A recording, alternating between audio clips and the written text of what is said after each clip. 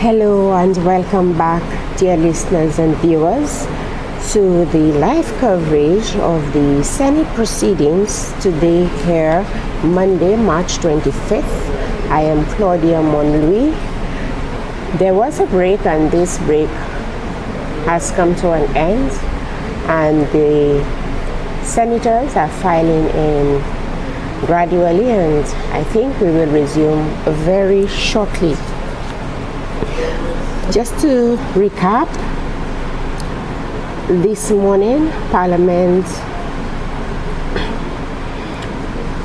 the Senate, authorized the establishment of a special fund to be known as the Tourism Development Fund for the purpose of facilitating the operations, tourism development and tourism marketing of the tourism department. And we heard a lot of healthy discussion on this motion. However, ultimately it was assented to by the upper house, and so this fund is going to be under the management of the Ministry of Tourism. Senate, of course, is not normally held on a Monday, but this week is an eventful week, a special week. It is Holy Week if you follow the Catholic liturgical calendar, which culminates with the celebration of Easter on Sunday, that is March 31st, 2024. A bit of a change in terms of the calendar dates, as we normally see the celebration of Easter Sunday falling within the month of April. Parliament has shifted into a very hectic phase with the laying of the expenditures. The 2024 to 2025 estimates of revenue and expenditure, that is, and it is dubbed the Year of Infrastructure. The 2024 to 2025 estimates of expenditure and the estimates of revenue and expenditure, that is, aligns with the strategic objectives of the government. This fiscal year has been dubbed the Year of Infrastructure, which gives an indication of where the developmental focus will be heavily placed by the government, and it highlights a commitment to bolstering social, economic, and physical infrastructures. As such, the policies and programs outlined in these estimates will prioritize investments in these vital areas. And so tomorrow, commencing at 2, you are invited to join us live for the tabling of the estimates, and that is going to be led by the Honorable Prime Minister, Honorable Philip J. Pierre. So for those of you in the diaspora community, we are looking forward to you joining us at 2 tomorrow afternoon. There is Parliament on March 26th, 27th, and 28th. So all week we will be here in the house bringing you live coverage, and we would like you to join us and form part of our audience on our virtual platforms, or if you wish, you may also join us in the gallery if you can make the time to join us in person. get well greetings were extended to the independent senator Norani Aziz, and we've heard that he is not doing too well. We do wish you all the best coming from the GIS NTN team. We do wish you speedy recovery as well.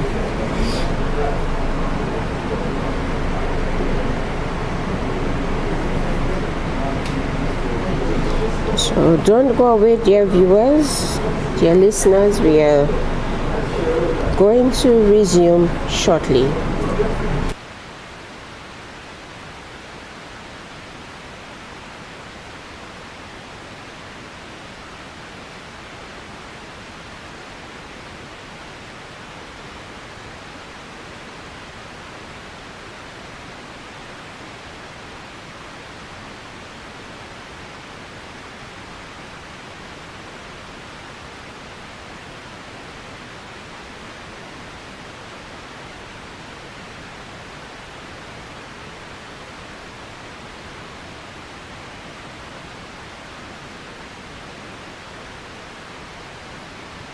Okay.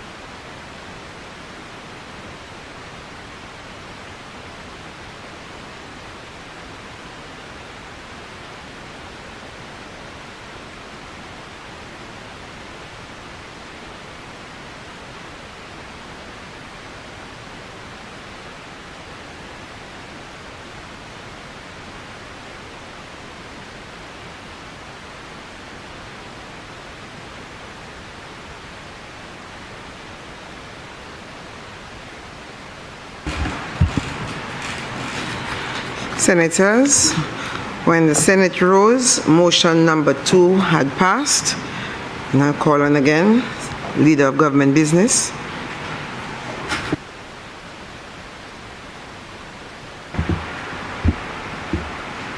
Thank you, Madam President. Good afternoon, colleagues. I was about to provide further explanation, having read the motion. So, Madam, may I proceed with the explanation? Yes, sir. Thank you. This motion, Madam President, is essentially a guarantee that the government is providing for the National Lotteries Authority to borrow the sum of $80 million. And while it is considered a contingent liability to the government, it is the National Lotteries Authority that is actually borrowing the money. And the guarantee is required should the unlikeliness on the part of the NLA that they would have faltered on the loan, that the government can intervene. We know, based on the record of the National Lotteries Authority, that is very unlikely. However, it was a requirement, and so we are here to approve that guarantee that the government is providing. Most of the reasons that I will provide, Madam President, will be centered around upgrading of facilities around the island, and essentially preparation works that need to be put in place ahead of a major world event that will be taking place in the Caribbean in the coming months. Madam President, it is very good news for us to know that the Caribbean, or the West Indies, along with the US, will be joint hosts of the ICC T20 World Cup in June of this year. It's the 6th edition of that particular event.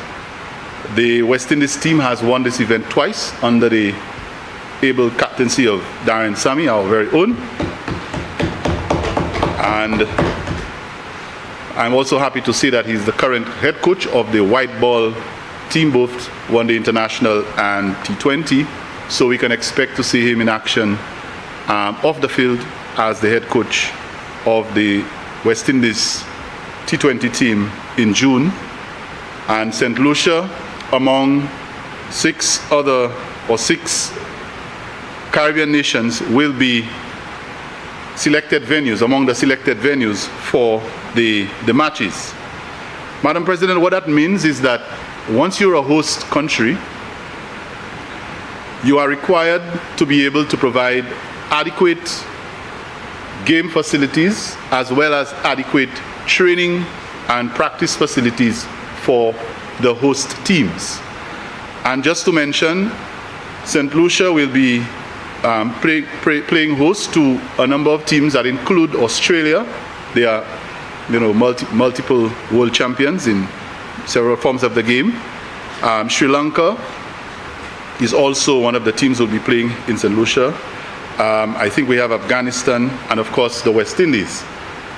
So among these teams, it will be necessary for them to be able to get adequate practice facilities to prepare, and these facilities must meet particular standards for the players. You're talking about a world-class event and a global event that I can say St. Lucia has hosted before. We have been host to the World Cup before. I remember the last time the West Indies hosted the World Cup, the Beausejour Cricket Ground was deemed the best venue in the region as in terms of the quality of the pitch, the playing surface. And we had to give a lot of credit to Mr.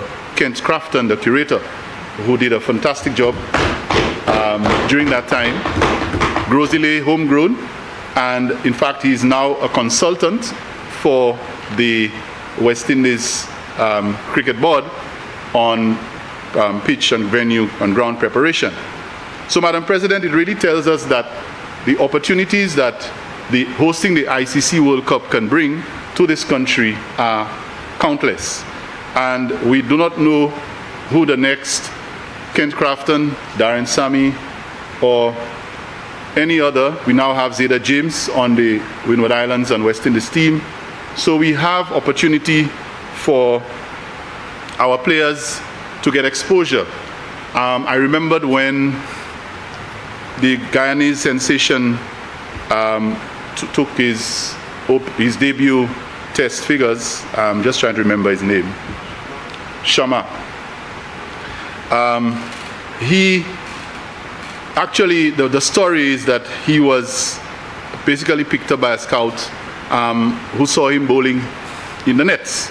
And we don't know that there may be young St. Lucian fast bowlers, spinners, batsmen, and so on, who have the opportunity to bowl to one of these world-class players, either at the Mindu Philip Park, which is one of the venues that will be upgrading. The Grozile Cricket Grounds is another of the venues that will be upgrading. Whether, you know, one of our young boys will get a break. I remembered at Teachers College many years ago, Brian Lara had just broken the second world record, the first one, the 375, and St. Trinidad was playing the Windward Islands at the Mindu Philip Park. And as a young teacher at training, I remembered escaping the afternoon class to go down to the Mindu Philip Park to get a piece of the action. And I remember the then dean, Mrs. Theophilus, who was not somebody you mess with, you know, she caught me escaping. And I can never forget the consequence. But I didn't mind, because you know what I got to do, Madam President? I got to bowl in the nets to Brian Lara. And I can never forget, I think it was just about 10 minutes, that I was able to actually, in the nets, bowl to a man who had broken world records. So I feel like, you know, all of my cricketing career, that was the crowning moment, even if it was in the nets. And you don't know what that does for a youngster. I think I was about 19, 20 at that time. What it does for a young man who gets that opportunity. And so, Madam President, I'm saying that to suggest that what this does is that it gives us an opportunity to touch up and upgrade our, not only the Boseju Cricket Ground, but some of our key venues around the country, and also the opportunity to allow our local players, our local administrators, coaches and players to interact with world-class players and world-class coaches. Madam President, the upgrade of the facilities will not only end, or will not only serve the purpose of the ICC World Cup. Following the ICC World Cup in June, we will, right away, we will have the CPL in August. And we know the Caribbean Premier League, the excitement it brings to the region, is one of the biggest franchise leagues in the world. That will be in August. And thereafter, the English team is going to be touring the Caribbean in November.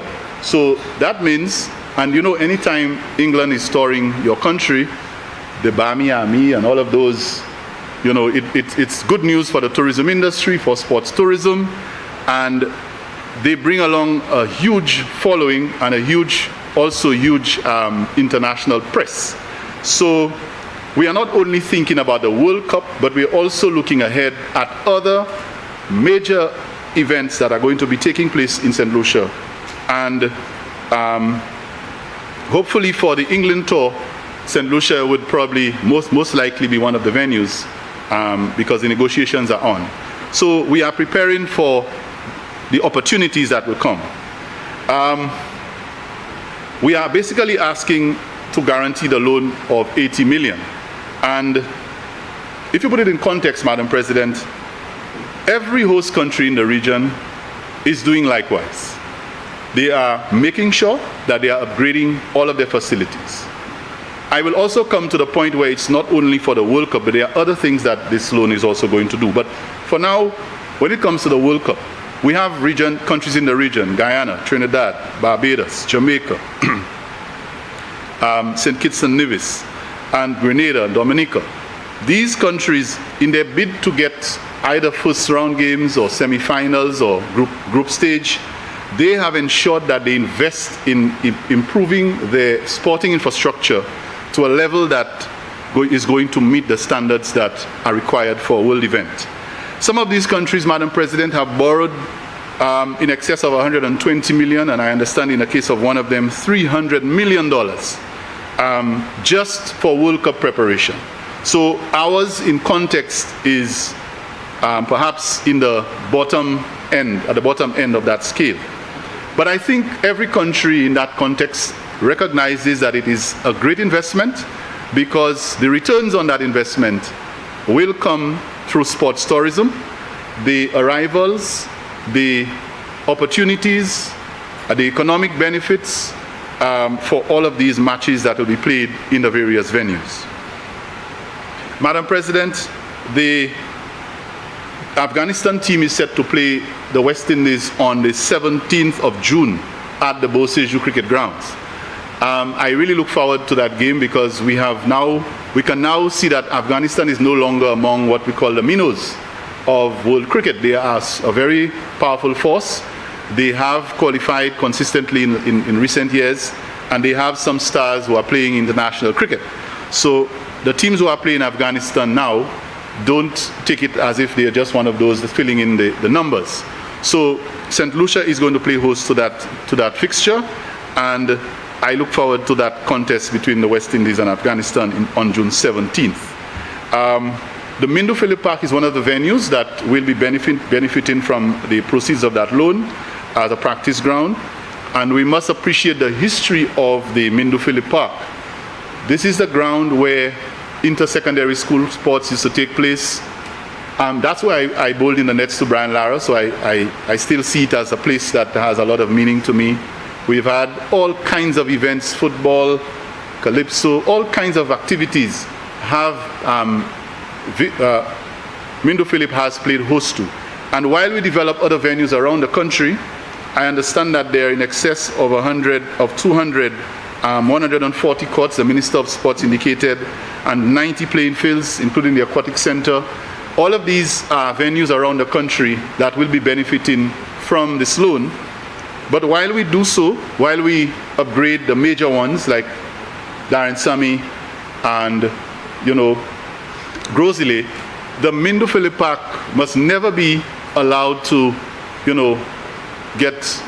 disappear in the distance. We still have to ensure that that venue and the adjacent Marsha grounds are getting their fair share of attention.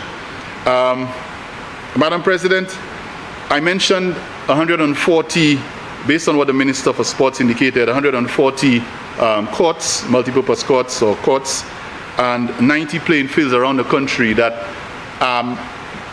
would require maintenance and continuous treatment. We have not forgotten what happened with the cows grazing on some of them in recent past, but I need to say that we can't keep going back to that. We have to look to see how we can improve the facilities around the country. If I may add, Madam President, there is huge sports tourism benefit in this particular venture, and that will go along with some of the other initiatives that we have taken as a government for sports tourism. And I want to bring in this, as an example, the semi-professional football league that we launched earlier this year. Right now, the players are beginning to recognize that this is not a joke, that they have serious responsibility with their diet, with their training, with their own personal management. And to mention, one of the proceeds of that particular loan is towards paying for the services of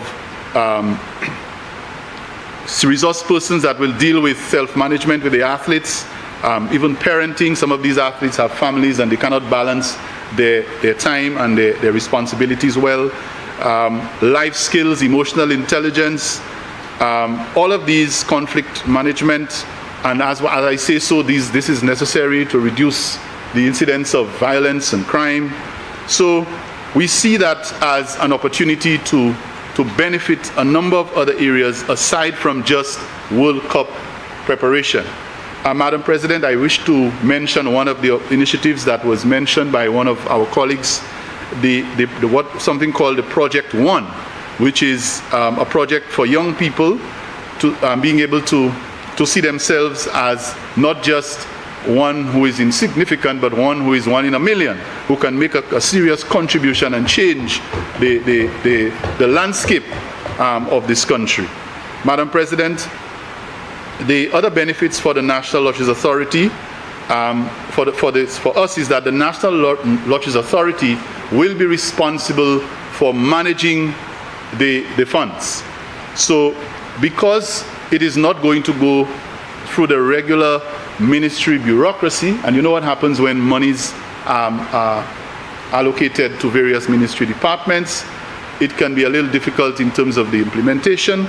Since the National Lotteries Authority is a statutory organization, it will reduce the bureaucracy and all of that is associated with the departments and minimize the speed of implementation. So we believe that the National Lotteries Authority has the capacity and the reduced level of bureaucracy that will cause these monies to be able to be spent and to be managed in a manner that is a lot faster than if we had just put it in the Ministry of Sports and has to go through the regular channels. Madam President, I did mention the issue of Darren Sammy, but I also want to bring to the attention of the Chamber that based on even if we had nothing to do with the World Cup at this time, based on the recent success of St. Lucia and St. Lucian athletes in regional and international events around the world, we have every reason to justify investing in our sporting infrastructure and our young people in this country. Madam President, like I mentioned, just by way of example, Darren Sammy, head coach, two-time T20 captain. This is a reason to invest.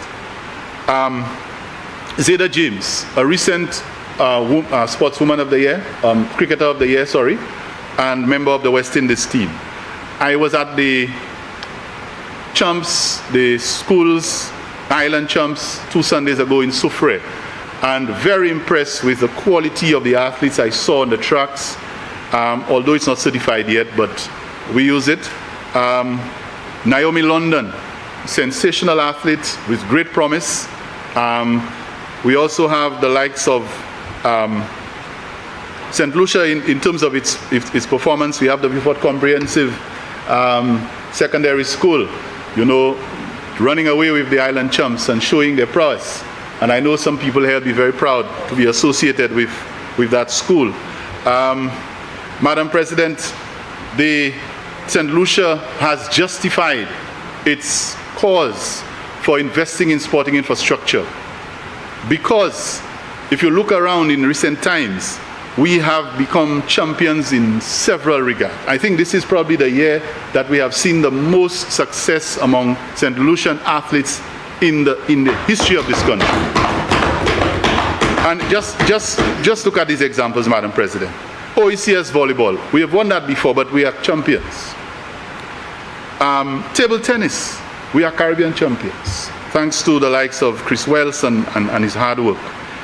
Windward Islands cricket, champions, Madam President, both youth and senior. Carifta, we have been very dominant on the track compared to where we were with places like Jamaica before. And of course, to top it off, Madam President, we now have a world champion in the person of Julian Alfred in the 60-meter sprint. World indoor champion. That is no joke. And we know what that does for our marketing as a country. So, Madam President, it's not me saying that. It's not the Labour Party saying that. It's not the UWP saying that.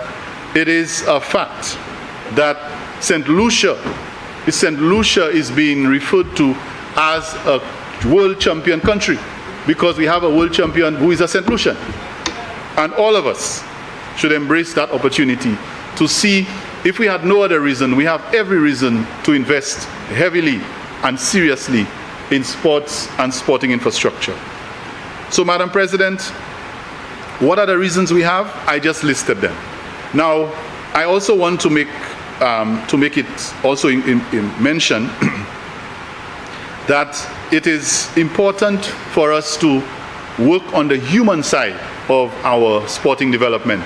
A lot of countries spend a lot of money on infrastructure programs, building courts, building fields, building stadium, but lack investment in the development of the people that are going to fill these stadiums and people who are going to participate. And that is why I mentioned the training for the young sports people, especially the athletes, in self-management, in parenting, emotional intelligence, and other life skills that will help them when they go big to be able to manage themselves on the world scene. Madam President, there's a lot more that you'll probably hear about this investment, but just by way of summary, it is important that we note the main areas where the funding will be targeted. Preparation for sports, for island ICC cricket, training venues and the main venue, as well as the upgrading of sporting facilities in the various communities around the country. I heard the member for Vieux Fort South in the debate making a case for the Vieux Fort grounds, and also the member for Choiseul Saltibus, reminding us all about the importance of the PI playing field in history. And I remembered that hearing the Prime Minister making a commitment that these venues will be among those that will be getting treatment and assistance from this. So I ask for the Senate to support this initiative on behalf of the young people and the sporting fraternity of this country. Thank you. Senators, the question is that Parliament authorizes the Minister of Finance to guarantee an amount of EC $8 million, the loan from the First National Bank of St. Lucia Limited, the bank, to the National Lotteries Authority to assist with the financing of a youth and sports infrastructure program.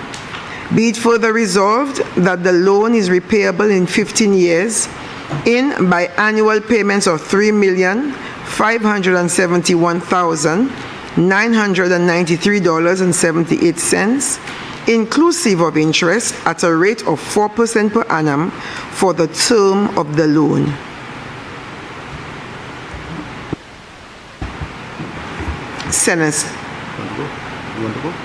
Senator Stanislaus.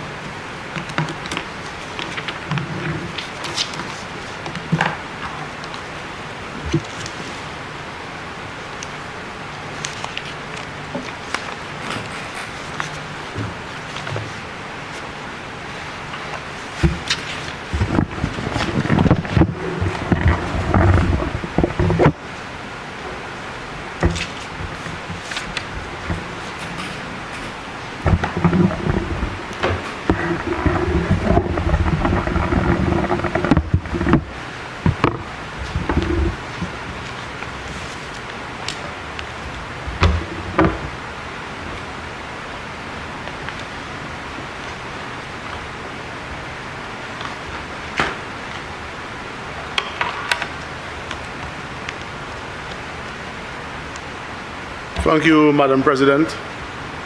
I rise to make my contribution to the motion as presented by the Leader of Government Business.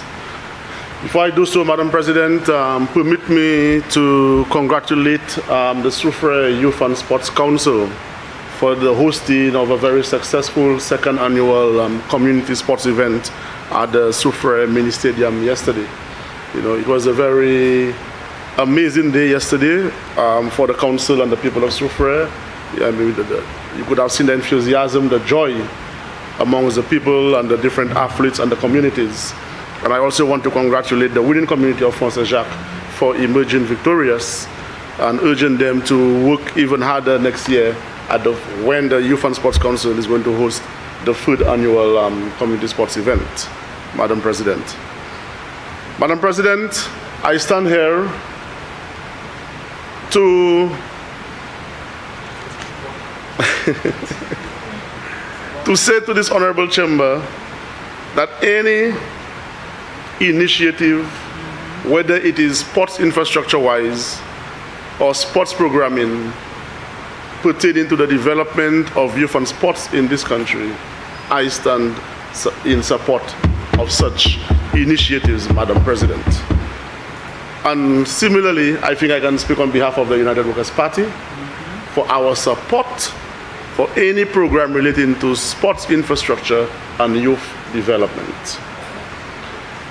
Sports infrastructure development, Madam President, you're very well aware that at the last administration, we started such a program where we did a comprehensive upgrading rehabilitation of, I believe, 4 sporting venues around the island. I think we did some works at the Sports Academy. There was the Deriso playing field. There was the Mikud South playing field, January playing field, and of course, the very special one, the Soufre Mini Stadium, Madam President. And those upgrades and rehabilitation, Madam President, was done with grant monies. We were able to use the Taiwanese funds to upgrade those facilities and put them in a position that would make it conducive to our sportsmen and women so that they could give out their best, Madam President. So we are all for sports infrastructure, development, rehabilitation, and sports programming, Madam President. But Madam President, whilst I and we on this side support sports infrastructure and programming, I have a few concerns regarding this motion of guaranteeing of $80 million to the NLA to undertake the infrastructural rehabilitation or upgrading of the facilities, the 3 main facilities, which the leader of government business have alluded to. And I think he made mention of 140 courts, 90 playing fields, and so on around the island. 4 facilities. You said Darren Sami, Grozili, Mindu Philipak. And? Oh, Masha Denry? Okay. I stand corrected. 4 facilities, Madam President. Okay? So, Madam President, at this point in time, permit me to read out section 3 and 4 of the NLA Act number 27 of 1998. And this act, Madam President, is already a document of the House. So I am going to read sections 3 and 4 of the Act.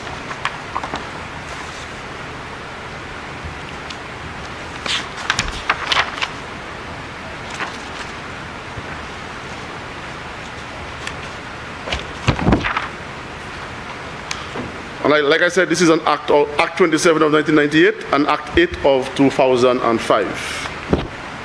Section 3, Madam President, establishment of the authority. There is hereby established for the purposes of this Act the National Lotteries Authority. This is section 3(1) of the Act.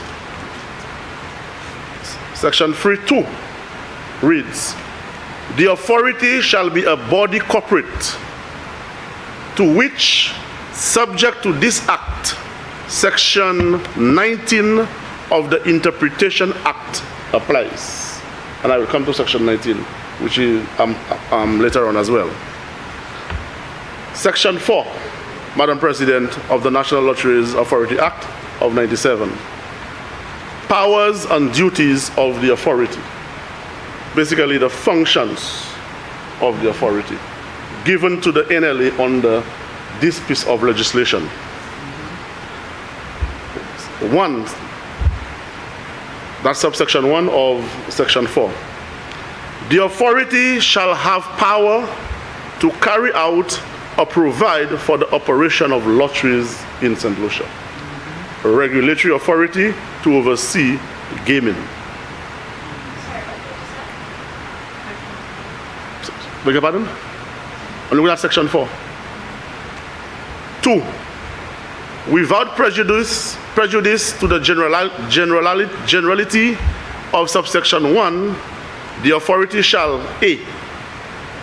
Organize, provide, conduct, and control the operation of lotteries in or outside St. Lucia, either alone or in conjunction with any other companies or organizations in or outside St. Lucia, or associate with any other company or organization concerned with the business of lotteries. B. Carry on such forms of pool betting business as may be approved by the minister. C. Make arrangements for the proper and prompt payment of prize monies payable under this act. D. Promote and oversee public education related to lotteries, pools, betting, and games of chance in collaboration with relevant government bodies. And if you look at A to D, Madam President, all of those functions, those powers, those duties have already been outsourced by the NLA through CBN and CAGE. E. Advise the minister on the development of all forms of games of chance in the state. F. Engage in any activity which is, in its opinion, necessary or conducive to the proper discharge of its functions. And it continues, Madam President, subsection 3 of section 4. The authority shall, in performing any of its functions under this act, take such action as may be necessary and practicable to ensure that its revenues are at least sufficient to meet all sums properly chargeable to the revenue account, including sums required for the payment of prizes, loans, and interest thereon, and for the establishment and maintenance of its property and its reserve fund. Maintenance of its property. 4. That is subsection 4 of section 4. Subject to the provisions of this act, the authority may, for the purpose of performing any of its functions under this act, do anything and enter into any transaction which, in its opinion, is necessary to ensure the proper performance of its functions. Powers, duties of the authority, Madam President. Nowhere in section 4 is mentioned that NLA has the authority to undertake infrastructural development of public assets. Nowhere in this act, Madam President. Nowhere. Madam President, I am going to go to section 19D of the National Lotteries Authority Act, which is the funds of the authority. And it says that the funds and resources of the authority shall consist of, it has A to E. So I'm going to go through A to E and then I will specify what I want to say on D. Funds arising from the sale, lease, or other disposition of property vested in the authority, or from the conduct of lotteries, pool business, or any game of chance. B. Such sums as may be placed at its disposal by the House of Assembly. C. Funds arising from any source consequential upon the performance of its functions under this act. D, which is where this motion falls into place, Madam President. Sums borrowed by the board for the purpose of meeting any of its obligations or discharging its functions. So the board is borrowing the money, but the government is guaranteeing it. In the event of default, it will be charged against the consolidated fund of the state. E, all other sums of property that may become payable to or vested in the authority in respect of any matter incidental to its powers and duties. And of course, 2, subsection 2 of 19, all sums referred to in subsection 1 shall be paid into and placed to the credit of one or more bank accounts approved by the minister. NLA Act of 1997, Madam President. So, Madam President, nowhere in the functions of the NLA Act talks about infrastructure development, talks of gaming, regulatory authority. Madam President, I go further to say that the NLA is a creature of statute. It's created by legislation. And therefore, Madam President, as a creature of statute, the NLA cannot go beyond the functions given to them in this act. Cannot go beyond it. And Madam President, if you Google in Wikipedia, creature of statute, I can make it a document of the House. Allow me to read part of it. Madam President, a creature of statute, also known as creature of the state, is a legal entity such as a corporation created by statute, meaning created by legislation. Creatures of statute may include municipalities and other artificial legal entities or relationships. Thus, when a statute in some fashion requires the formation of a corporate body, as the NLA, often for governmental purposes, which is to regulate gaming, such bodies, when formed, are known as creatures of statute. So the NLA Act created that. The same concept is also expressed with the phrase creature of the state. It went further to say, Madam President, the importance of a corporate body, regardless of its exact function, when such a body is a creature of statute, is that its active functions can only be within the scope detailed by the statute which created that corporation. I'm going to read this again, Madam President, for you. The importance of a corporate body, regardless of its exact function, when such a body is a creature of statute, is that its active functions can only be within the scope detailed by the statute which created that corporation. Thereby, the creature of statute is the tangible manifestation of the functions or work described by a given statute. The jurisdiction of a body that is a creature of statute is also therefore limited to the functional scope written into the laws that created that body. Unlike most, and has the open close brackets, private corporate bodies, creatures of statute cannot expand their business interest into other diverse areas. End of quote, Madam President. So, Madam President,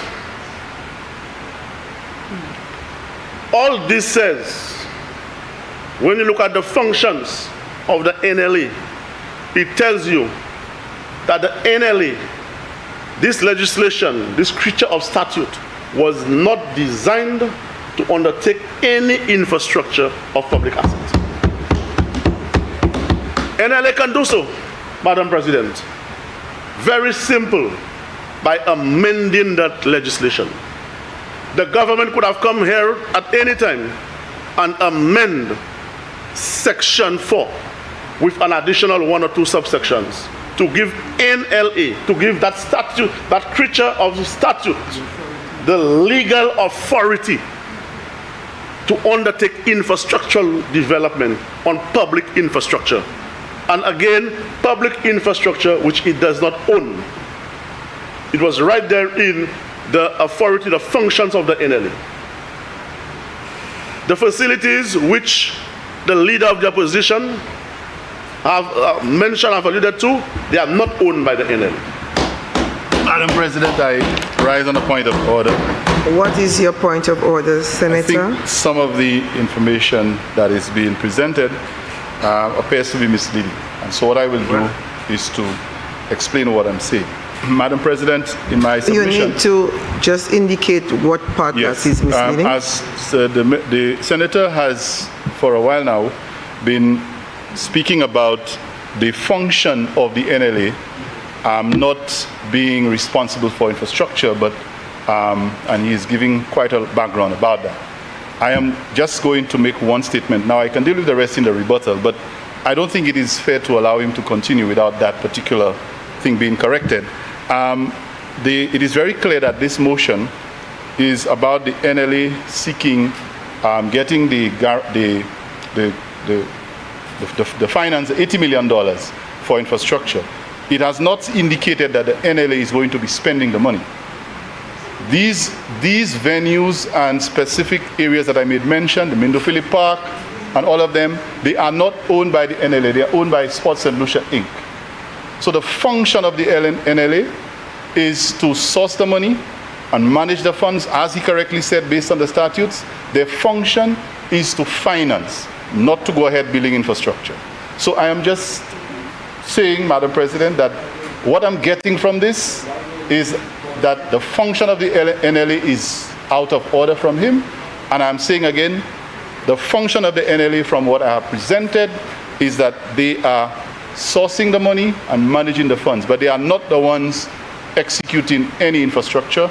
These pieces of infrastructure are owned by the Sports St. Lucia Inc. They have that responsibility. I wanted that to be clear. Thank you for this elucidation, and I'm hoping in rebuttal you will make the connection between St. Lucia Inc. and NLA. Please proceed, Senator. Thank you, Madam President. Madam President, I think the leader of government business is confused. You come in here for motion. The motion, let me read the motion on the order paper, Madam President. Be it resolved that Parliament authorizes the Minister of Finance to guarantee an amount of XCD $80 million, the loan from the First National Bank, St. Lucia Limited, the bank, to the National Lotteries Authority to assist with the financing of a youth and sports infrastructure program. Where does it say in the motion that the NLA is not the implementing agency? So again, transparency, Madam President. Transparency, lack of specifics. It is not in the motion. You gave the explanation after you introduced the motion. You never said which agency is implementing the project. And you're standing on a point of order saying that I am misleading the House. I am not misleading the House, Madam President. I am not misleading the House. If you do not want me... Madam President, I am forced to rise again on a point of order on the very same point that the member is continuing to mislead the House. He's now saying that the motion does not say who is the implementing agency. And if the motion did not say, then how is he insinuating that the implementation agency is the NLA? Nothing was said about implementation. This is a motion about the government borrowing, the NLA borrowing this money, the government guaranteeing that borrowing for the NLA to borrow money for the financing of projects. That's where it ends. And that is the function of the NLA. I will repeat, this motion has not spoken of implementation at all. So again, I am saying if the member will insinuate that NLA is implementing, then he would be misleading the House. I think in actual fact, you're both correct in some sense. However, Senator Stanislaus perceived what he thought was correct. So it is your part, Senator Gibeon Ferdinand, it would be your responsibility to elucidate during rebuttal, of course, but I will allow the Senator to proceed with his presentation. Madam, you have ruled, I will obey, but if I may, while I wait to rebut, I think it would be dangerous for the Senator to be allowed to continue to insinuate He has. what he said. Senator Stanislaus has indicated what he has, his interpretation, and he is going to present based on what he has interpreted from the resolution. As I said, in your presentation, you can correct him, but I note your point of elucidation, and you seem to think that he's misleading. So be advised that is what Senator Gibbon has presented now, that he's only about assisting the NLA, and so more information will be provided. Please continue. Thank you, Madam President, for protecting the minority. But Madam President, if he spoke of the, I think, SSI, you said? Central Sports Incorporated. If NLA is not the implementing agency, who is the implementing agency? And why, if the implementing agency is a statutory corporation, why couldn't that implementing agency be the one to take that loan and government guarantees it? Very confusing, Madam President. So, Madam President, based on the motion as presented by the leader of government business, and on my understanding of the National Lotteries Authority Act of 1997, the government, this motion to guarantee that loan for the NLA is ultra-virus to the legislation. It is ultra-virus. The same act you all brought to this house in 1997, amended in 2005, you all are going contrary to what this act is saying. I want to interrupt you here, Senator.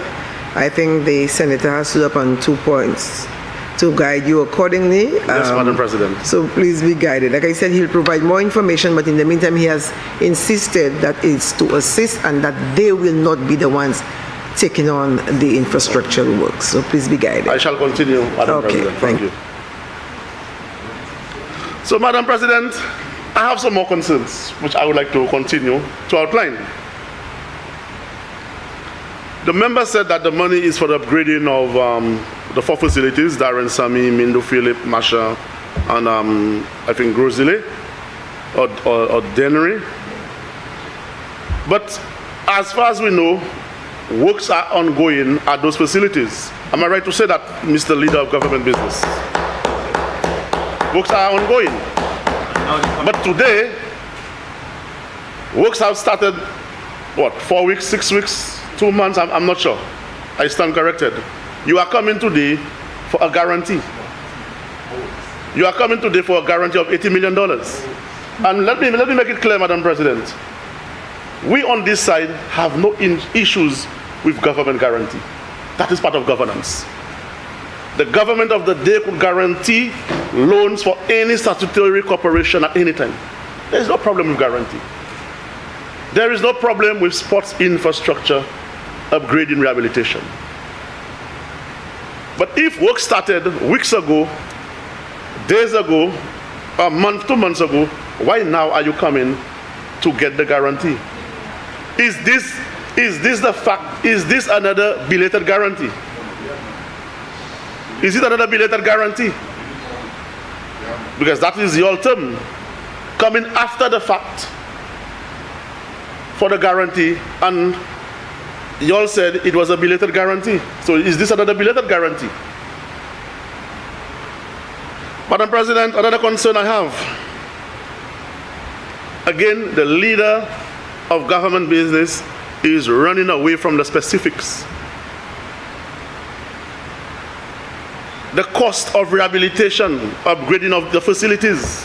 He just gave a ballpark figure, $80 million. How much is it going to cost for the works at Masha? How much is it going to cost for the works at Grosile? How much it is going to cost for the works at Darren Sami?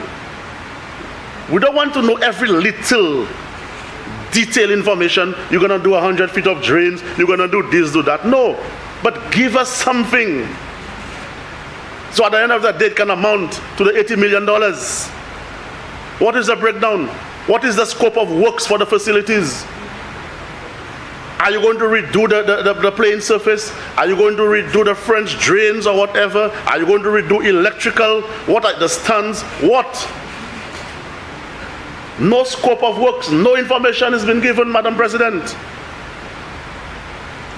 Works have started already. What was the process in selecting the contractors and giving out the works? Was there a bidding process? Was there a tendering process? But I noted he said something to NLA managing funds to reduce bureaucracy. To reduce bureaucracy. So you have bypassed the whole tendering process, which I'm going to come to shortly, Madam President. Madam President,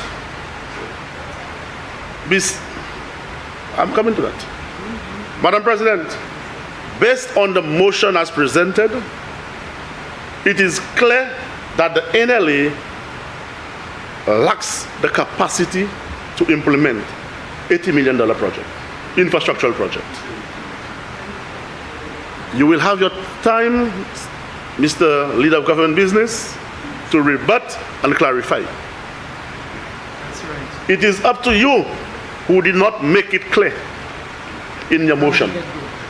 Blame yourself for that. As Senator Lee said earlier in a previous motion, be more specific. And we have called for you all to be more specific, to be more transparent. You refuse to do so. So I am interpreting the motion as I see it on paper, as it is presented by the Leader of Government Business, Madam President. What is the structure of the NLA for this project? What is the technical structure at NLA? Are there civil engineers? Are there QSEs? Are there building technicians? Do they have project managers? What is the structure? What is the technical structure? What is the accounting structure at NLA for this $80 million? Who will oversee the project? Is it the manager of NLA? Is it the chairman of the board of NLA? Is it the coaches? Who is going to oversee it, Madam President? What are the checks and balances? If a work order comes to the NLA for payment, who is going to go over the work order? Who is going to sign off and say X amount of work was done, and I'm signing off that X, Y, and Z can get paid? Checks and balances. Where are the checks and balances at NLA? These are important questions, Madam President. It is not opposing for opposing's sake. It is the duty of the opposition to ask those questions. And it is the duty of the government to come forward and clarify and give us the answers.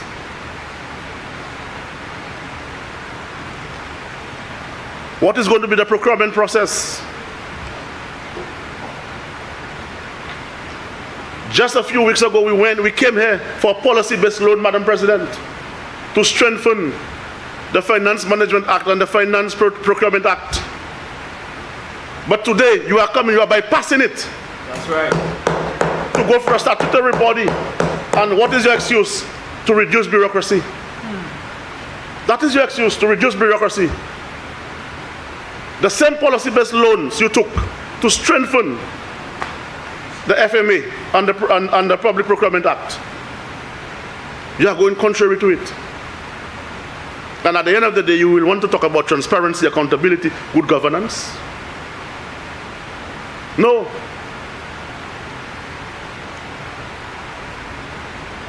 Madam President, we also want to know, and I've said it before about the breakdown, no specifics as to how much it's going to cost.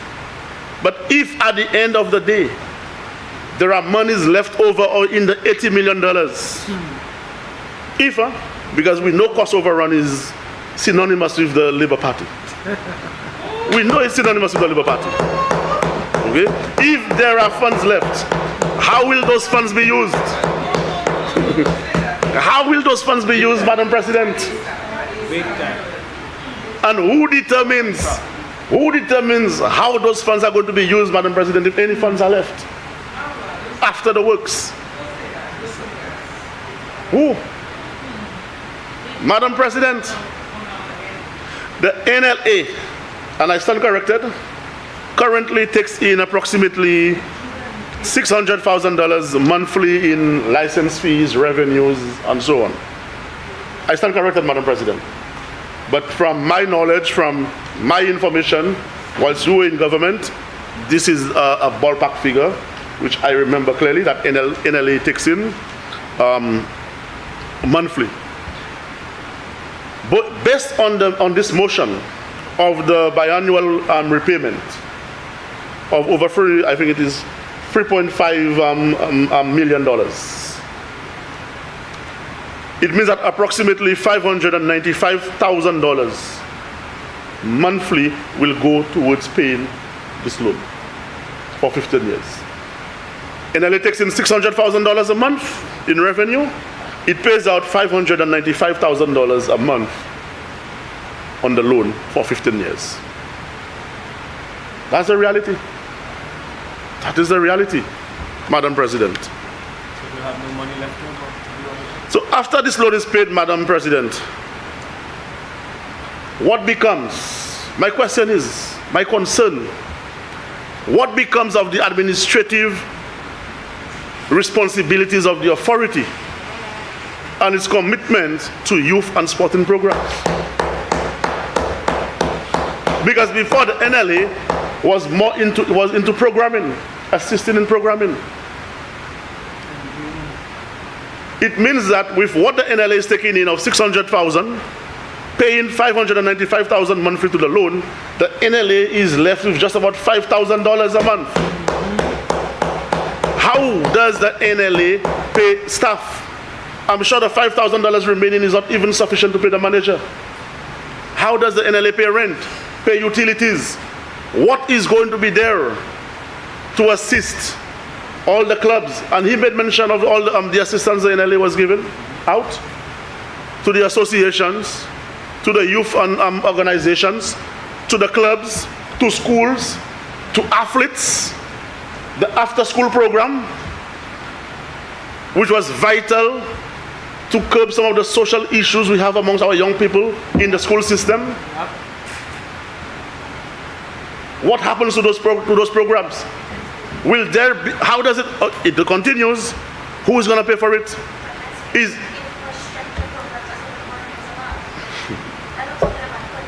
Keep going here. Madam President, the senator is, I don't know. She's confused. She is confused. Senator, you are to stay focused on your presentation and not to respond to side comments. And by the way, you have exactly 12 minutes to 12 complete minutes, your presentation. Madam Yes. He alone took 5 minutes from me, Madam President. Madam President, these are important concerns. No money for 15 years. And you're telling me they will be able to fund all of this, fund all the administrative responsibilities with $5,000? When the NLA was also supporting the Ministry of Youth and Sports with certain operations and programs? Is there going to be an increase this year in this year's allocation for Ministry of Sports to take care of those initiatives? We'll see about it. Madam President, the leader of government business made mention of those facilities after the T20, the main event, being used for other sporting activities and so on. Very nice. I'm happy to hear that. But I hope that there is going to be a proper maintenance program in place, because we cannot go and spend all those millions of dollars and those facilities are left on their own with no maintenance. Okay? We have to make sure that there's maintenance. Madam President, as I alluded to earlier, Sufra Mini Stadium was one of the masterpiece. facilities, Masterpiece. which we upgraded during our time in government. And today I stand very proud Yes. with what we were able to accomplish at the Sufra Mini Stadium.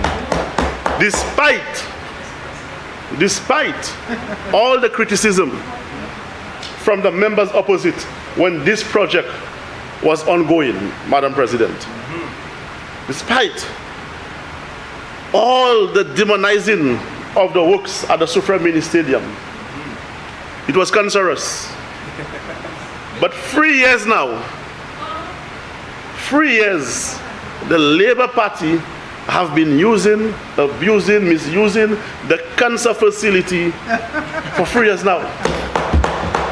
So I guess, Madam President, the majority of Suferians and the majority of people in St. Lucia need to go and test for cancer.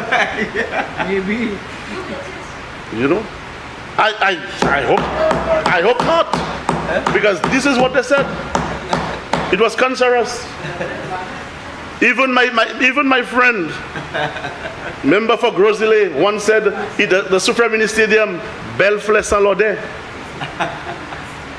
Belle sans l'odeur. But today, Flesa Akini plus bon l'odeur. Plus bon l'odeur, Sufra Mini Stadium. And with all the usage of the stadium, the mini stadium in Sufre, the leader of government business never said, he only mentioned 140 courts, 90 playing fields around the island. Shouldn't Sufre Mini Stadium be a priority for you all as well? Not $1. You couldn't say, okay, 100,000, 200,000 will go to Sufra Mini Stadium to continue to maintain the facility, to continue with the other phases,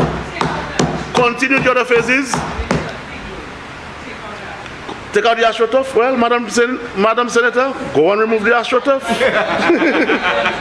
Go and remove the AstroTurf. I want you to go and remove the AstroTurf. You know, Madam President, we had another phase of the Sufra Mini Stadium to undertake.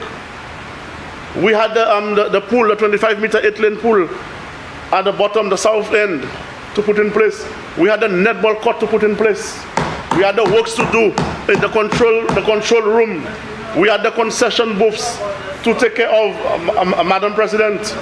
And Madam President, we have a video board sitting in a box in the factory for 3 years. We put in the infrastructure to put the video board. It wasn't before elections. It wasn't before elections. Carry on number. And it is there 3 years.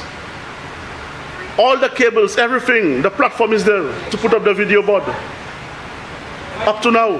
And not a dollar allocated to Sufra Mini Stadium.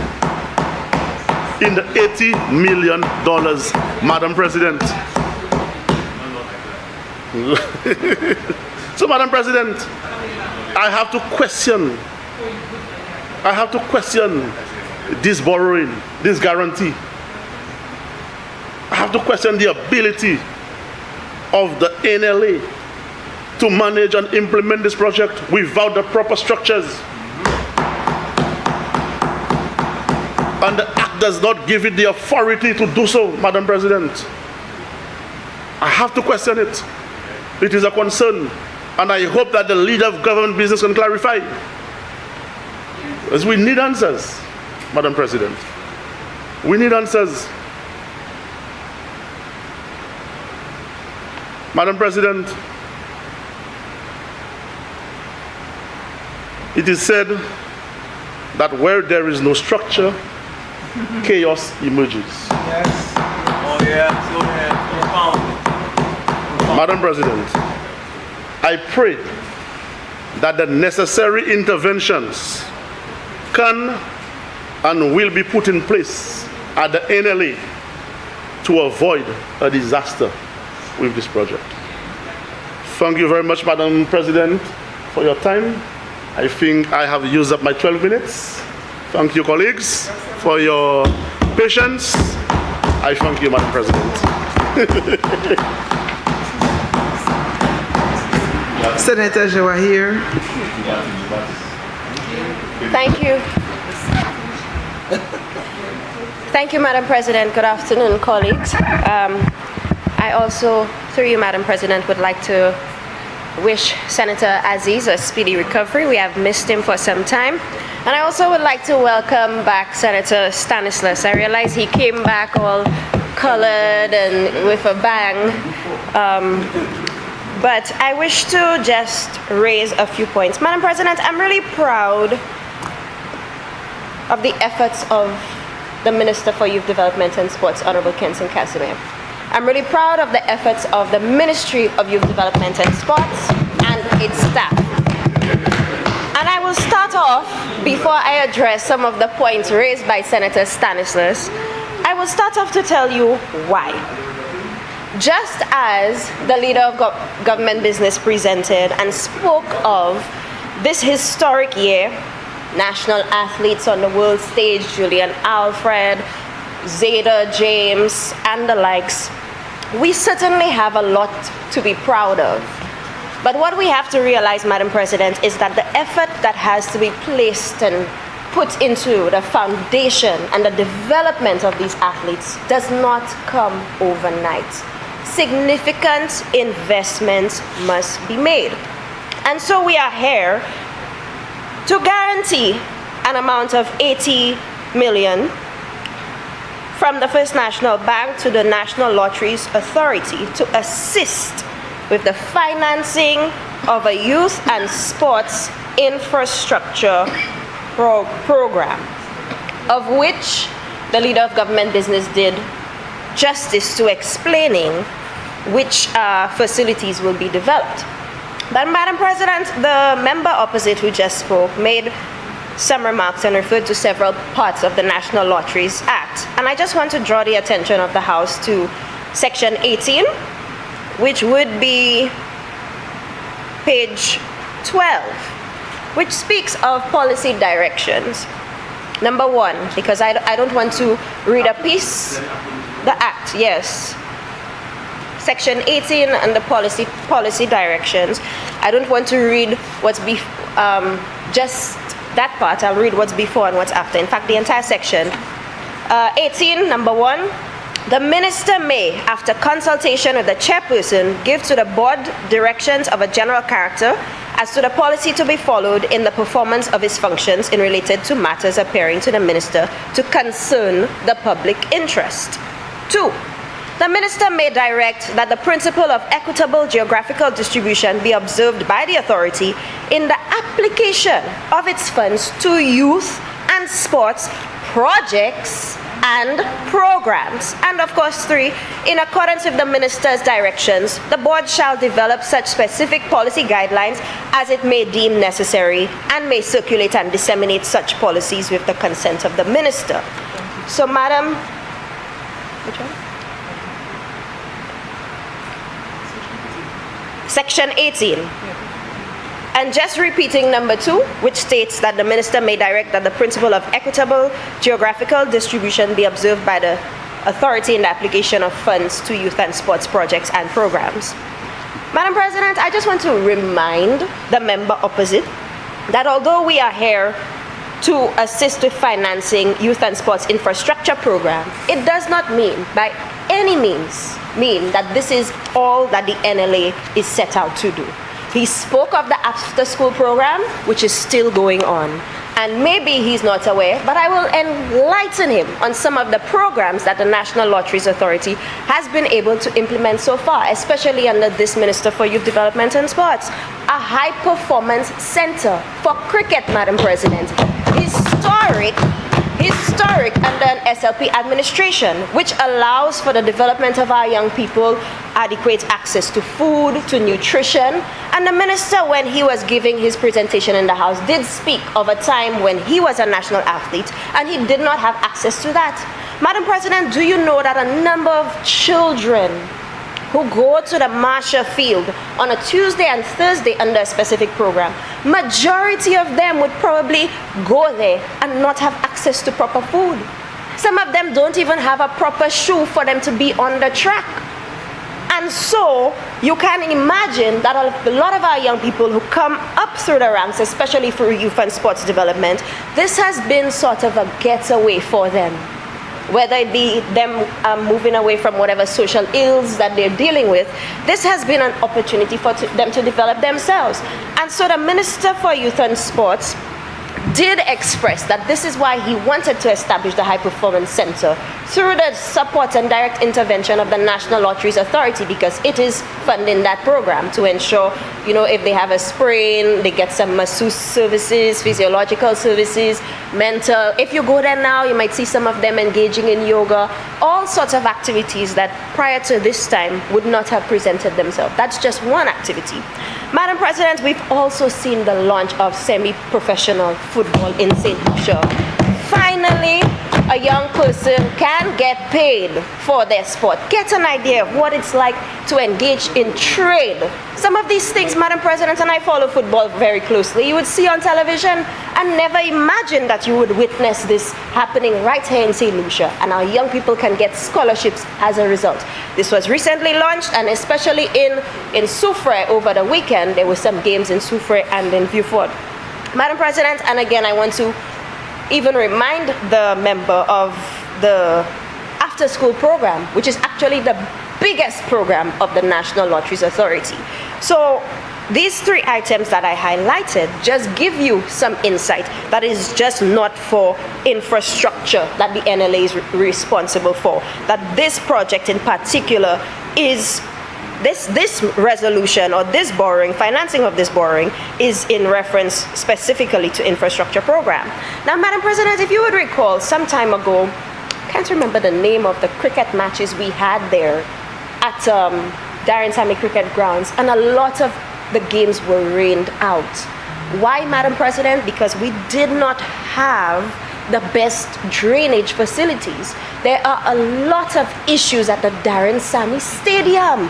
And Madam President, these things are not cheap for you to renovate. They are not cheap for you to rebuild. If you go there now, you would see that even the roof needs to be taken out. The seats, if you're sitting on some of the seats, these things breaking under you. We cannot be hosting World Cup cricket.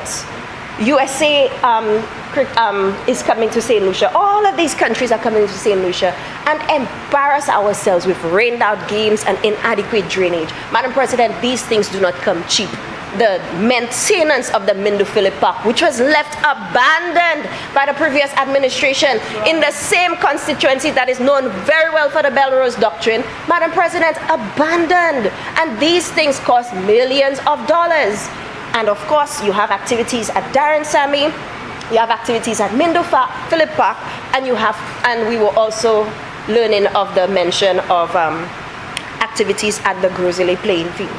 But Madam President, when the member wants to speak of the SLP and the cancer facility, and I don't know why he speaks of it that way, because at the end of the day, we cannot take the country's finances and uproot what the United Workers' Party did. We cannot go to Miku, Deriso, we cannot go to Deriso, we cannot go to Soufrière, we cannot go to Dennery and take it out. But what they have done is rob the people, especially of Soufrière, the opportunity for alternative sports. They've robbed them of access to a proper facility for cricket in their myopic thinking of just focusing on one sport. And if so be the case for you to focus on a particular sport, what happened to the others? Yet still we have not seen full transparency on the 32 million that was given to a particular consultant for this. Madam President, there is no hidden agenda by an SLP administration. We know what the costs of these things are. We know the water bill at Darren Sammy Stadium in the hundreds of thousands, the electricity bill, the hundreds of thousands. A lot of these facilities need to be maintained. And so, Madam President, the NLA coming to borrow the government of St. Lucia coming to guarantee financing on behalf of the NLA of $80 million, it really speaks to the efforts that need to be placed as it relates to developing those facilities, Madam President. I just wanted to stand up very quickly on this. I know my other colleagues have to speak on that as well, but particularly wanted to correct the Senator when he states that the function of the National Lotteries Authority is not to engage in infrastructural projects. The functions are specific. The direction is specific for them to apply funds to youth and sports projects and programs. And the items that we were discussing here are exactly that, Madam President. So I will advise the members to refrain from trying to mislead the public and trying to mislead the House on exactly what the functions of the NLA is. And further, Madam President, the NLA has a board. They will engage in putting out tenders, and their board, with experts, will decide on which project manager and who will implement, etc., etc. As with any other board. This is not unique to the National Lotteries Authority.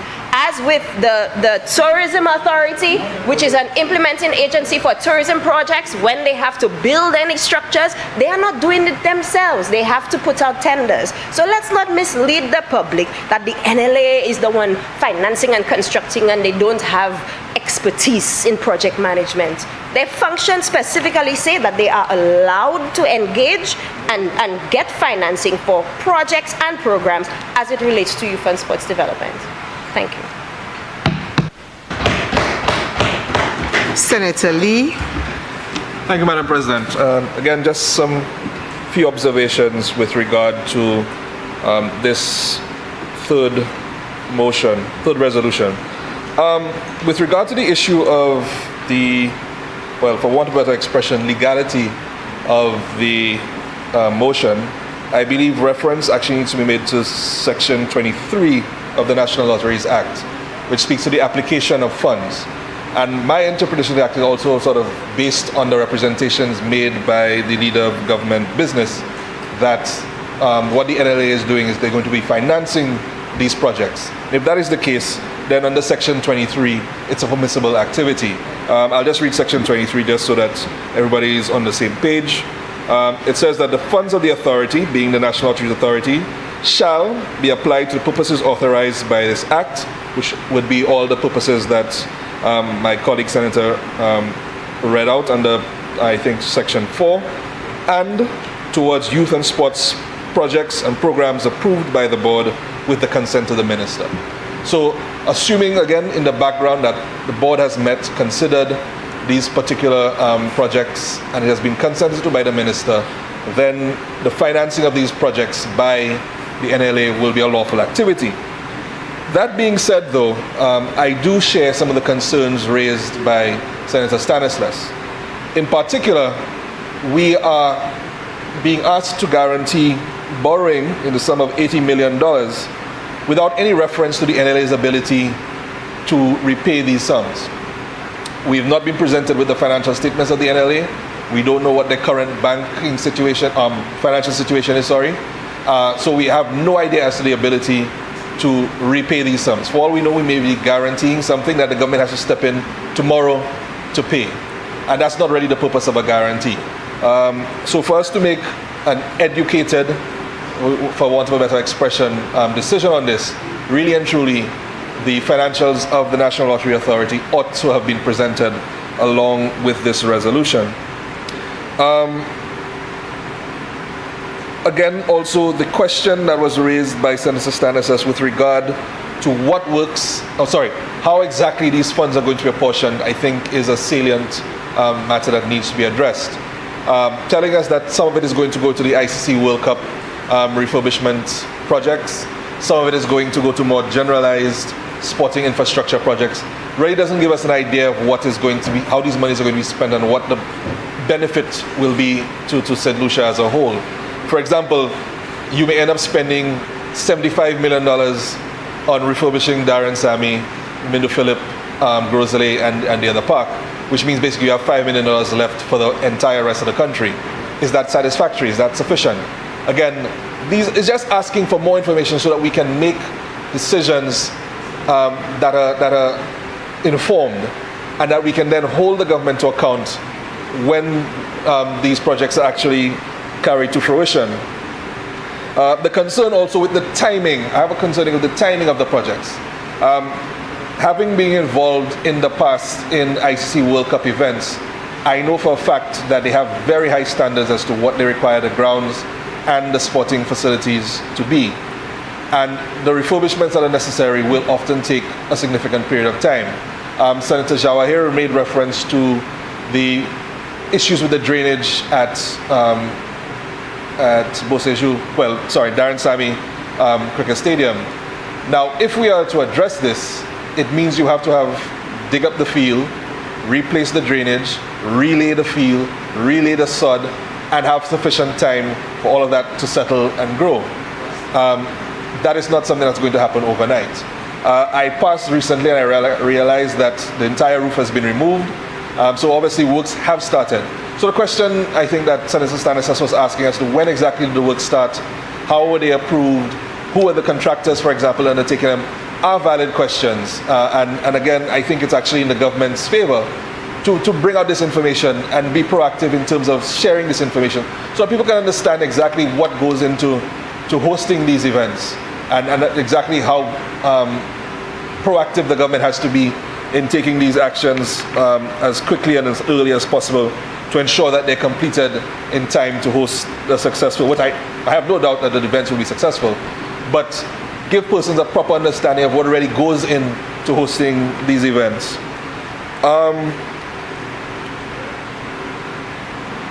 The question also has been made, the issue of maintenance has been raised. And I want to go a little bit beyond maintenance, particularly as regards the Darren Sammy Cricket Stadium. I think the stadium is now close to 20 years old. We need to look at not just refurbishment and maintenance, but perhaps redevelopment. Cricket as a sport, as an event as it is now, is moving on. What is required to host these events successfully are changing. You need better changing rooms, better and larger changing rooms. You need proper training facilities in terms of weight, proper training facilities in terms of recovery. You need proper audiovisual systems. I know that we keep bringing in a board when we need to host it, but perhaps now we need to start looking at an even larger board. That's a video board, so I should say, so that you can have proper replays, you can have proper scorecards and so forth. I know the scoreboards, for example, are very ancient, and that manual thing, and then half the time, although sometimes it has turned out very good that we've had the manual because the electronic side of it has failed. But I'm saying, but we need to upgrade all of these elements of the grounds, on the facilities, to ensure that we are at that cutting edge and that world-leading status. Because what was good and yes, correctly, Boseshu was as it was then, was regarded as the best facility in the 2007 World Cup. Things have definitely moved on since then. And we need to not just refurbish, but upgrade the seating, upgrade the toilet facilities, maybe redesign the parking, make things more accessible. You need areas for more children, for accommodation for children.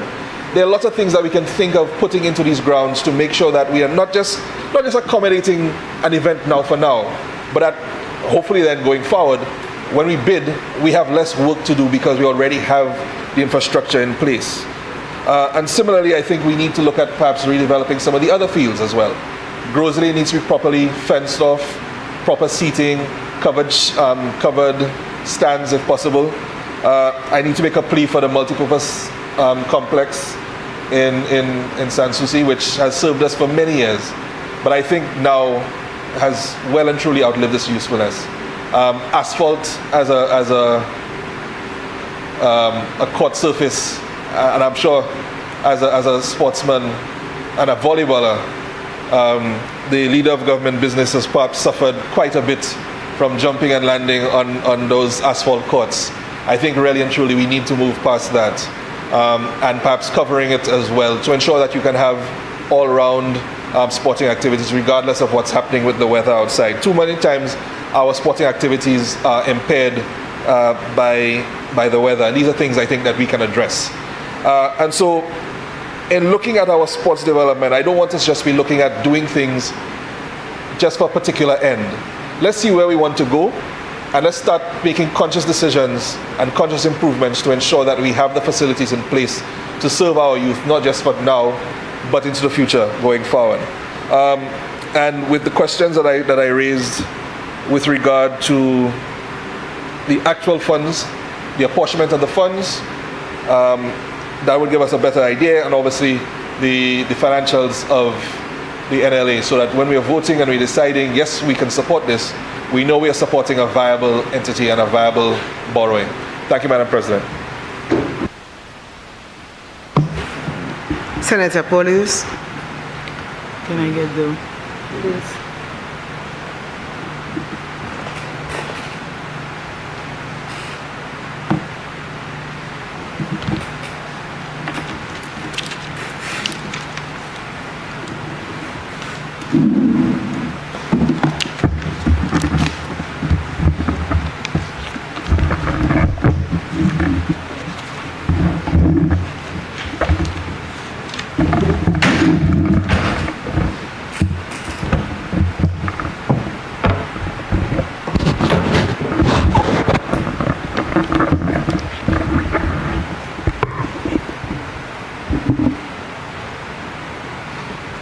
Thank you, Madam President.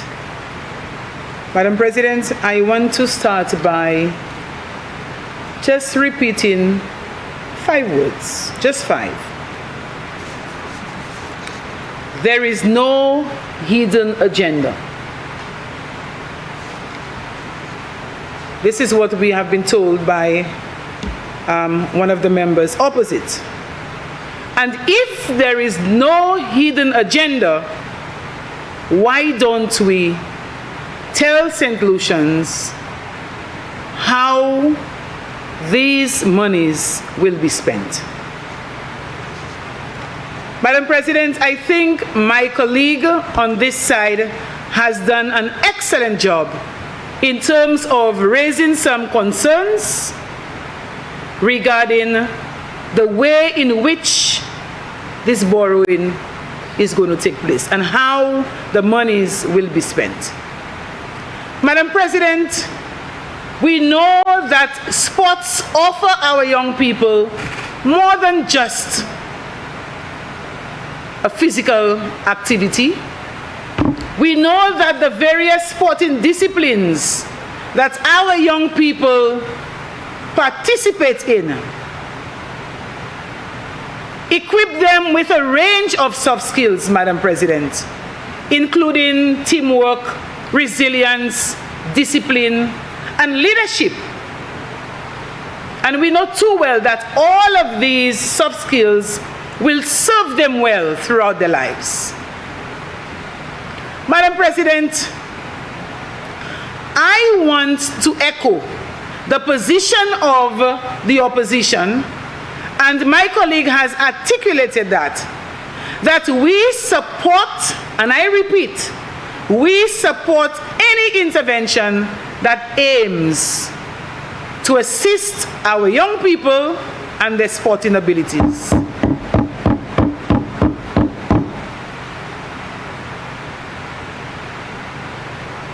My colleague mentioned some of the facilities that were put in place under a UWP administration. Top-notch facilities.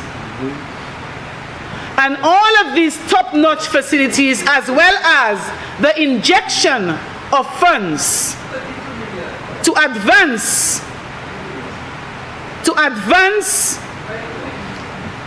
our young people, their development, their skills. All of these, Madam President, clearly demonstrate the unwavering support. All of these demonstrate how we, as a political party, how we, on this side of the House, believe in our young people and will provide any kind of support to them. Because we believe that these are the young people who will be holding the mantle. These are the future leaders of this country, and there is always need to support them in whatever they do.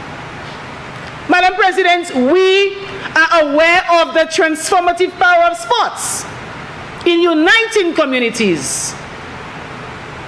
We believe that sports has the power to bridge divides and to foster a sense of belonging and teamwork among our young people. Madam President, the member opposite has identified a range of programs that the National Lotteries Authority finance. We have no qualms with that, Madam President. But we cannot ignore the critical issue of accountability that we are presenting today. And this is what we question. Madam President, there are many who are watching us. There are many who are listening. And in the very same way, many of our St. Lucians, many of our young people still need to find out, still need to know, still want to know how this 80 million will be spent. In the absence of information, in the absence of specifics, in the absence of a clear, well-detailed program, we are left to speculate, Madam President. So here we see the Minister of Finance seeking approval to borrow 80 million from First National Bank to the National Lotteries Authority. To guarantee, yes, thank you for the correction, to guarantee this borrowing. And this is, as my colleague has mentioned, a statutory body with its own board. And what we see or what we fail to see in this piece of legislation are the basic guidelines. The basic guidelines that would give us a lot more insight into how the monies will be spent. So is it a case of bypassing those processes and those mechanisms that must be put in place? Where are the conditions set by the board? Madam President, we are told that the board will be the ones to manage the funds. If the board is the one to manage the funds, who implements the program? Who implements those programs?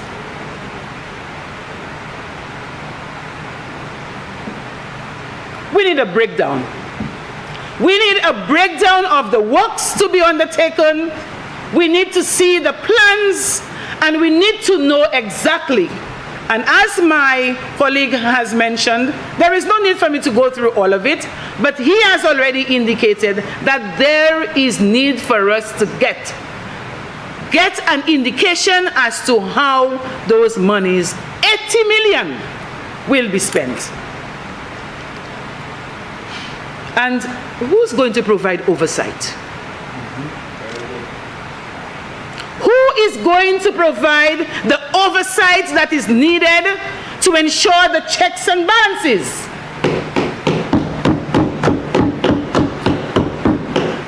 So simply telling us, Madam President, that the monies will be used or the monies will be spent to upgrade some facilities, that is not enough. This is not enough. We want to know how the monies will be spent.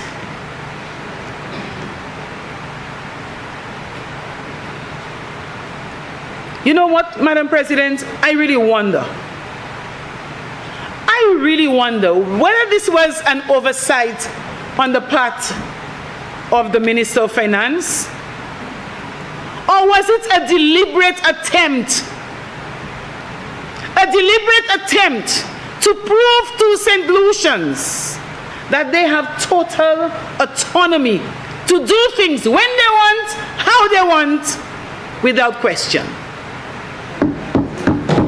without accountability.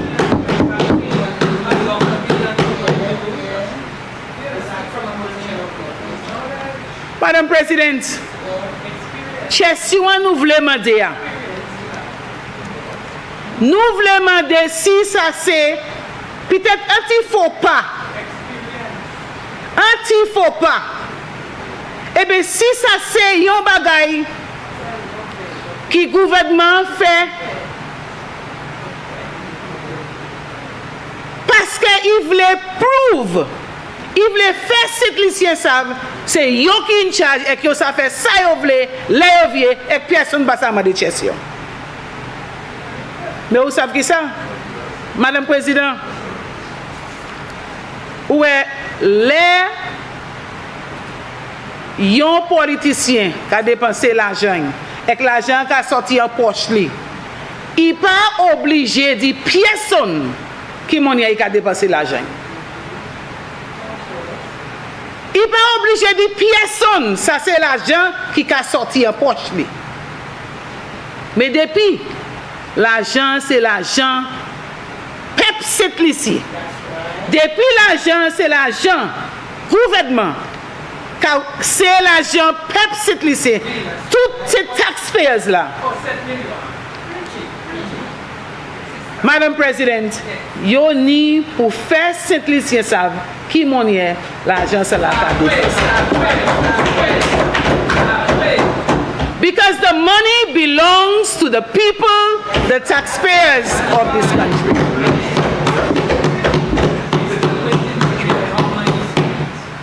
Madam President, what is a fact will always remain a fact. For what? Still waiting for us. Madam President, we must not turn a blind eye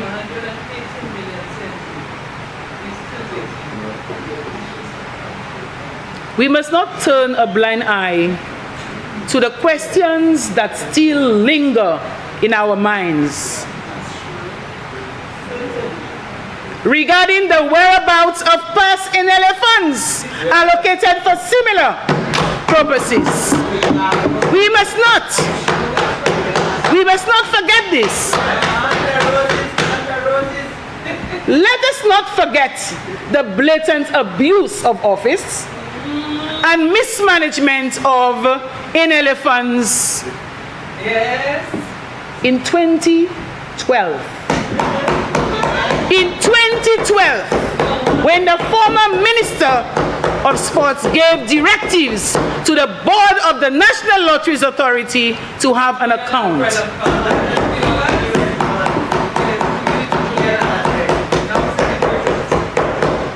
Of which 1/3 of the earnings had to be deposited to this minister's account. Senator Polius. Senator Polius, I want to caution you where you're treading. If you have any evidence that you have to present, to be very careful how you tread. Thank you, Madam President.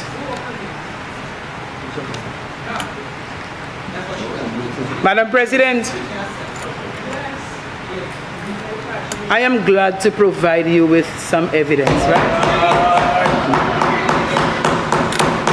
Stand firm. Stand firm with the facts on your side.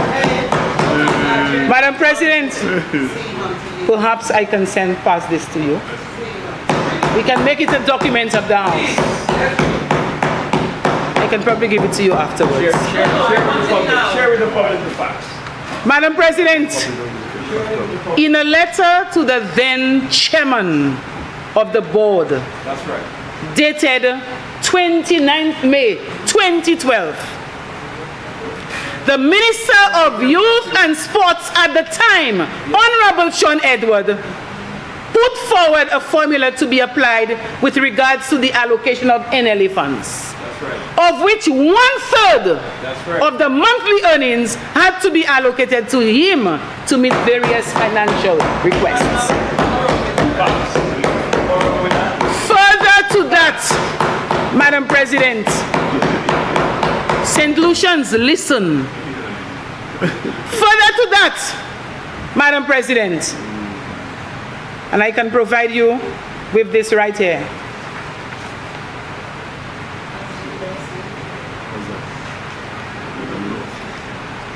At a meeting held on October 5th with the Minister of Sports, as per the minutes of the board, the minister indicated that he was unable to depend solely on the 1/3 allocation and requested that the board provide a minimum of 200,000 to his account, which was the minister's account. You want evidence? There is the evidence. Madam President, on a point of order. Yes, I think. Proceed, Senator. The member is misleading the House grossly, Madam President. You have the documents before you, and I am sure that her reference to his account suggests an account in his personal name, which is absolutely erroneous, misleading, and dangerous.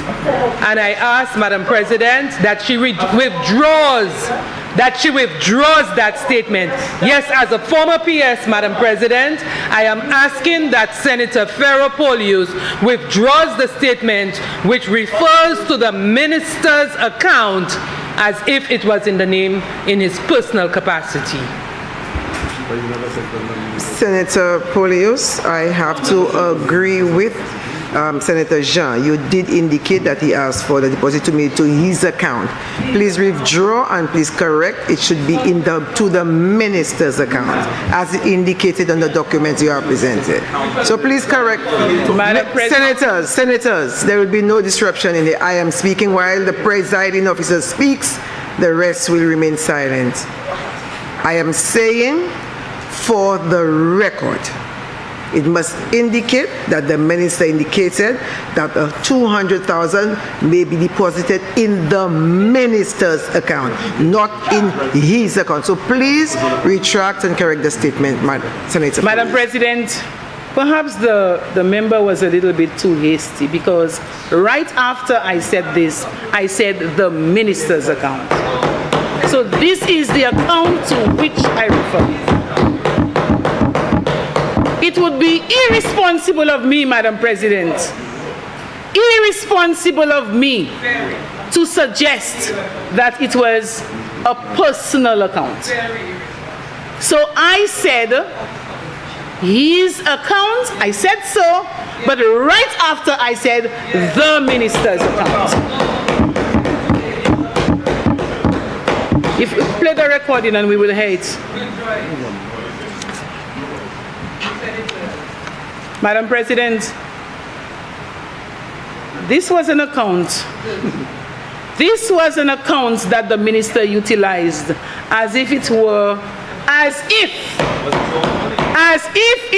his personal piggy bank. As if it were his Madam President, on a point of order. How do you know the minister? Madam President. Senator, what is your point of order? The point of order is the senator has presented two documents.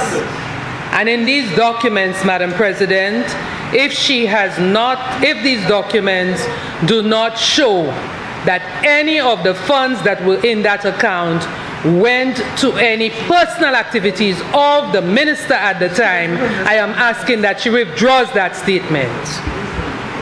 Senator Poulios, again, I need to advise you that you are treading very, very dangerously. Please withdraw that statement with the evidence to show that the minister had any personal or whatever engagements other than what is on paper, I'd ask you to please withdraw that statement. Madam President, I am guided by your direction. I'm guided by that. But I also want to say I'm measured in the words that I use. I said as if it were, as if. What is, Senator, we all understand language, Senator, don't we? Senators, Senator Polius, you indicating that the account was used by the minister as if it was his own piggyback, whatever terminology you use is suggestive. Please retract. I will not allow this in this House. We have to be more responsible in our utterances. Thank you, Madam President. I do accept and I will move on. I said to withdraw, Senator Polius. Madam President, if this is the interpretation that is being conveyed, I withdraw. But this is not what I meant to convey. That is why I used as if. Anyway, I continue.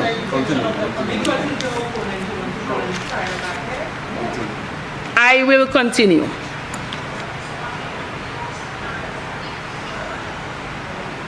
Madam President, we ask, it is really about the issue of accountability.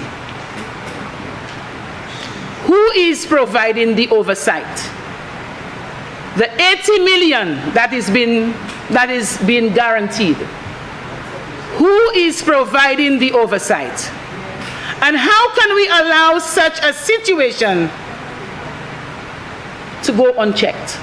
How can we continue to allow such a situation like this to go unchecked? After all, Madam President, the people of this country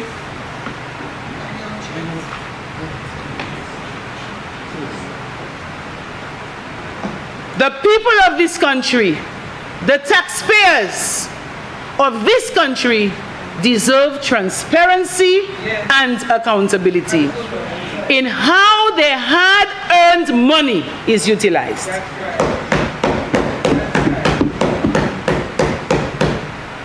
We owe it to them, Madam President. We owe it to them to ensure that every dollar allocated for youth and sports development is spent wisely and for its intended purpose.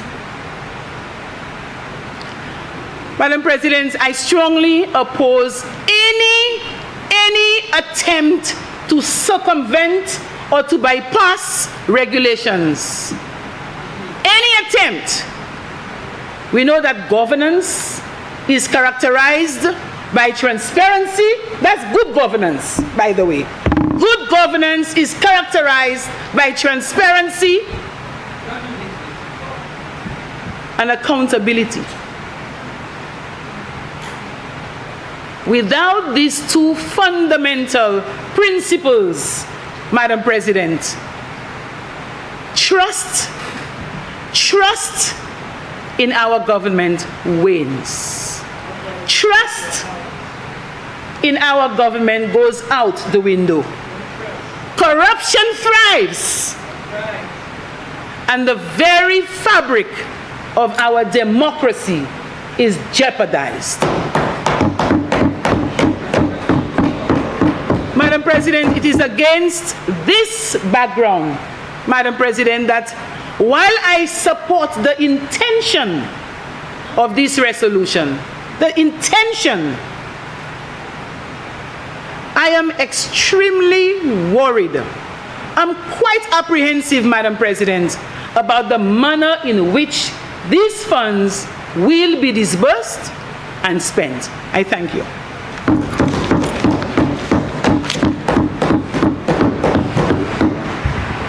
Senator Fede.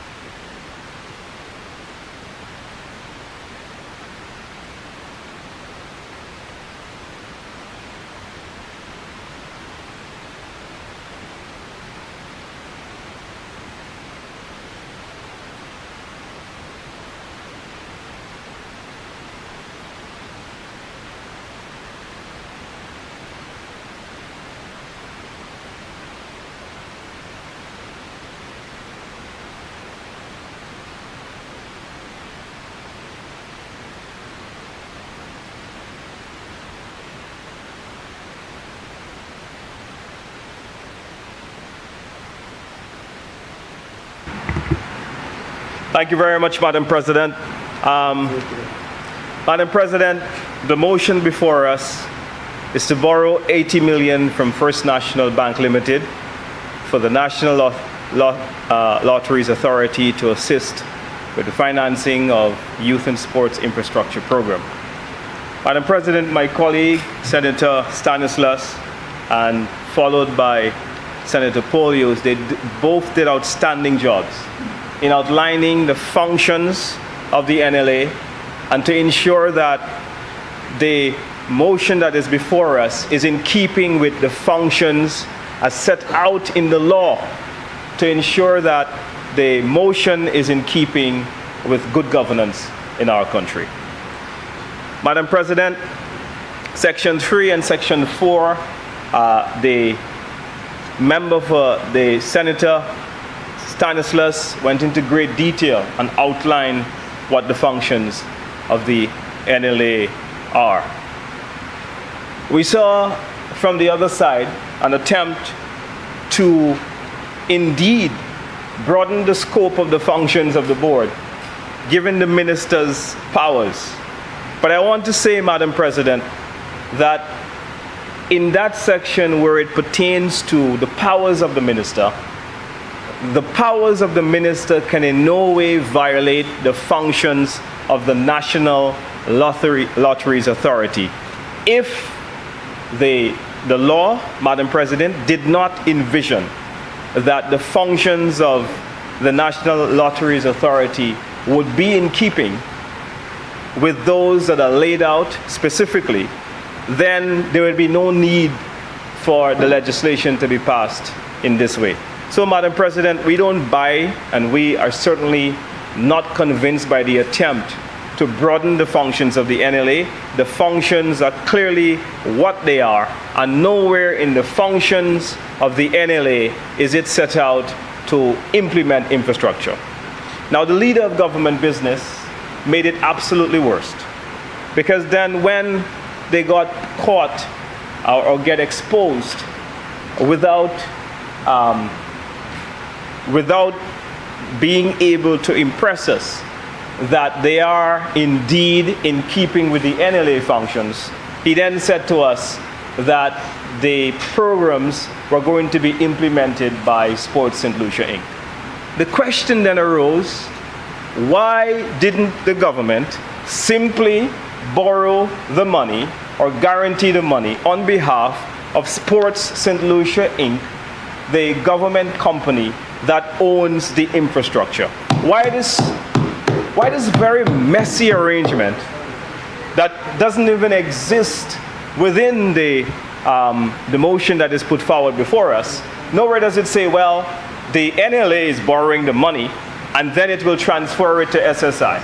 This is something... I am trying to follow, because I am sure Senator Lee, as a legal mind, did indicate that it was quite in order of what is being proposed. So you're going back there and causing another bit of, I think, confusion.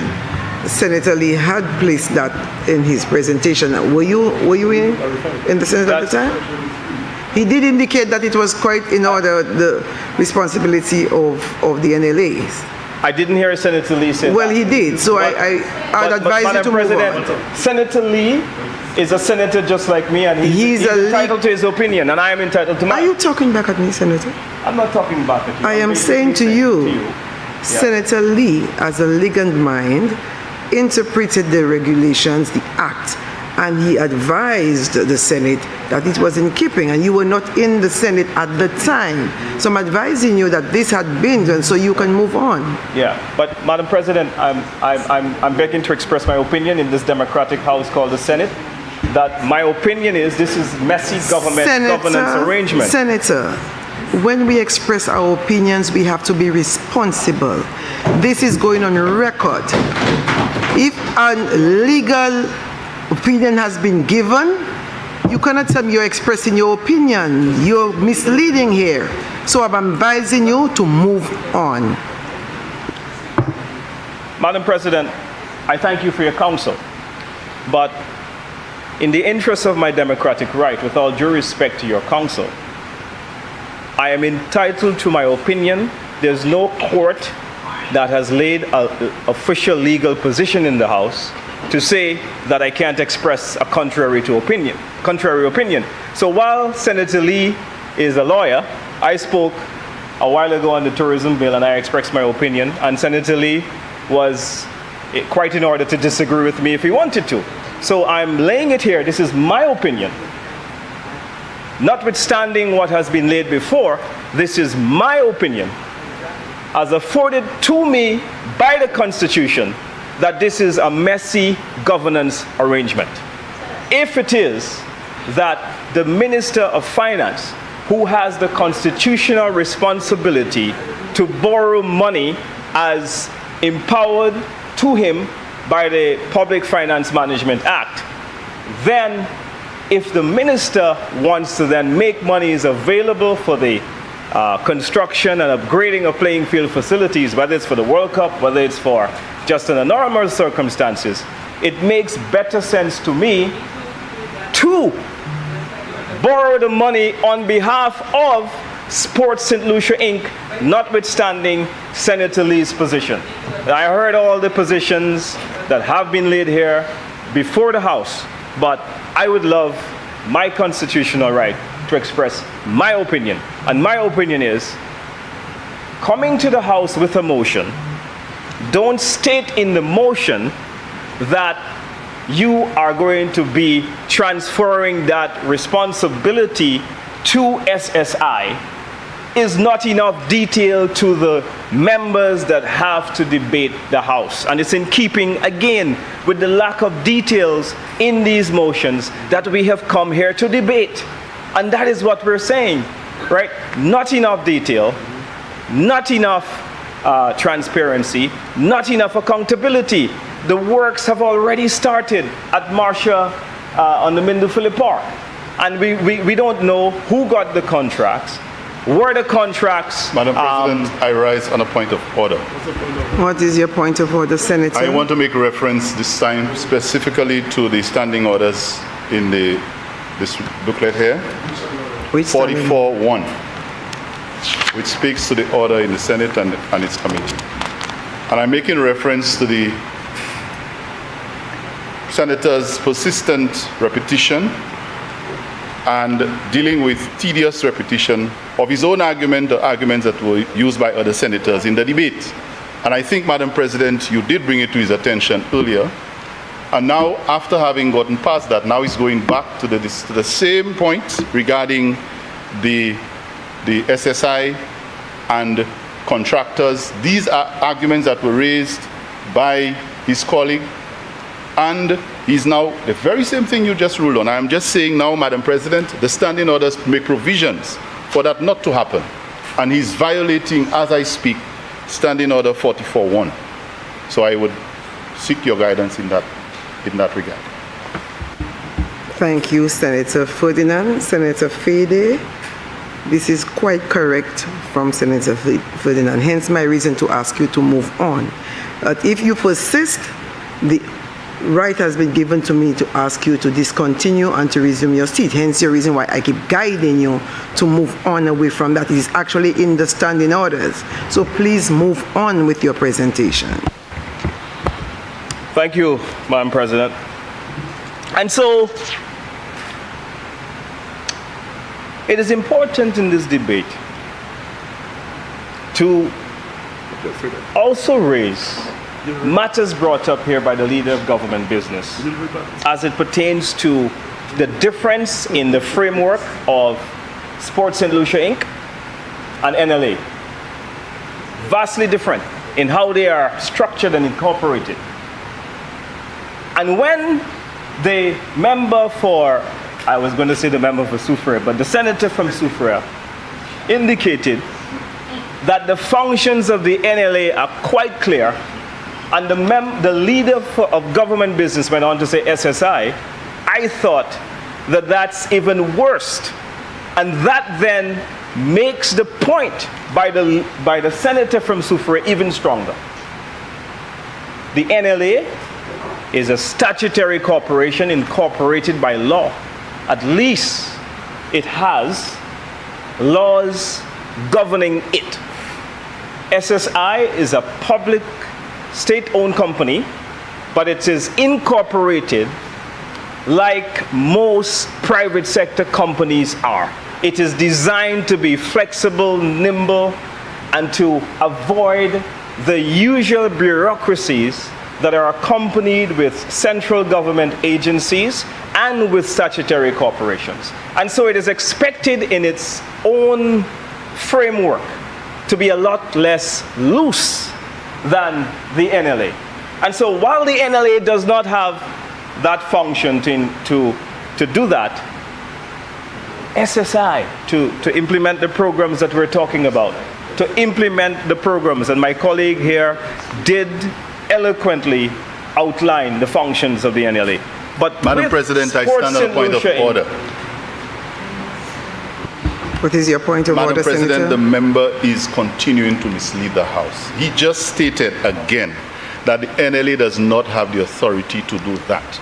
And in response to my utterance, he did say to do exactly what Section 23 of the NLA Act has declared and was actually referred to by another senator. He's going back to indicate that it cannot be done, and it was clearly stated. Madam President, the member is trying his best to go back to the debate and to tediously repeat things that have been clarified and cleared in the Senate, and I think we should not allow that. That is grossly misleading. Thank you for your intervention, Senator. Senator Fede, please move on with your presentation. I'm listening, and if it happens, I will have no choice. Madam President, thank you very much for your guidance. It looks like the leader of government business would like to write the words that I should speak. This is unprecedented in this House. Everyone has had their opportunity to express their opinion on the thing. And so if I may try to endorse a point because of its importance, I think it's within my constitutional right within the House. Senator Fede, you are missing the point. Section 44(1). The president or the chairman having called on the attention of the Senate or the committee to the conduct of the senator who persists in irrelevance or tedious repetition, either of his own arguments or the arguments used by other senators in debate, may direct the senator to discontinue his speech and to resume his seat. What part of this is so difficult to get? Senator, move on. Thank you. And so, a lot has been made about this being a guarantee or this being a loan. I want to say to the members on the other side, through you, Madam President, that a guarantee, a loan, the liability is stuck with you, the person who's the guarantor. It is stuck with you. There's no escaping from this. There's no shirking of responsibility. So if you decide that you want to guarantee a loan so that I can borrow sums, then the guarantee is stuck with you. The government has to pay this money. The taxpayers of the country is left to carry the brunt of this. There's no escaping from this. There's saying that you guarantee the loan and to try to make it appear to people that somehow this is not a government debt. It is a government debt. It is a state-owned entity that goes to the government's contingent liability. And so the government there's implications here for the government's guarantee.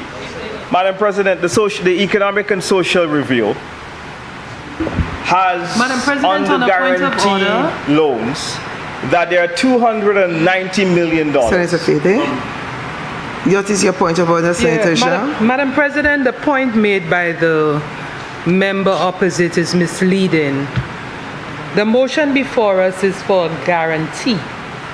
It was made clear by the Leader of Government Business that it becomes contingent liability only in the event of default.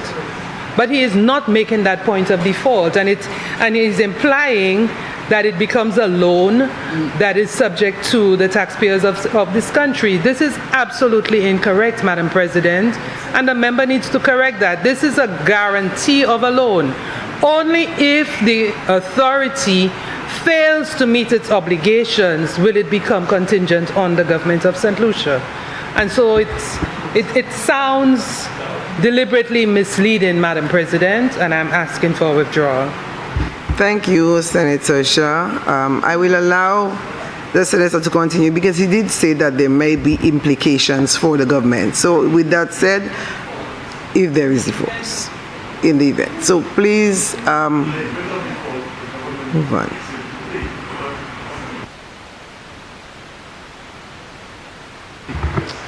Madam President, No, but what you say is that just know that I will be interrupted another 10 times before I'm finished. Because I understand that the senators on the opposite side, they're afraid of my voice telling them the truth. This is what this is. This is driven by fear. So on the, Madam President, you're in the debate as well. You want. So in the stock of guaranteed debt, in the Economic and Social Review, it says that government has guaranteed loans amounting up to $290 million. Currently in the Economic and Social Review, I think it's page 115 in that table, where it talks about the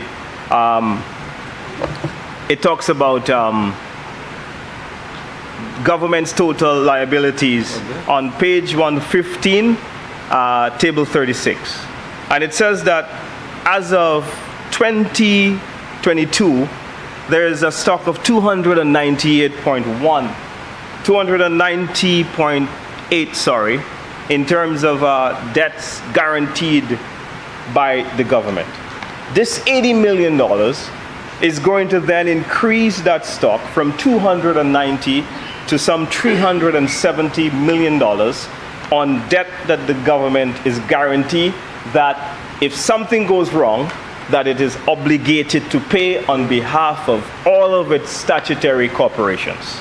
And I want to repeat, Madam President, for your benefit, that I'm saying that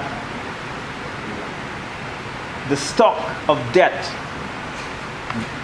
guarantee on the books based on the Economic and Social Review to all statutory corporations is $290 million, and this 80 takes it up to $370 million, which represents a 27% increase in total guarantees that the government would have submitted to the various state-owned and statutory bodies and various other entities.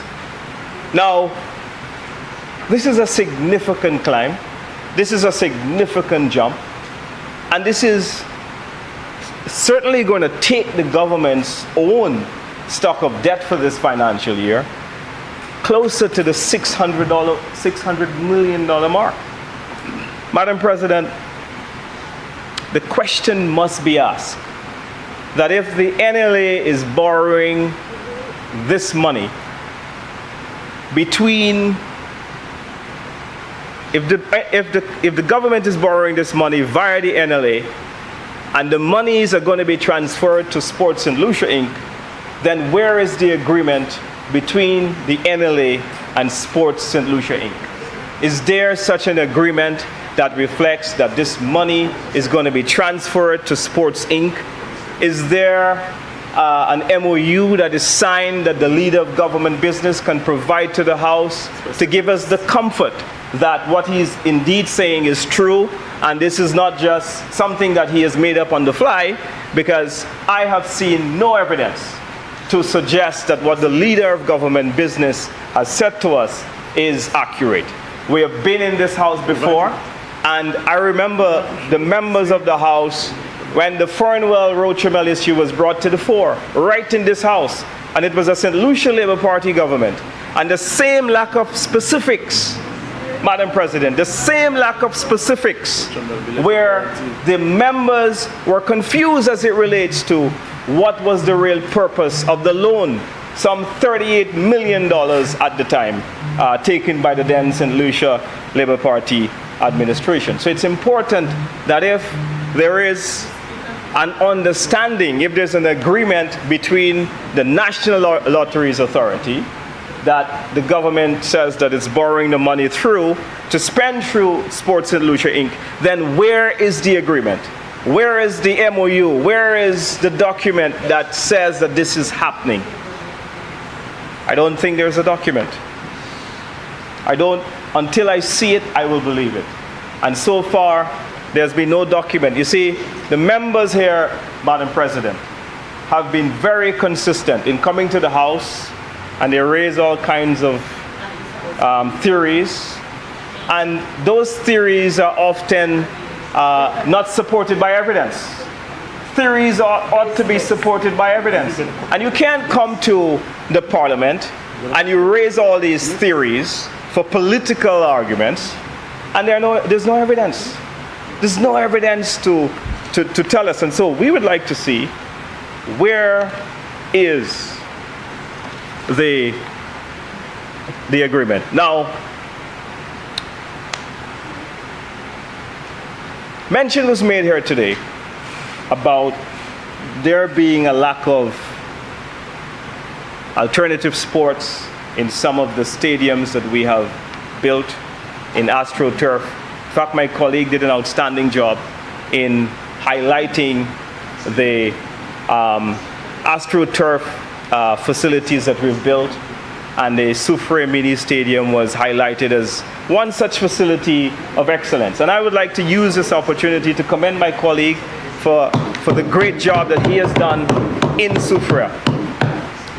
But, Madam President, right in Soufrière, that while they said that there's no cricket or allowance made for cricket in Soufrière, I want to ask the government, what has happened to the Ruby Cricket Ground Stadium next to the Soufrière Comprehensive School?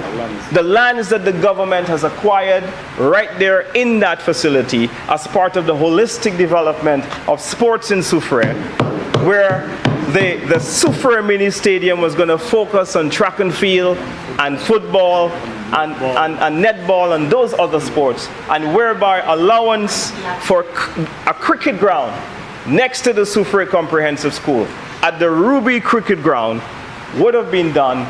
What progress has the government made on this project in the last 2.5 to 3 years? That question is very important because that point came up rather forcefully. Madam President, I must have my say on the minister's account. as much as the opposition doesn't want to hear it, I must have my say on the minister's account. The letter to the then dated the 29th of May, addressed to Mr. Michael Sincafrin, the chairman of the National Lotteries Authority, is quite clear. The minister went on and he listed 3 different components of how the lottery's funds should be spent. Part C of the minister's letter, which says, the minister requests, and the minister says that the funds, and I should read the whole thing so that you can get the gist of it, the following formula should be applied with regards to the allocation of funds. 1, grants and contributions to youth and sports organizations, board admin, no problem, from us.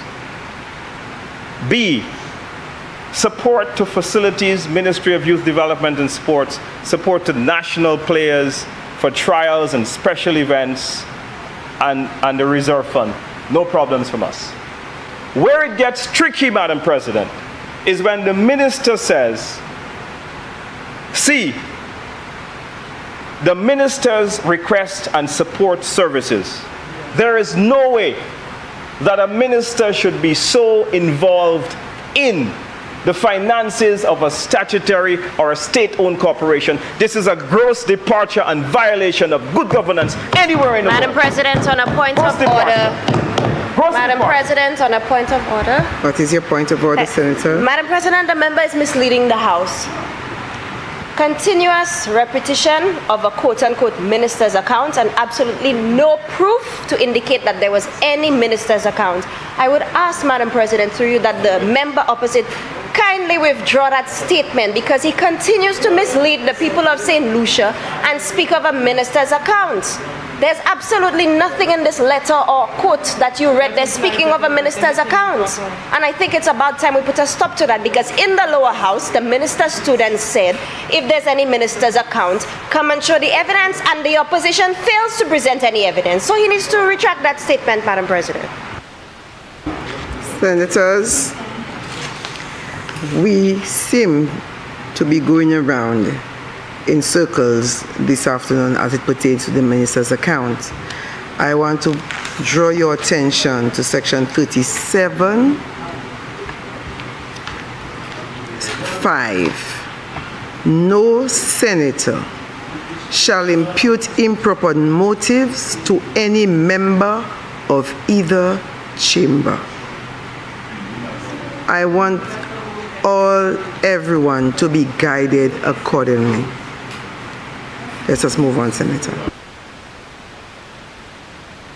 Madam President, the evidence that is before us is starkly clear. Clear. Letters from the minister, minutes of the National Lotteries. You can only impute improper motive to another member of the House when you don't have the evidence. It is in the interest of our democracy that the opposition does its job and asks the relevant question as it relates to the governance of the country. And what I'm saying here, the minister may have had very good reason to request for him to control a third of the funds from the National Lottery. Because it even goes on in the minutes to state that this may have been an accommodation error.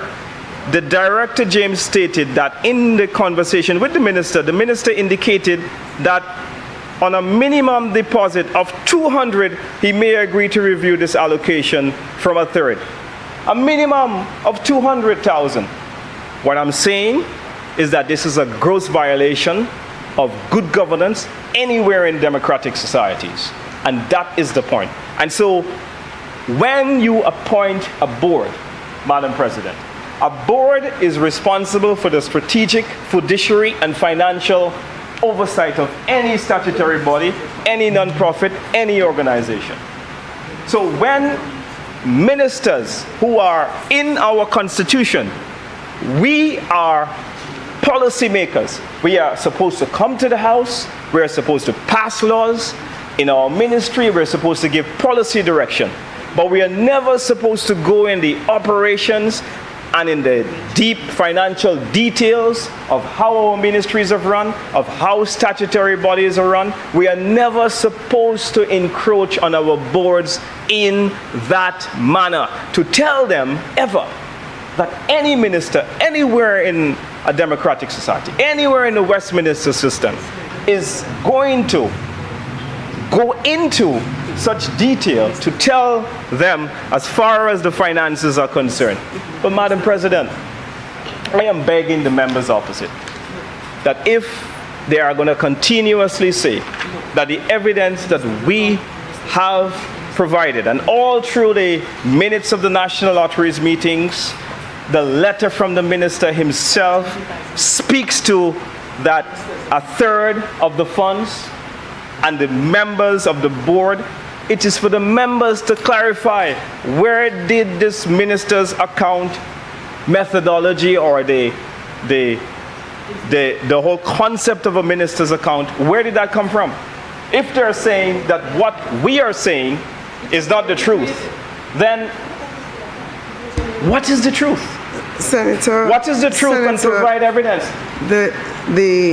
We are going on a path where that could have been in the lower house. In the upper house, the senators were not ministers. They were not in the cabinet of ministers with that minister. And so to be asking them to provide truth and provide evidence, I think it's a little unfair. But no, what I'm saying is, I am speaking. I am saying, using this information to be asking questions of the senators is unfair. However, I'm guiding that this information not be used to impute improper motive against a minister or from a member from another chamber. I get your point that it has never been done before. You're not aware of it being done before. We're not in the position in this house to be discussing and giving you information about the minister's account. It's not. And I want to know, where are you going to? Where is your trend of argument heading to as you discuss the minister's account? Very good question. I'm very happy that you asked that question, Madam President, because we are here discussing... And by the way, you have 15 minutes. No problem. Madam President, that's why I love you as the chair, because you're a wise woman and you ask the right questions. Where am I going with this trend of thought? This motion has to do with the NLA.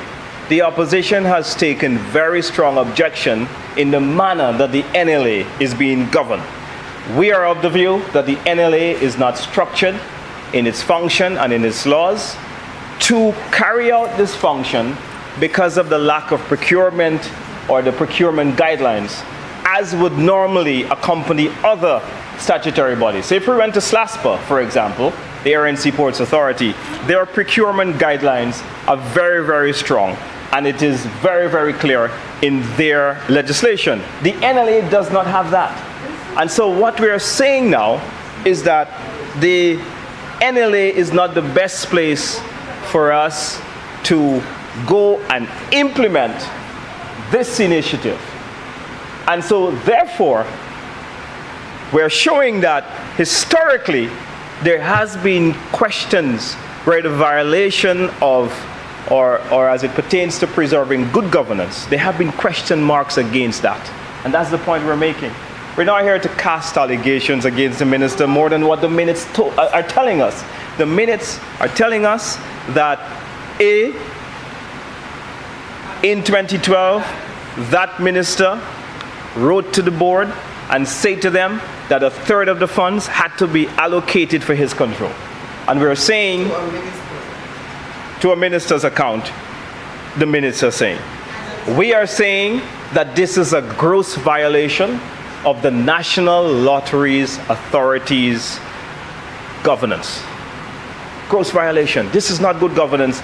Any company, not even if I have my private company, and much was made of a company I'm affiliated with today, if I appoint a board, Madam President, with my own private money, I will never allow the board I will never, ever, ever encroach on the board's responsibility because of their financial obligations, because of the responsibility that board of directors have for the governance of statutory organizations. That is indisputable. So therefore, much less when you come to a public or a statutory body, in a statutory body that is state-owned, an entity of the people, an entity of the state that is owned by the government, this should not be allowed. The Constitution is quite clear what the role of a minister is. A role of a minister is to set the policy. Stay out of the way and allow your board to be responsible for the financial oversight of those statutory bodies. Are we on the same page, Madam President? I hope I'm a bit clearer with my explanation. So this is what we believe, that this should not be allowed. Not for any minister. There should never be a minister's account at the Tourism Authority. Nowhere there should be a minister's account. That is not good governance. So, Madam President, we are concerned with the way that the government has done this. We are aware that the Senate does not have the authority to amend money bills. And so we cannot constitutionally ask members in this House to do anything to amend this legislation. But what we will promise them is that as an opposition, we will be writing to the Prime Minister and asking him to ensure that to this motion, before it gains assent to the Governor General, that this motion be amended so that a guideline, a provision to include proper guidelines for procurement is installed in this provision so that the people's business can be governed properly. I thank you, Madam. Yes.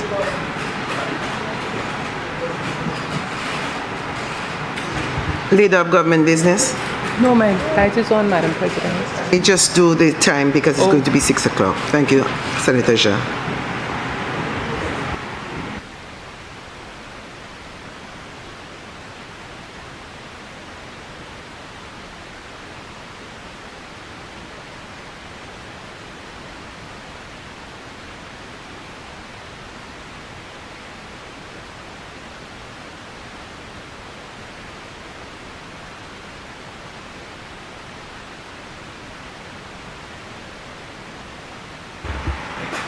Madam President, at this time, considering the clock, I wish to bring the attention of the Senate to section Standing Order 9.3, which prohibits the Senate from sitting between the hours of 6 p.m. and 7:30 p.m. I wish for the suspension of that standing order to allow the Senate to sit between these hours. Thank you. Senators, the question is that Standing Order 9.3 be suspended to enable the Senate to sit beyond the prescribed time of 6 o'clock in the afternoon.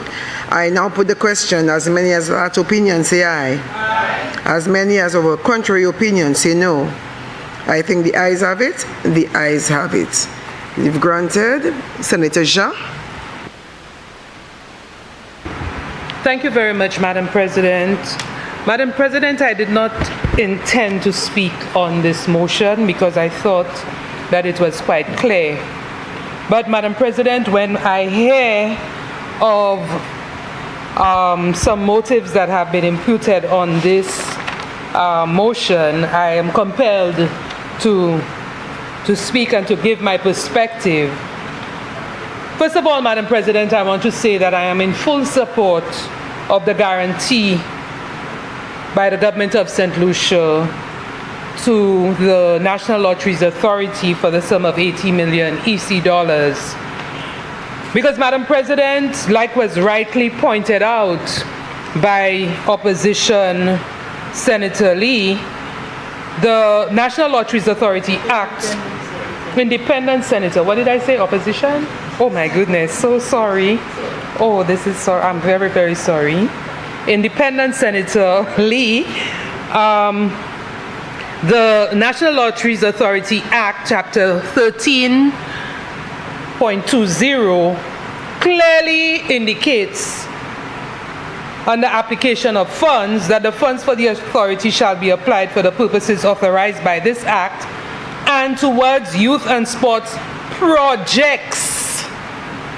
So it's not even outside of the NLA's authority to engage in infrastructural projects, to engage in any project that it deems necessary for youth and sports. And it also speaks about programs. So projects and programs are different. And it is within the remit of the National Lotteries Authority. What is so strange about that? Your interpretation seems to be suggesting that your experience, is clouding what is being done here transparently. And so this is, according to the Act, has to be approved by the board with the consent of the minister. So we're seeing, Madam President, that the minister is integral to the decision-making of the National Lotteries Authority. So all of this going around and coming with what is a document of the House, making it look as if there is some clandestine sort of arrangement in this is really dangerous and unnecessary. Further to that, Madam President, I would like to draw Senators' attention to Section 26 of the Act, which speaks to the report by the board. And just like all statutory organizations, at 26.2, the minister shall cause a copy of the report together with a copy of the audited statement of accounts and the auditor's report thereon to be laid on the table of the House of Assembly within 8 weeks of receipt thereof. And therefore, as members of the House, as members of Parliament, thank you, we should be looking out for such reports to ensure that they contain various whatever we are questioning.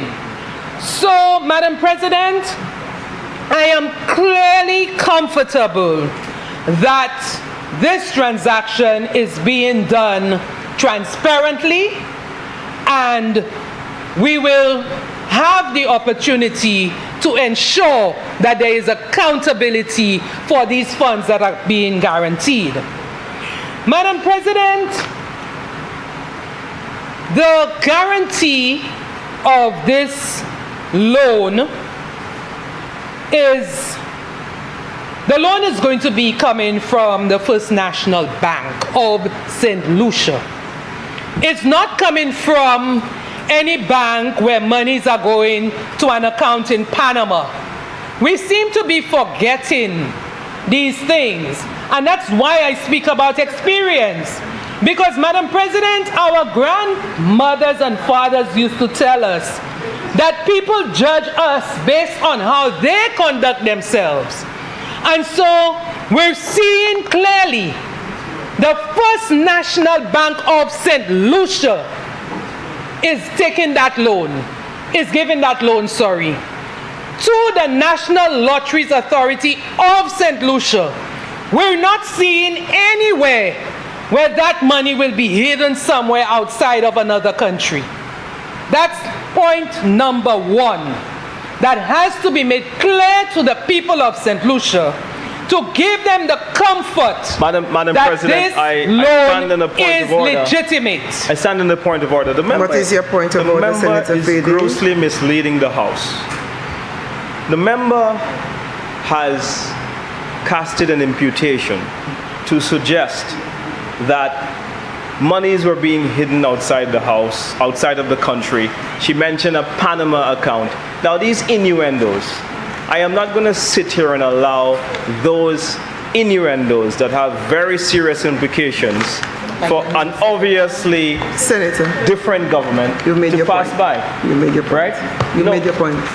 There's one other point. I said you made your point. But Take your there's seat. one other point. How You do you know what said the point is? a point of order. You didn't say points of order. You say a point of order. You made the point of order about the Panama account. You don't want to sit there and listen to it. You've made your point. That's wrong. Have a seat. Thank you. Madam President, Move on.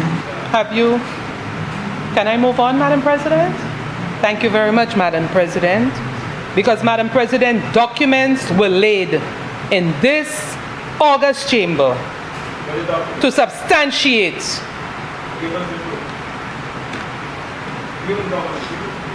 I'm in government. Madam President, I will not be distracted at this late hour by people who want to just jump all around.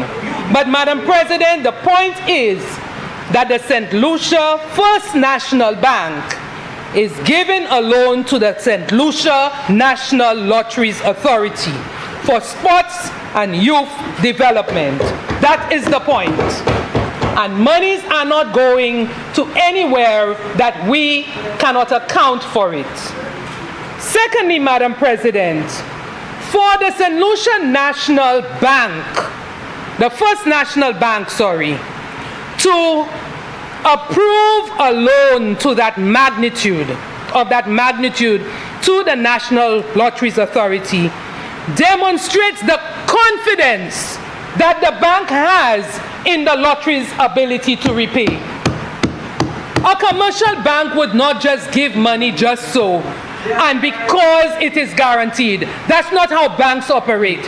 We need to tell the people of St. Lucia that when banks out there, the same sort of due diligence that is being done on private individuals is being done on public entities as well. We need to stop making the people believe that everything here that is being done is corrupt. That happened in the past. We endured it in the past. We endured a Pajoa letter. Up to now, there cannot be accountability for it. We endured monies going to Lockerbie. Where was the description of that money? How was it spent? Madam President, we're hearing of this touting of the sports academy. This is the issue. Sporting, let's talk about sporting facilities. This is the issue. National lotteries to rehabilitate sporting facilities. Let's go to the sports academy, Madam President. Jordi Jou Sports Academy is the best thing that ever happened since sliced bread. Oh? Madam President, you know where the sports academy came from? The then Minister for Education, Honorable Gail Rigobert, came up with the idea of a Center for Excellence in Sports. The first consultation which was held in St. Lucia, you know who were invited to that consultation to provide advice and guidance? Let me give you the names. It was Mr. Brian Lara, Mr. Wesley Webb, Mr. Russell Latapy, yes, sit down and listen, and Mr. Earl from St. Lucia. These were the 4 people who were invited by the government of St. Lucia to come and give advice and guidance on the Center for Excellence in Sports under the United Workers' Party government. But you know what happened? The advice which was given by these sportsmen, think of Brian Lara today. Maybe we may not know about Russell Latapy, but he's a prolific footballer in Trinidad. Okay? We all know that. But instead, their advice was withdrawn. And then we stayed and we just accepted that one man would just come and give us sports academy, sports this, put plastic grass on playing fields, and we tout it as if it's something so glorious. Right? Madam President, we have 238 square miles. 238 square miles. We cannot even be seen on a global map. Yet still, we will want to have a facility specialized for athletics. They took away our multi-purpose facility and put AstroTurf on which only 1 or 2 sports could be played. So now we're hearing talk about Rudy Beach, Rudy what? Rudy Cricket Ground. What you doing with how many playing facilities in one small community when you could have had multi-purpose facilities? Mister, stop interrupting me. It is too late. Speak to the chair. If I bring the bamboo... Senator Jean, please stay focused. Thank you very much. But I don't want to talk about bamboo, so just leave me alone. Madam President, I'm asking to leave the bamboo alone. Madam President, then we're hearing as if this is unprecedented that a minister will direct a board. Madam President, I will make a document of the House, a letter dated February 20th, 2019, from the office of the Prime Minister. And they talk about SLASPA, Madam President. They talk about, oh, SLASPA, nobody interferes with SLASPA. SLASPA is a statutory board, and nobody interferes with SLASPA. Madam President, I would like you, Madam President, with all humility and sincerity, to advise our senators here that there are some doors they should not open. They should not open some doors, Madam President. February 20th, 2019, from the Office of the Prime Minister to Mr. Darren Snack, General Manager Acting, St. Lucia Air and Seaports Authority, Manuel Street, P.O. Box 651, Castries, St. Lucia. Approval for the St. Lucia Air and Seaports Authority, SLASPA, to borrow US $100 million from the Export-Import Bank of the Republic of China. Dear Mr. Snack, I refer to the proposal in the form of a term sheet submitted by the Export-Import Bank of the Republic of China, the Exim Bank, dated November 21st, 2018, which is enclosed for your convenience, and the proposed loan agreement from the Exim Bank. Pursuant to Section 26(1)(b) of the St. Lucia Air and Seaports Authority Act, Chapter 813 of the revised laws of St. Lucia, the Act, approval is hereby granted to SLASPA to borrow on the following terms stipulated in the proposal.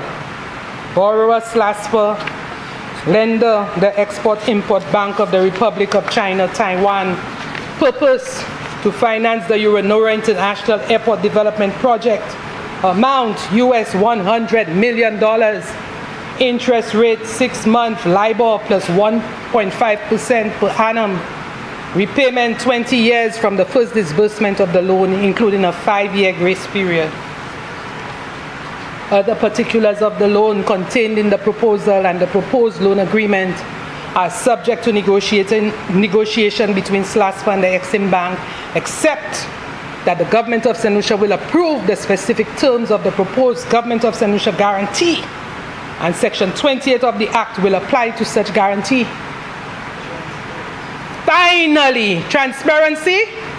Finally, I wish to confirm to you officially and in writing that the Government of St. Lucia has identified Overseas Engineering and Construction Company Limited, SAOECC, as its preferred contractor for the project, taking into consideration the company's expertise, experience, and capacity to successfully implement the project. Yours sincerely, Alan Chasney, Prime Minister and Minister for Finance, Economic Growth, Job Creation, and External Affairs. Where was the competitive bidding? That's a boss move. Sapamem Director Order. That's a boss move. That is directing SLASPA that this is the only contractor you can use, you know. Huh? You want to talk about transparency?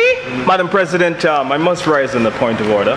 This is your point of order, My point of Senator. order that this is, while I am familiar with this letter, the member is using this letter to mislead the House in two ways, and please bear patience. First of all, the Minister of Finance in the Constitution is a very special minister, that he has the authority to direct any single ministry, which is why when we look at the setting up of accounts, so even though that we will set up the tourism development account, that it was the Minister of Finance who gave the authorization. The Minister of Finance is the one who can approve and is the one who direct for loans. He has specific responsibility in the Constitution as it relates to the management of the finance, vastly different from a Minister of Sport or Tourism or any other minister, which is why only a member of Parliament can be the Minister of Finance. That's number one. Number two, the OECC is the overseas construction company of the Taiwanese government. The SLASPA, the letter with which you refer, the project to SLASPA, is as it pertains to the airport. Madam President, the Taiwanese are a big donor funder of the airport. The loan is concessionary at 0.5%, which, Madam President, is part of the guidelines that if you're going to borrow, if you're going to get concessional funding, the House, that you need to work with the Taiwanese. Senators, the Chinese have their overseas I am company. saying, Senators, The Senator Saudis have their overseas Fede, company. Senator Fede, just sit down. Just sit. I called senators and you refuse to listen. Your time has expired. Once you cannot listen, when I call on you so you could take your seat, I've taken that liberty away from you. Unfortunately, you've given that right. When you listen, yes, I can, according to the standing orders. The presiding officer will be heard in silence. When you learn to listen to your presiding officer, you will be allowed to continue making your contribution. Senator Jean, would you please proceed? And Senator Jean, the same applies to you. Thank you very much, Madam President. Except, Madam President, I am reading from a document which I will table in the House. And Madam President, the member is deliberately misrepresenting exactly what is in this document, Madam President. Madam President, the member is referring to interest at 0.5%. This is absolutely untrue. This document says interest rate 6-month LIBOR plus 1.5% per annum. So there is absolutely no way that it can be 0.5%. We need to stop this. The people of St. Lucia are not 43%ers. The people of St. Lucia can understand. They know interest rates and they know what is happening around. But I am bringing this because we're not debating HIA yet. But I am bringing this to show, Madam President, that notwithstanding what has been said, as if SLASPA was this glorious king that no one could have touched, that is not so. And that is the reason I am bringing this to the House. Madam President, there's another document I can bring to this House. We had prime ministers sitting down in hotels in England paying over £2,000 a night. We want to talk about transparency and we want to talk about squandering. Madam President, we have bills here, hotel bills that suggest that every single night accommodation was £1,795 plus VAT £359. You've seen dry cleaning and all kind of room service and everything. So when we want to talk now as if ministers account and so on and trying to impute improper motives on a minister, Madam President, this is dirty, Madam President, and it ought not to reside in this honorable House. We need to stop that, Madam President. So, Madam President, You know, when it's time to campaign, go on the platform. Go on the platform in Denry and bring these things down and take the consequences for it. But when we come here and we're speaking to the people of St. Lucia to make laws, to pass motions, to pass resolutions, to ensure that the country is run on a stable ground, we should not come and put all kinds of improper things in here. This is wrong. Taxpayers' money. NLA funds belong to the people, to the National Lotteries Authority. We came to guarantee it. Okay? This, what is presented here, by way of minutes of a meeting showing that the ministers say to divide the funds 1/3 to the minister's requests and support services. Sasa Kadi. Huh? Madam President, in the middle of COVID, when we heard that the government went to the IMF to get income support loan, you were hearing in the middle of COVID, they come and cry and want to justify why our debt to GDP ratio shot up in 2020. Huh? Yet still you heard $30 million was given to Cabot during that same time. Madam President, again, That's misleading. on a point of order, this is wrong, Madam President. Please use the What chair. is your point of order? This is misleading the House in the highest degree. Nobody you. gave Cabot $30 million. Thank Tell you. the senator, we know she's passionate. Thank you. Come You on. made your point. The Minister Senator for Finance instructed the board Senator to give Jean. Cabot Senator a loan Jean. of $30 million, Senator Jean. Madam President. Senator Jean. Oh, sorry.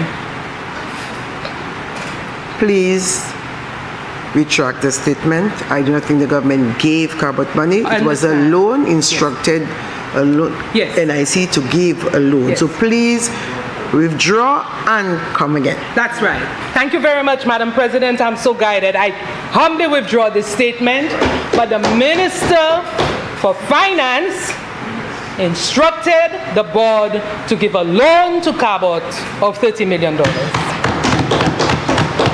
Instruction. In the middle of COVID, when all the people were hungry. We heard that this morning. Yeah? During Cabot. This morning, Madam President, I heard that government had shut down during COVID. I don't know that government shut down during COVID. I didn't hear, I don't know that. I don't work in mainstream government, but I can assure the people of St. Lucia that I never spent a day without working during COVID. I worked from home. My office worked virtually. I had meetings every single day with my staff. My staff were expected to provide deliverables at the end of every week. So I don't know that government shut down during COVID. Okay? The country may have shut down, but work continued. And to my knowledge, I was still in contact with people in mainstream public service during COVID. So the government continued. There wasn't a shutdown. Okay? So, Madam President, this loan, this guarantee, to the NLA, Madam President, is quite in order. Another point that I wanted to make is, yes, we see work started on certain facilities. I don't believe, Madam President, that an organization, an entity, would have to wait until they get the actual cash in hand for work to have started. There would have been funds. The organization has funds. But based on the magnitude of the work that has to be done, they need $80 million, an additional $80 million. So there is nothing wrong. I don't see anything that should be worthy of caution that work would have started before the money came in. So, Madam President, I don't see any problem with that. I can tell you, Madam President, that I just came from Paris last week. Friday, I landed here. And on my way to the airport, the taxi driver showed me that a lot of work is being done. There was traffic in Paris, and he said it's because people are preparing for Olympics that is coming up in Paris in July of 2024 this year. So there's big work happening, not only on the stadium or stadia, but businesses are enhancing their facilities for Olympics.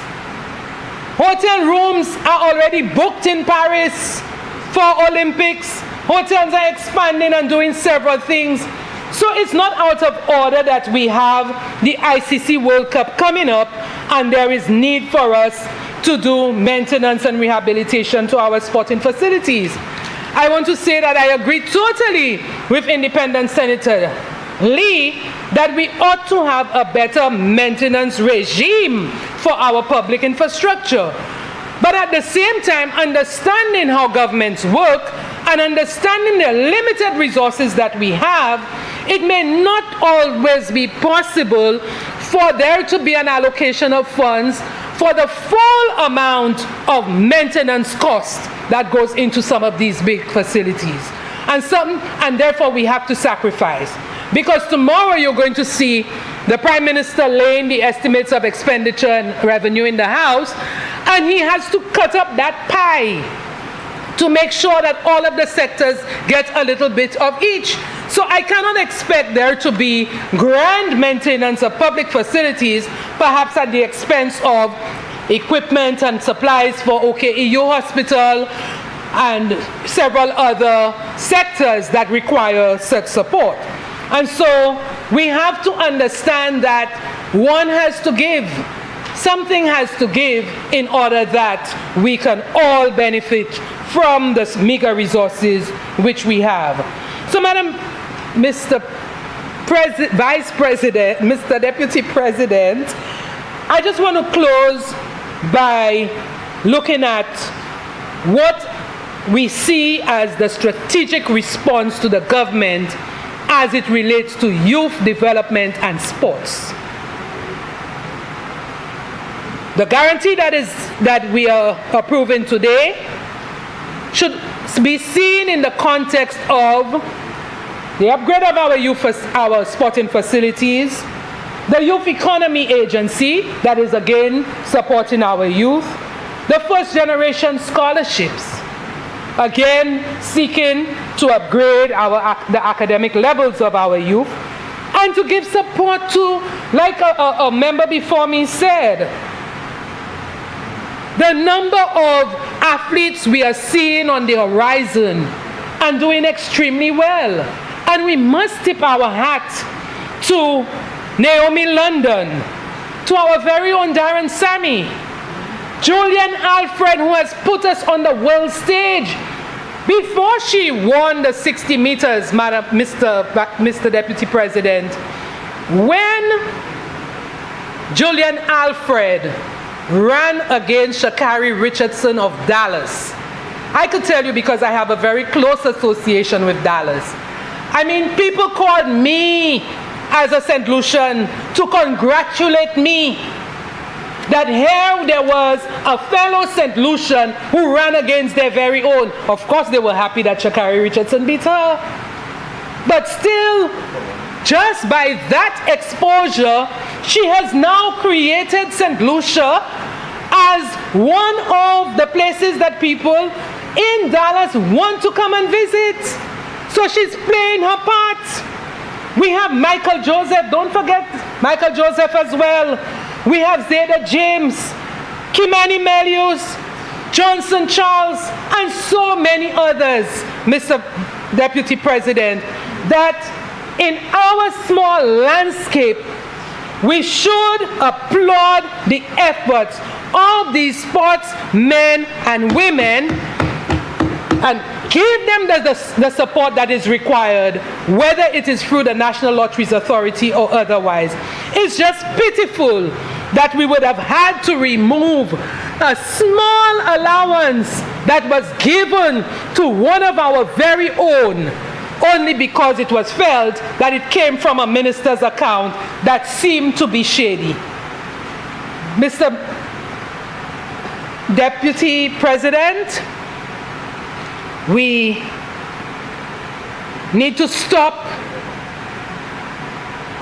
maligning people. I agree that there must be transparency, there must be accountability, but we cannot take every little thing and put it under a microscope looking for the corruption that is not there. Because if this piece of document was used in the investigation of that minister's account and nothing came out of it, then we may as well take this piece of document and put it in the garbage. Thank you very much, Mr. President.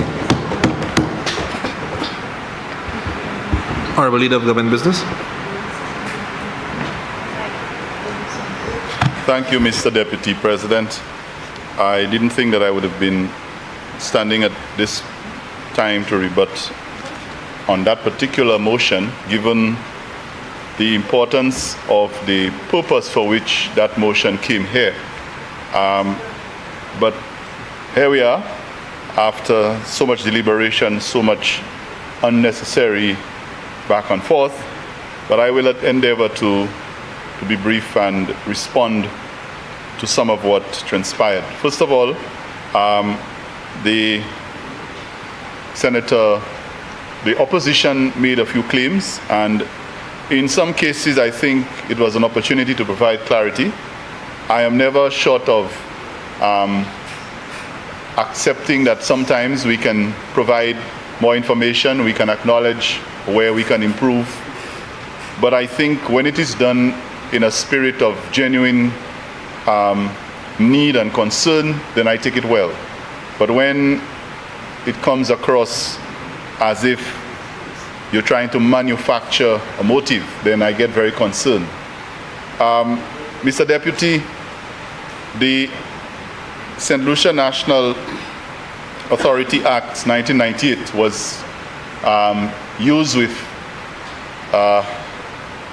used extensively by one of the senators. But one of the things we must note that act came into being in 1998, as he quoted, and I want to remind the Senate that it was the St. Lucia Labour Party government that actually put the National Lotteries Authority together for that particular purpose. And it was out of a need or recognition that there was need for an authority or an entity that had to be set up to dedicate its commitment and work specifically to sports and sports development, that the NLA was formed. And at the time, the funding for the NLA was basically generated through the gaming. We had the Lotto, it's now the National Lotteries Authority, was the main source of revenue that NLA used to do its programming. Many years later, Madam President, we go back to that act and try to sift through to find where the NLA, Mr. Deputy, the NLA does not have the authority to do this and that. And while the responsibility for the implementation of these projects could have been and could be undertaken by SSI, like I mentioned, it was clear that the honorable member, in his haste to point out the sections that he read, failed to refer or to look at the document in its entirety, and so he missed section 23. And I think your legal eye must have pointed it out. I had already pulled it up on my phone, but since it has been properly ventilated, I shall not take the Senate's time to make the point that has already been made, that it is within the ambit of the NLA to do just that. Mr. Deputy President, the member made reference to the Soufrière Mini Stadium, and I think he's within his rights to be very proud of anything that goes on in Soufrière, like I would be very proud of anything that goes on in Deriso or in any part of Miko South. So I think him making reference to the stadium and what it meant to his community is a fair point, except that I want to let him know that one of the observations we've made is that the stadium as a track, the track on the stadium has not been certified. And although we've had our students and other athletes running on the track, we need to get it to that level. And since he mentioned that Soufrière was not highlighted among the various areas that would get attention, I want to let him know that this is one of the observations, even while we were in Soufrière 2 weeks ago, that the minister made and that was mentioned in the last debate, and definitely would require that kind of upgrade.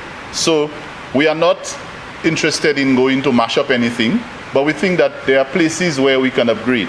I will remain critical, however, of the point that has been raised about state of the art. What was the term that the Senator Polius used?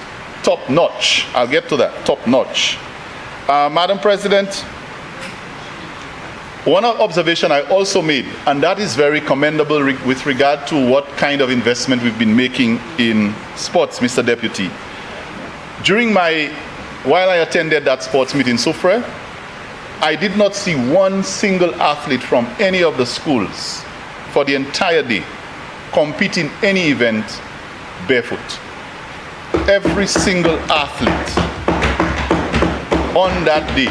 That's the first time I have attended sport. I mean, I was a teacher, school principal, a coach. This is the first time in my entire life that I attended any sporting event in St. Lucia in track and field and did not see one single child running barefoot on the tracks. And you know why, Mr. Deputy?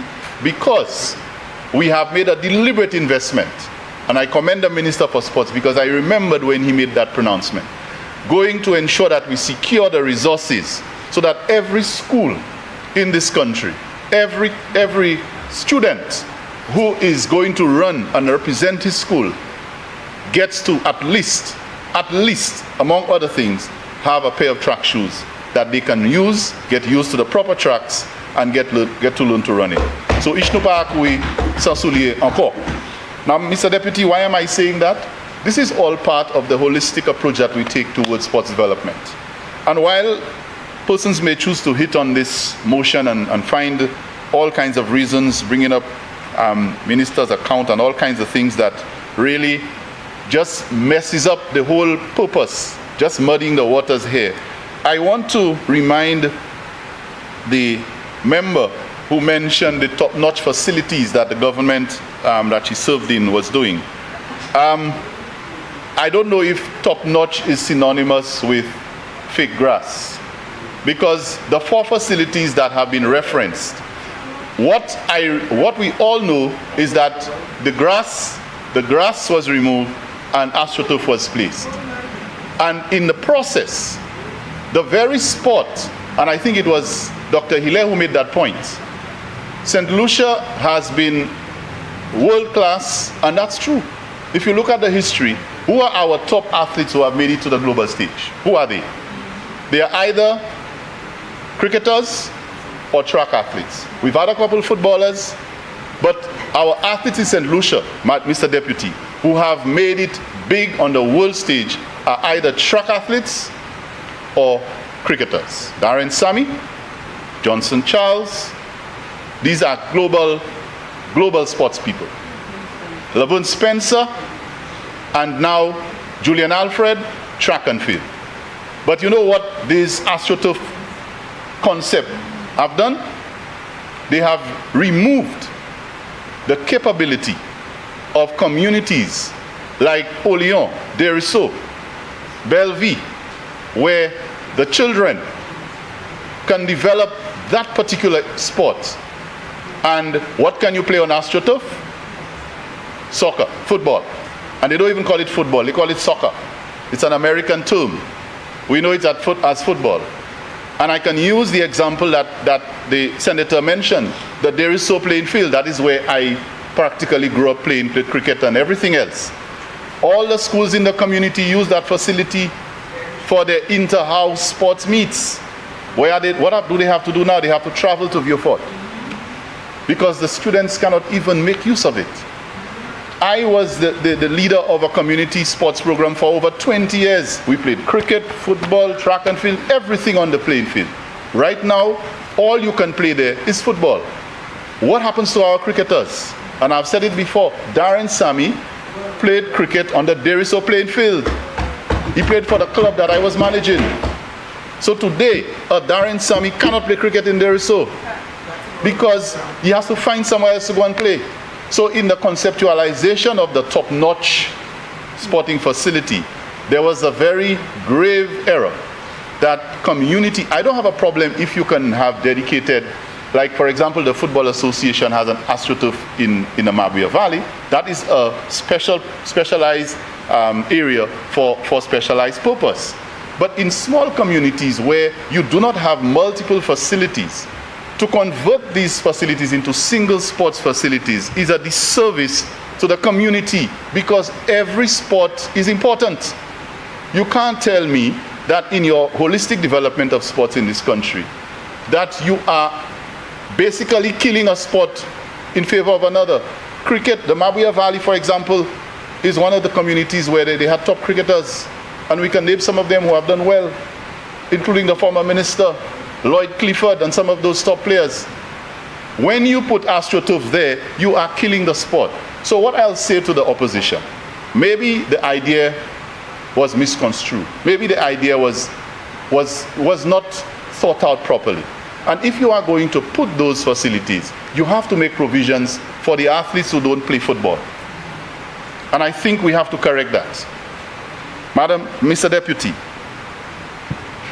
in your submission, while you assumed a different position, you did make reference to some of the overall improvements that you would have envisaged. But I wanted to challenge one of them with regard to the scoreboard. While I think electronic scoreboards are the way to go, but in certain parts of the world, like for example in England, there is very deliberate effort made to keep some of the traditional practices because it has some kind of authentic historical value. And preserving those, you know, like the Big Ben and some of those traditional pieces, like the traditional manual scoreboard. While I think we should include or introduce the electronic ones, but we shouldn't totally do away with some of the real sentimental pieces. But I believe that it's true that the facilities need to be upgraded. My knees are now paying for the jumping on concrete, playing volleyball, basketball. That right now I have to be careful because we did not have indoor facilities. I think there's one in Grosley near the Beausejour facility. I think some of our communities can do with a few more so that the athletes who play indoor sports like netball, basketball, volleyball, tennis, can train even when it rains and can have synthetic surfaces and more surfaces that do not have so much strain and on their knees and on their bodies to train. I think also one of the areas that I have not heard anyone say much about today, but I think is necessary, is that we have to not only look at the facilities, but give attention also to the human resource component of our athletes. Developing I think Senator Polius mentioned soft skills, but I think we need to look at the other areas in their personal development. That is what we can consider off the field development, because that is where you can, the difference between two genuinely good athletes, you can cut the better one. Darren Sammy is a good example. There are three brothers. He's the first of three brothers. One of them was an ex-student of mine. The middle brother, I believe, is probably the most talented of the three. As boys, they played cricket together. Darren was probably the least talented of the three, but he went on to be the best in terms of his achievements. And the difference is because of what was up there. How he was nurtured, his attitude, what he learned, and how he approached what he did. And I think we have many more athletes, top world-class athletes in this country, who are missing out because they didn't get that support to develop their personality, their personal development, their human side, so that they can thrive. Mr. Deputy, just to round up, I don't want to go back to some of what was, all of what went on with this issue that was raised by all three of the senators here. But a statement was made about the transformative power of sports in uniting communities. That was by Senator Polius. I think it's a very It's a very sexy statement. It sounds good. And that is true.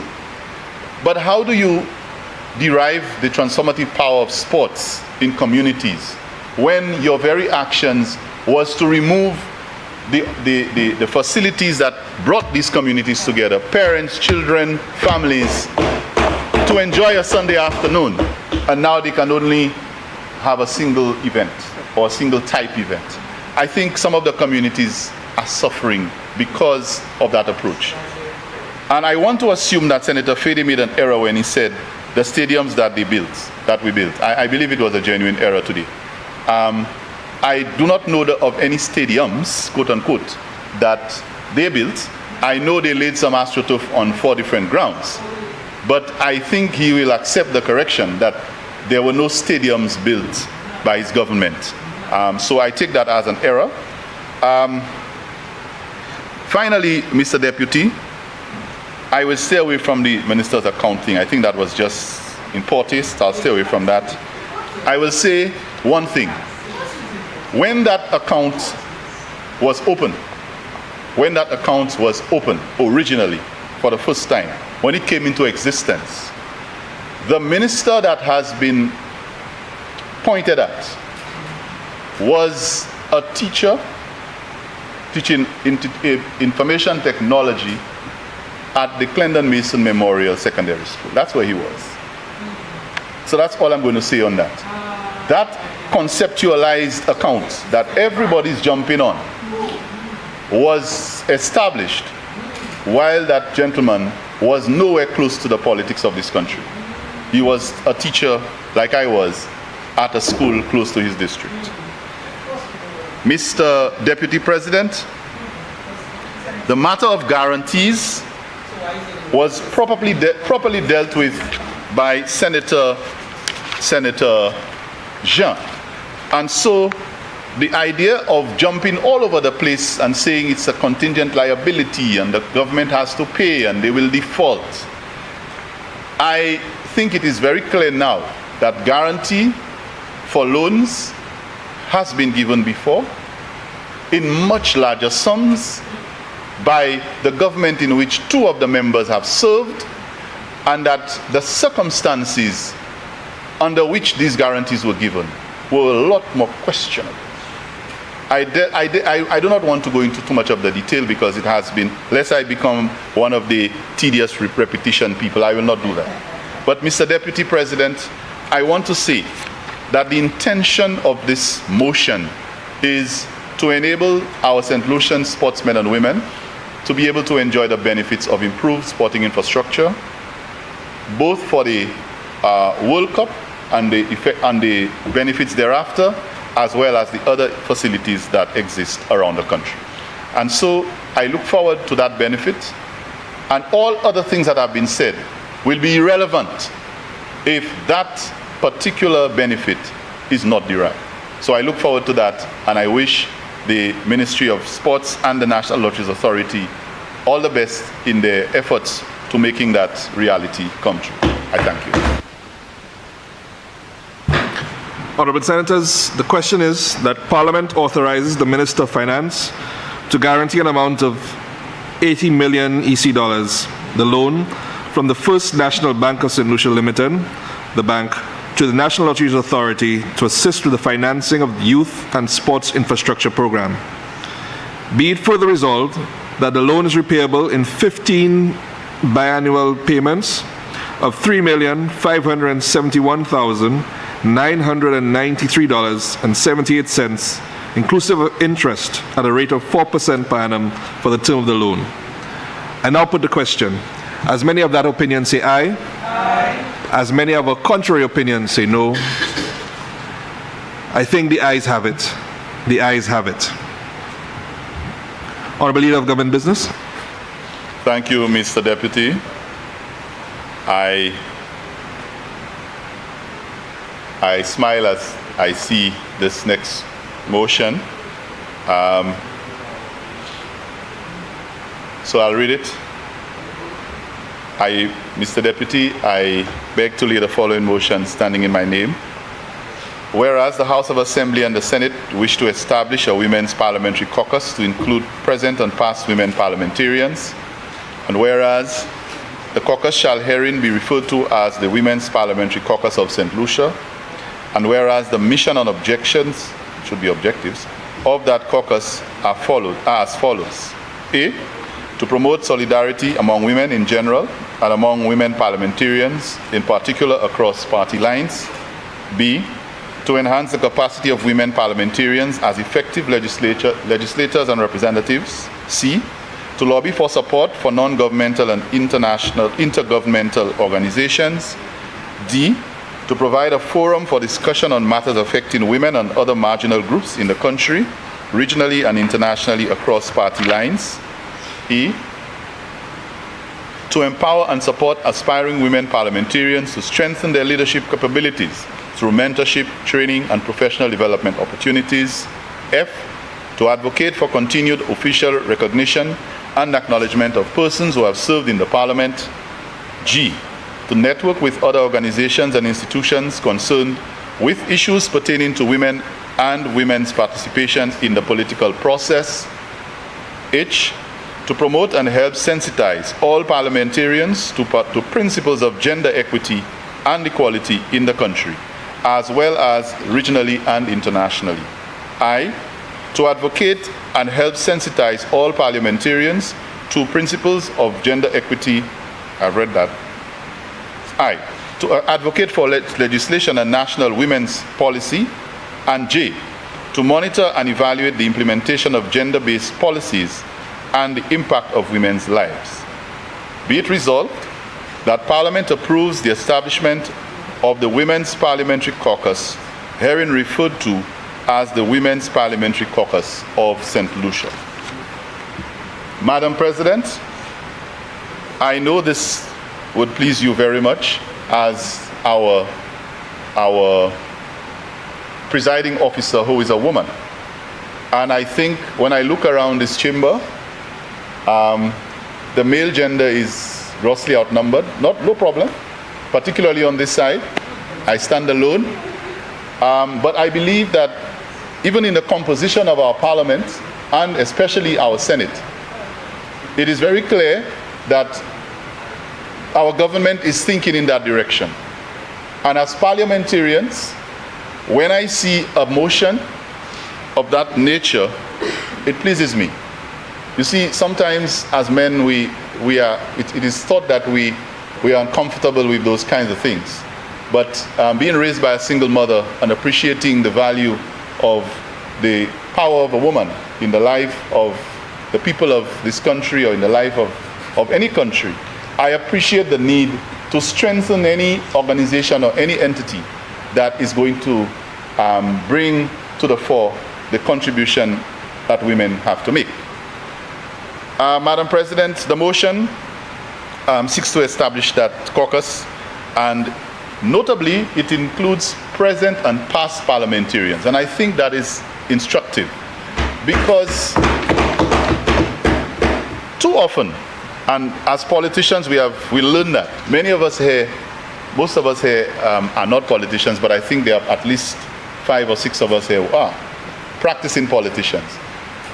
Our stint, we learn a lot of things, and one of the things that happens is that when you get to a certain stage, sometimes people just seem to, they don't think that you're as useful or as resourceful as you can be. And I think maybe they should start talking about a men's caucus, because I think we have parliamentarians, male and female, who are no longer active, but still have a wealth of knowledge, experience, and expertise that we can benefit from.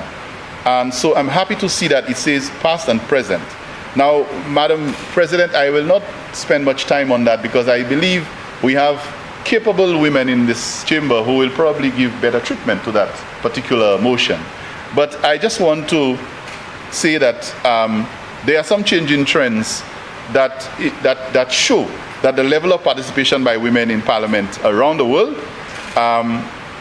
will basically getting some of those stereotypes to disappear, and this is good news. the point about achieving gender equality and equity, Madam President, I must tell you that long before I was a politician, I endeavored to get involved in some research for my first degree, and I was actually doing research on gender equity, but it was at that time specific to children. And there's a lot that I learned about some of those stereotypes and expectations that can affect the lives of people even at the school age, much less as adults. So I will pause here and say that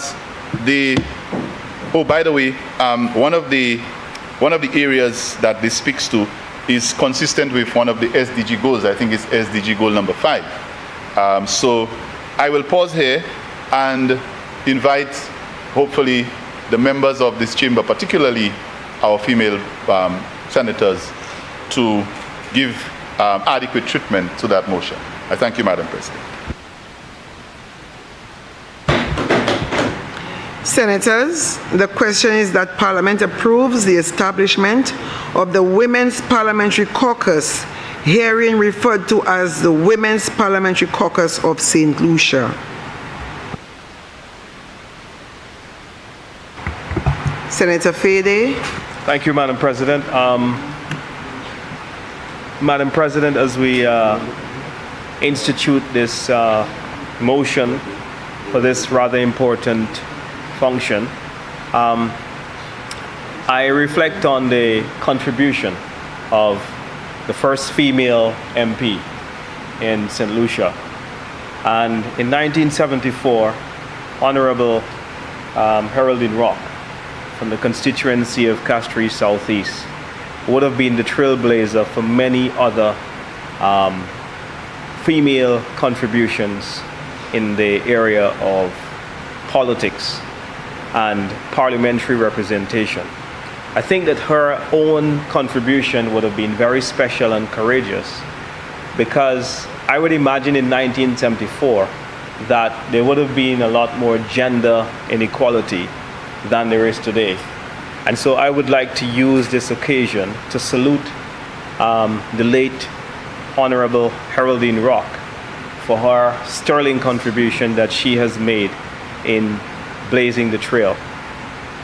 Madam President, it's important for males like myself to offer ourselves up as allies for gender equality in our society. Indeed, we have made significant strides, but I'm sure that we will hear from our female colleagues here today that we still have many ways to go in reaching an acceptable level of gender equality.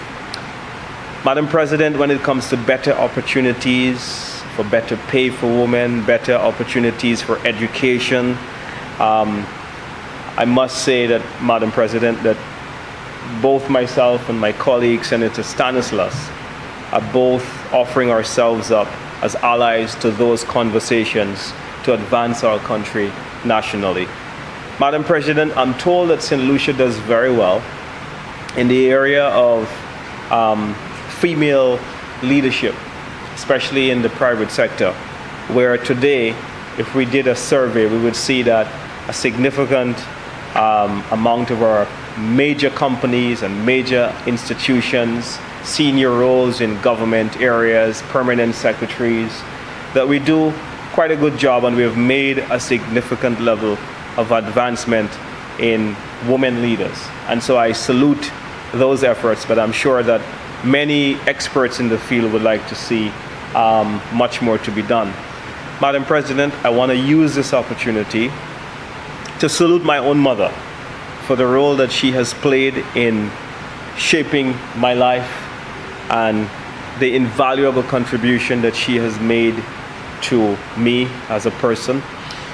Madam President, my female teachers, many of them, my sister, the woman in the constituency of ancillary canneries that I recently represented, that gave me the opportunity to serve and make a public contribution. They are all worthy of being saluted today for the invaluable contribution that they have made in our lives. So with this, Madam President, I want to say thank you. You are worthy of saluting as well. You are among, I think you're about the third or fourth female presidents of the Senate, if my history is correct. But I salute you as well for being among one of the trailblazers of female leadership in our country. And congratulations to my female colleagues for organizing themselves in a way that your male counterparts have failed to do. So thank you very much. Senator Jawa here. Thank you, Madam President. Good evening, colleagues. I rise to make what I think is a brief intervention on a motion that I am extremely proud to present on.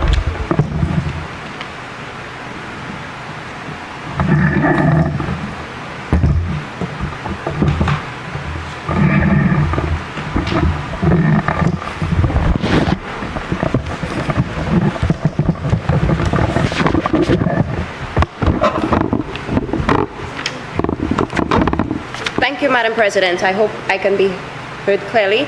As I said, I rise to make a brief intervention on a motion that I believe is extremely important. And I'm really smiling here, Madam President, smiling at you, because I want to take an opportunity, or take this opportunity, to really congratulate you and thank you for your hard work in ensuring that within your first term as President of the Senate, that you implemented and ensured day and night, you toiled with us to ensure that a women's parliamentary caucus was established. And I think my colleagues can join in applauding you as well. And the reason why I start off like this is, I remember when a couple months ago, last year, we had some discussion on establishing a women's parliamentary caucus. We met at the Department of Gender Affairs. The opposition was invited as well. I'm not sure if, I don't think she came to us, yes. And it was an opportunity for us to come together, because we realized that despite the fact that the world is moving at such a very fast pace, a lot of our women were held behind because of societal norms. And Madam President, I can tell you, even as a young girl growing up in the church, there was not too much support from certain individuals, as I would say, to really help groom you as a young person, as a young woman. And of course, thanks to my teachers, Teacher Carol Valse from Geno, who played an integral part in my life to ensure that I stuck on the right path. I also want to make mention of Miss Anita Kodra from Forest J Seventh-day Adventist Church, who was also part of that foundation.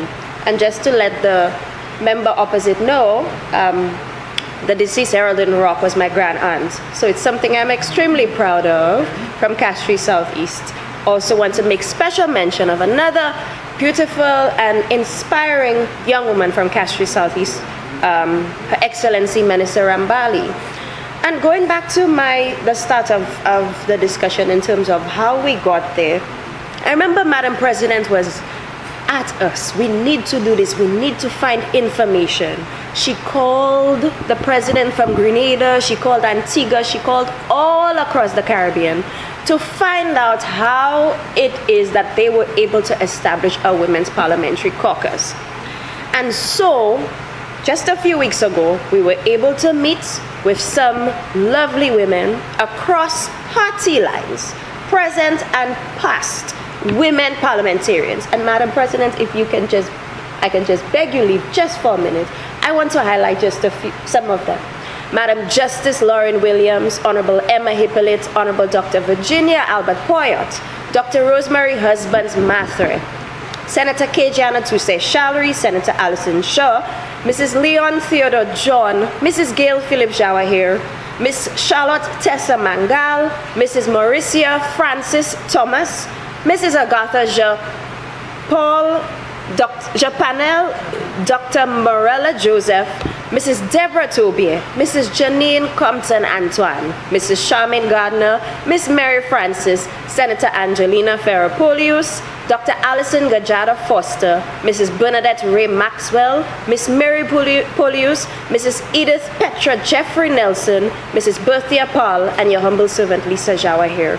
I wanted to make special mention because I want members here who are present to get an understanding of who some of these women are who will be championing the cause of ensuring that female participation increases, of ensuring that a gender lens is applied to budgeting procedures and parliamentary procedures, and of course to continuously advocate for a level playing field for women. And these women that I mentioned, we are all very familiar, come across party lines. Madam President, according to an International Labour Organization study, an ILO study, 70% of women prefer to work in a paid job regardless of the labour market status. However, there are significant obstacles that restrict their freedom to participate fully and to navigate effects based on their personal welfare and economic growth. Additionally, and historically, women have been held back by social norms, where society has taught us that we are not equal to men. Oftentimes, a woman is desirous of being part of the workforce, but has been influenced by society as to what exactly her role is, and her role more generally in the communities to serve in the home. A critical threat of combating this discrimination, Madam President, could mean a suspension of our economic growth according to this ILO study. That if the talents, skills, and abilities of women in society are not utilized urgently, we could experience a stagnant economy. I think that is very telling according to this study.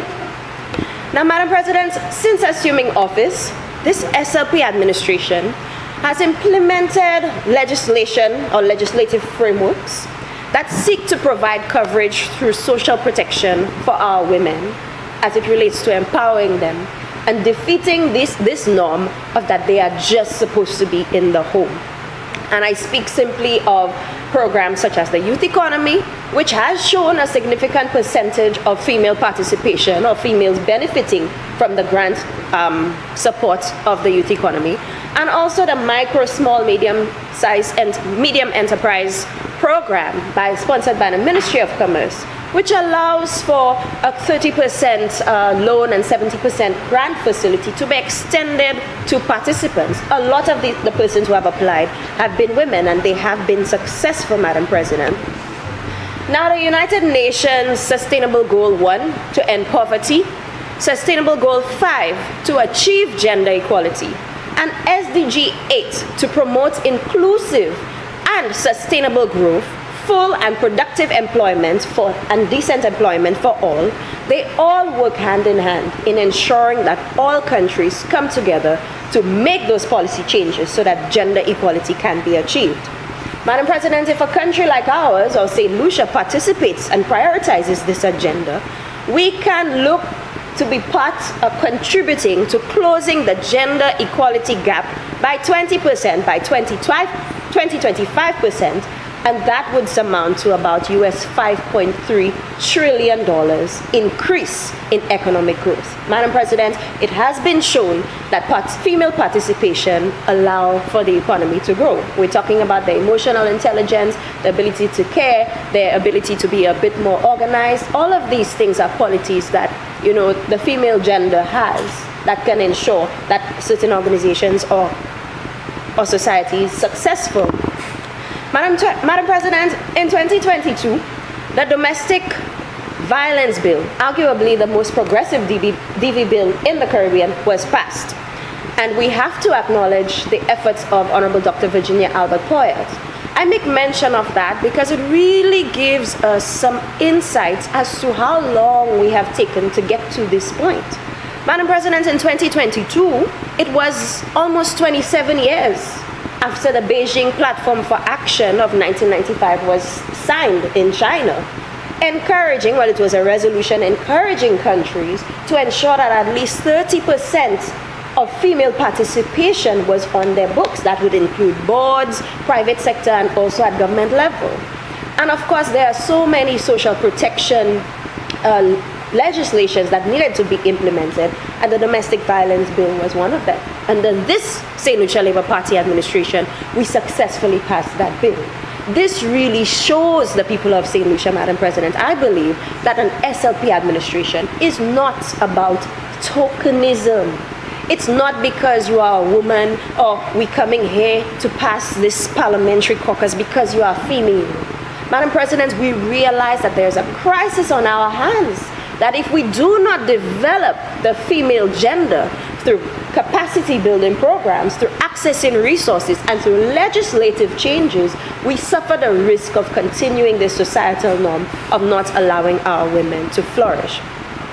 Madam President, as we continue to pave the way to achieve gender equality in St. Lucia through the empowerment of our women, one area that we note is lacking is public awareness initiatives and legislative strengthening that will directly address the roles women and men can equally play to challenging these restrictive norms in our society and at the parliamentary level. As a result, the Cabinet of St. Lucia and the House of Assembly has recognized that we are now at a place that if these significant strides are not made to close the gender gap, we suffer the risk of a stagnant economy. We suffer the risk of losing female participation and that economic activity that is generated from the sort of employment and businesses that women engage in. Madam President, it is so important and it cannot wait. We must be able to adopt a multifaceted approach, comprehensive approach to narrowing this gender equality gap. And I know the Prime Minister had that foresight. I know the Prime Minister understands this. And that is why today in the Senate, we are seeing a historic over 50% of female representative, not just because we want to say that women can be participating in Parliament. And I can speak on the government side. We have Honorable Dr. Pauline Antoine, an educator, a former teacher. We have Senator Senator Tusse Shallery, who is actively engaged in the fishing and agricultural sector. We also have Senator Dr. Alison Jeux, a former permanent secretary, who has been able to, through her debates, give us a lot of background insight and experience on what we continue to debate in the Honorable House. And of course, your humble servant from a communications background, doing my best to be able to break it down the best way possible so that people of St. Lucia can understand. Madam President, adopting a gender lens will change the lives of women and girls. And that is why the St. Lucia Labour Party removed VAT on sanitary napkins. Now, Madam President, I recall in 2020, I sat right where Senator Stanislas sits. I was an opposition senator, and there was a discussion on period poverty. And I made the point that a lot of young women and girls, especially from my community, would not have been able to afford a packet of pads, would not have been able to afford even the napkins that are available today. And so when we were in opposition, we were ridiculed. What is period poverty? That doesn't exist. From my personal experience, I've had to push my money in my pocket to assist young women. So I can tell you that it certainly existed. And of course, we came into government. One of the first things that we requested of the Prime Minister was some soulagement. So women, because you do not have a choice, Madam President. You don't control your body like that. Your menstrual cycle is not something that you can just decide you will never have any. As a woman, this is what comes with being a woman. And so removing the 2.5% VAT for unsanitary napkins was as a result of the advocacy for women on this side of the house to ensure that other young girls and other women were able to afford sanitary napkins. Madam President, these are just some initiatives that the SLP has been able to achieve. But like I mentioned, we do not have all the answers.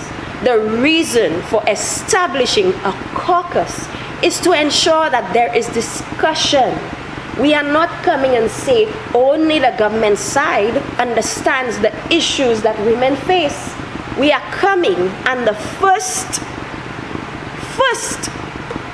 objective under this establishment of a Women's Parliamentary Caucus speaks to promoting the solidarity among women in general and among women parliamentarians in particular across party lines. And Madam President, I wish other members were present at our meetings. We have fun at this caucus. We have a good time.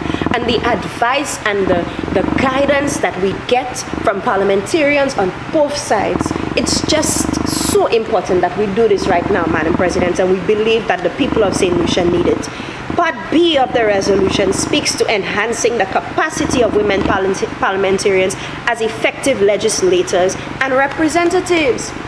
When I was appointed as an opposition senator, nobody called me for any training, Madam President. It was expected that you would be following the debates of the House.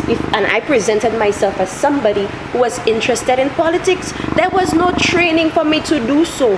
There was nobody to sit and say, Sister Lisa, it's A, it's B, it's C. I had to be watching Honorable Joachim Henry. I had to be watching Honorable Gideon Ferdinand when he was leader of opposition business at the time, watching their previous sittings to be able to learn how to do this. But Madam President, this motion says that we will seek to enhance the capacity of women parliamentarians. What does this mean? It means that the caucus is there to also support the staff of parliament and female parliamentarians and parliamentarians or young people who dream to become parliamentarians, to educate them and to enhance their capacity so we can ensure that we have competent female representation, Madam President. C of the caucus speaks to lobbying support from non-governmental and intergovernmental organizations. Of course, we understand there's a cost to almost everything. I'm pretty sure when we go on our advocacy on the ground, visiting the different centers, that there are costs that need to be met. And so with the caucus being recognized by this parliament and being established by this parliament, we can seek to get that sort of support to fund some of our initiatives.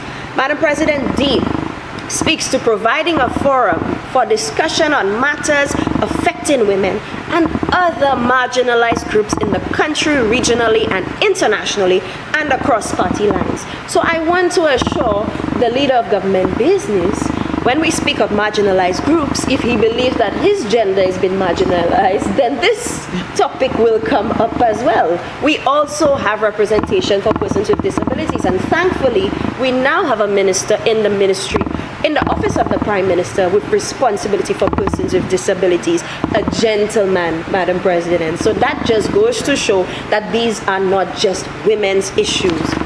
Madam President, I move on quickly to E, which speaks to empower and support aspiring women parliamentarians to strengthen their leadership capabilities through mentorship training and professional development opportunities, similarly to what I spoke of earlier, of hoping to have a mentor to be able to groom our young women through politics.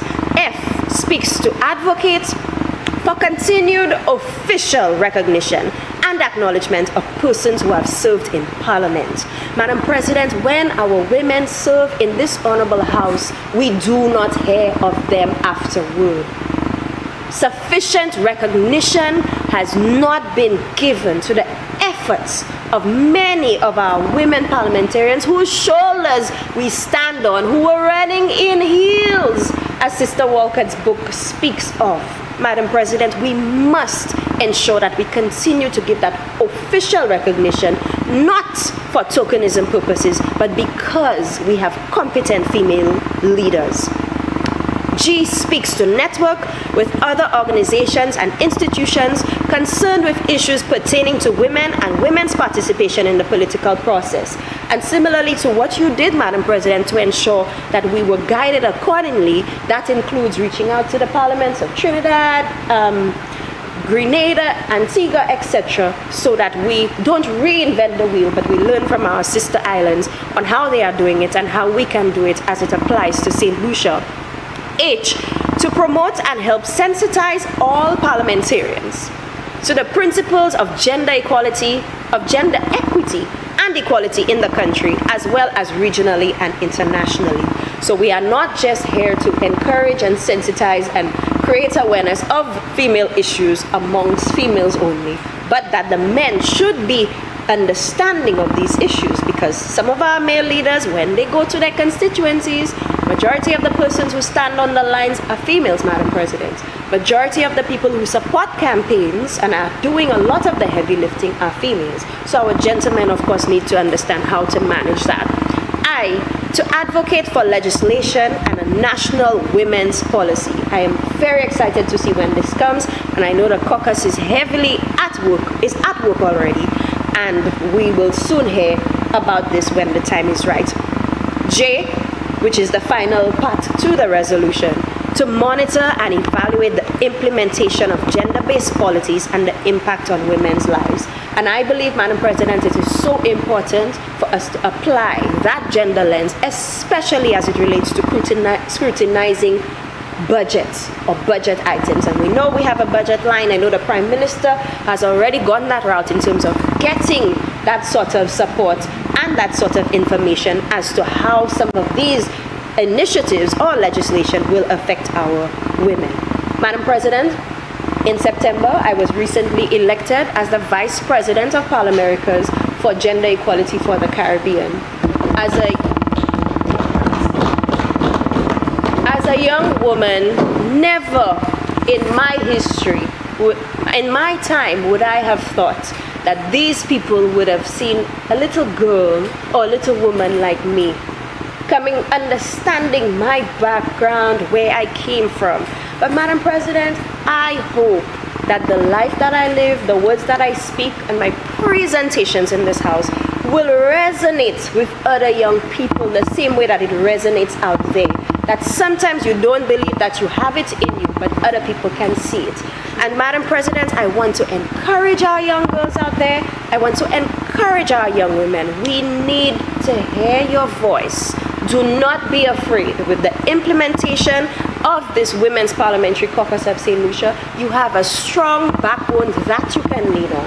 And of course, objectively, across party lines, we firmly believe that we will be able to achieve our mandate. With these few words, I want to extend my full support to the passage and to the entire House supporting the passage of and the establishment of a Women's Parliamentary Caucus of St. Lucia.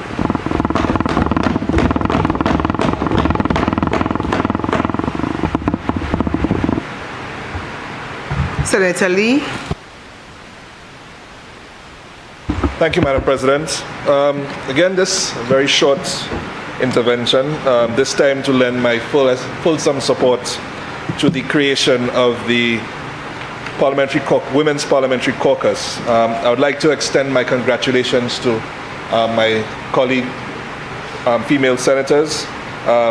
And I know this caucus is going to extend beyond the chamber to the lower house and to past parliamentarians as well. So I wish to extend congratulations to all of them, and particularly to you, Madam President. Again, I know this is something that you have fought long and hard for, and congratulations to seeing it to its fruition. I want to endorse some of the language that was used by the leader of opposition business, in that I like to think of myself, well, I've never really given conscious thought to whether I'm an ally or not in the fight for equality. And there's a very simple reason for this. In my personal experience, and I think for some people this is the power of example, there's never been a question of equality for men and women. In my family, women have always had a leading role. Quite a few of them have been quite forceful. I'm sure you heard of the late Lucia an indomitable woman. I mean, she begs all sorts of description, but this is a tower giant of a woman. The late Daphne James as well. Persons who are in education will be very, very familiar with her. Past principal of the Anglican school. The late Marjorie Lake, as well. Again, another, and you see a sort of trend there with the type of women I'm naming. They've all been very, very forceful, very dominant. I don't want to use the word dominant because it seems almost, like I'm belittling in some ways what these ladies achieved. They're powerful. I think that's really the word that I want to use, powerful. And perhaps, again, Justice Susie Dovey, who lives on way past her passing in her contribution to the development of St. Lucia. And also, no less, my mother, who was an educator, lifelong educator as well, lifelong nurse practitioner, who even today is not afraid of anybody or anything. And oftentimes I have to tell her, Mommy, relax. You don't know these people from anywhere. Why you want to go and tell them about X, Y, and Z? But that's the kind of people that I grew up with. People who felt that there was no restriction on what they could do and what they could achieve. And gender was definitely not one of those restrictions. So as I said, I've never had to consciously think whether equality existed or not because it was what I was always surrounded by.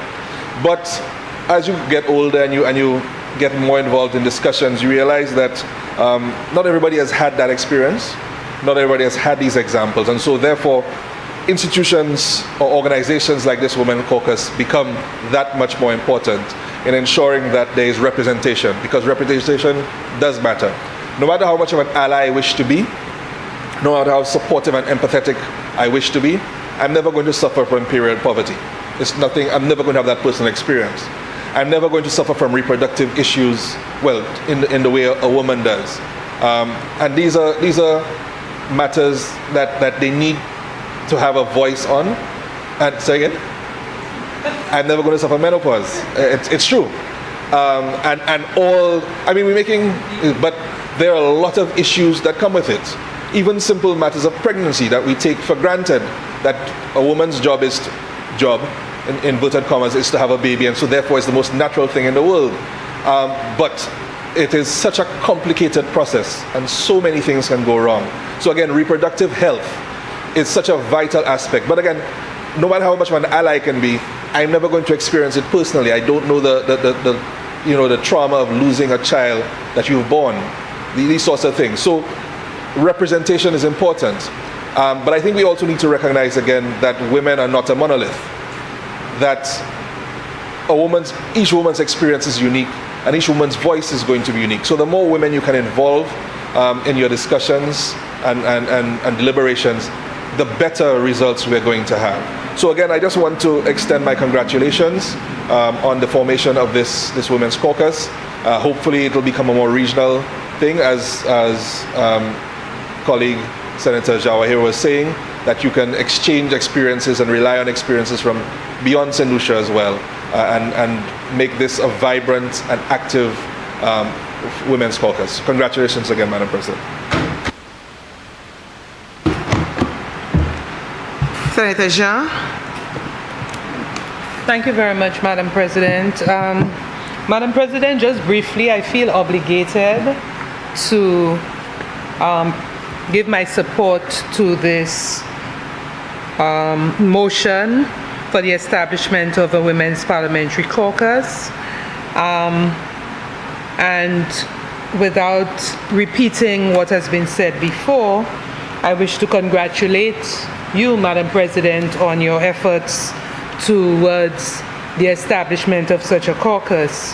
I was present at the inaugural meeting and subsequent meetings, and I think what I see coming from around the table, especially with past parliamentarians from both sides of the political divide, I feel very heartened that this parliamentary caucus will be effective in attaining the objectives that have been set. Madam President, I noted on a website called Statistica that in 2020, for 2021, Statista, it says that the share of women in managerial positions worldwide in 2021 by country places St. Lucia as second in the world of having women at managerial positions. And I think that is quite a feat.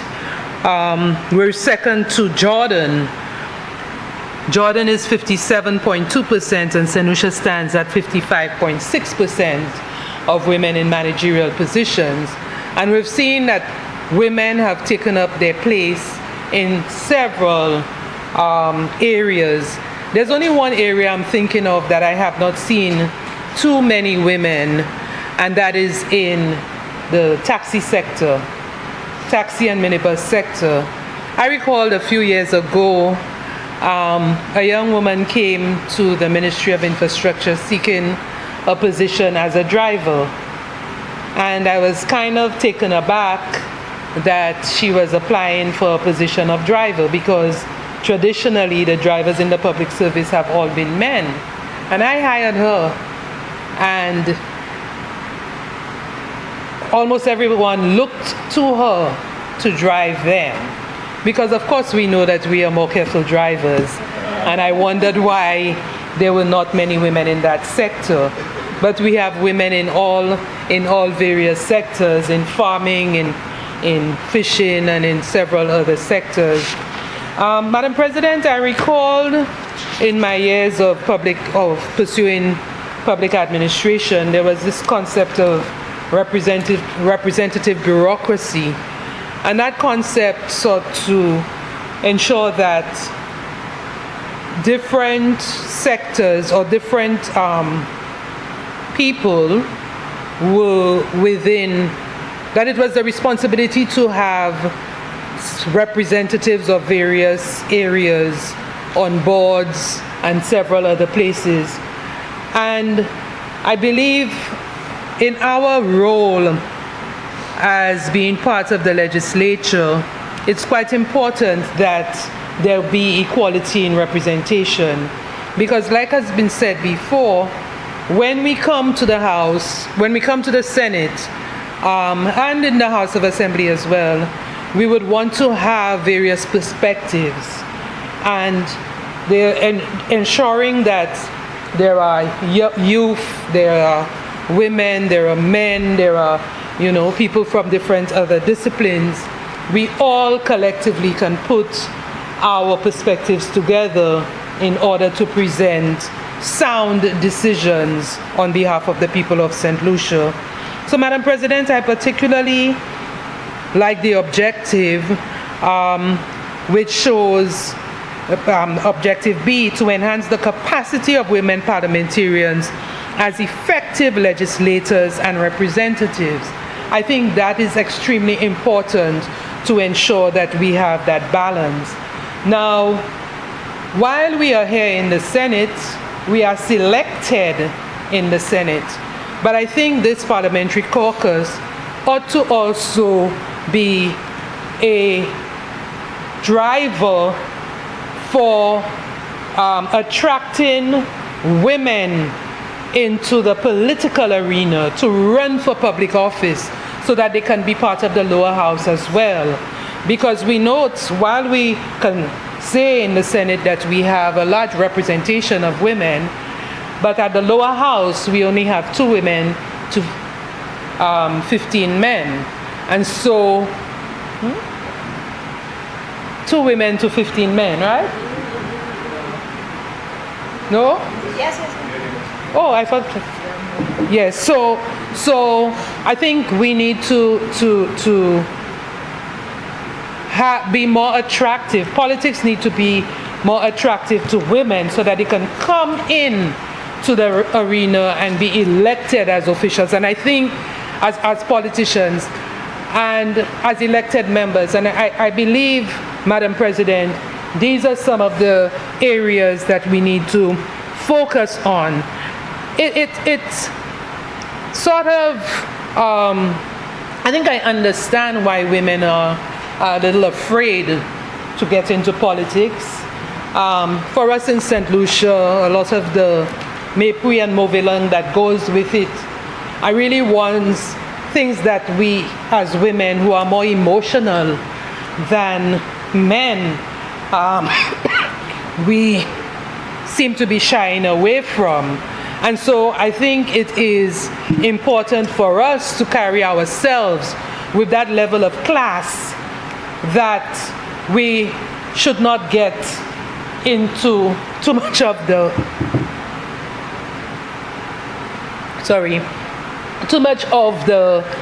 déclassé kind of attitude when we go out there. So that in itself, Madam President, through the Parliamentary Caucus, should change the face of the campaign, to make it more attractive to the young people. I also want to commend the schools and the National Youth Council for bringing in the youth parliamentary debates. I think last year, from what I saw, we had a very good debate right here in this chamber, and some of the contributions that were made really shows hope, especially among women. Strangely, at the youth parliamentary, I think there was a women's parliamentary debate, and it really showed that there are women out there who are attracted to come into politics, and I think it would be good for us to have perhaps a few sessions with them among ourselves to give them that impetus to get into politics. So all in all, Madam President, I hope that this parliamentary caucus would allow us to raise the bar in politics in particular. I'm speaking more of the political realm. And given the fact that we have a bipartisan caucus, that we can bridge the divide that seemed to be so wide at this point and bring us closer together in order that we can raise the politics among us as women. I thank you.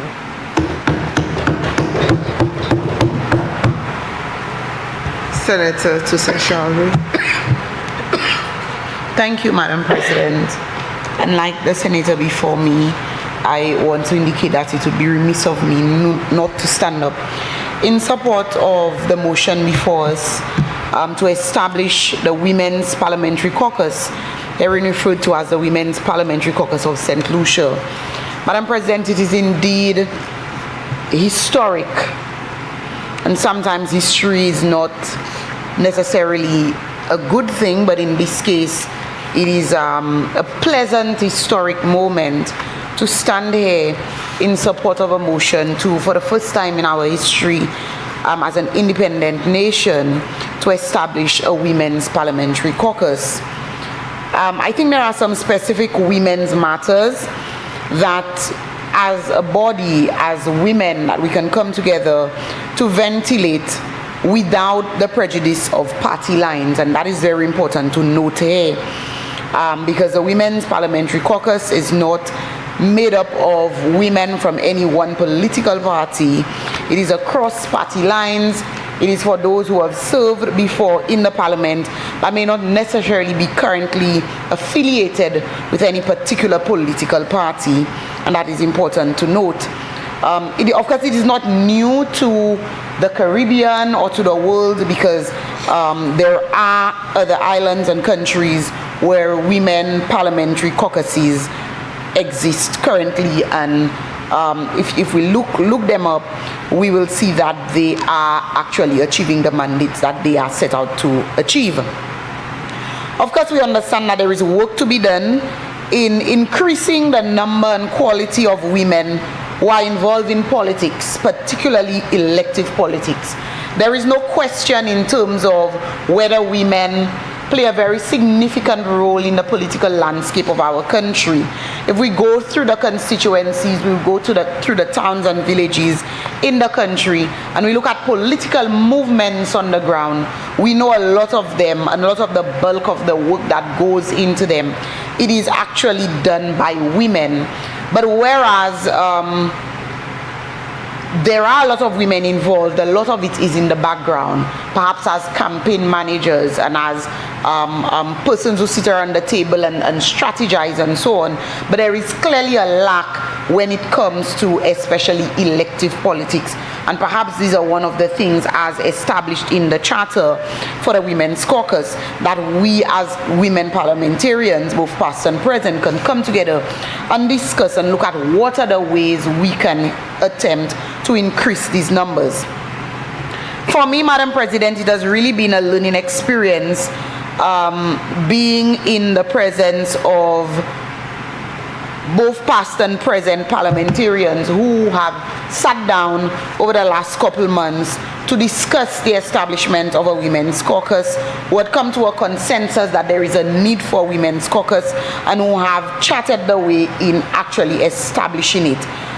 The reality is that whereas there's some history has been written about the work of women who have served in the parliaments before and currently, I think there is so much more that we can do to highlight the work and the contribution that these women have made, not simply as a point of writing our political history, but as a means of encouraging other women, those behind us, those beside us, and even some who have in certain spheres gone before us, but perhaps have not had the opportunity or the fortitude to serve in the areas where we have served or to serve in Parliament.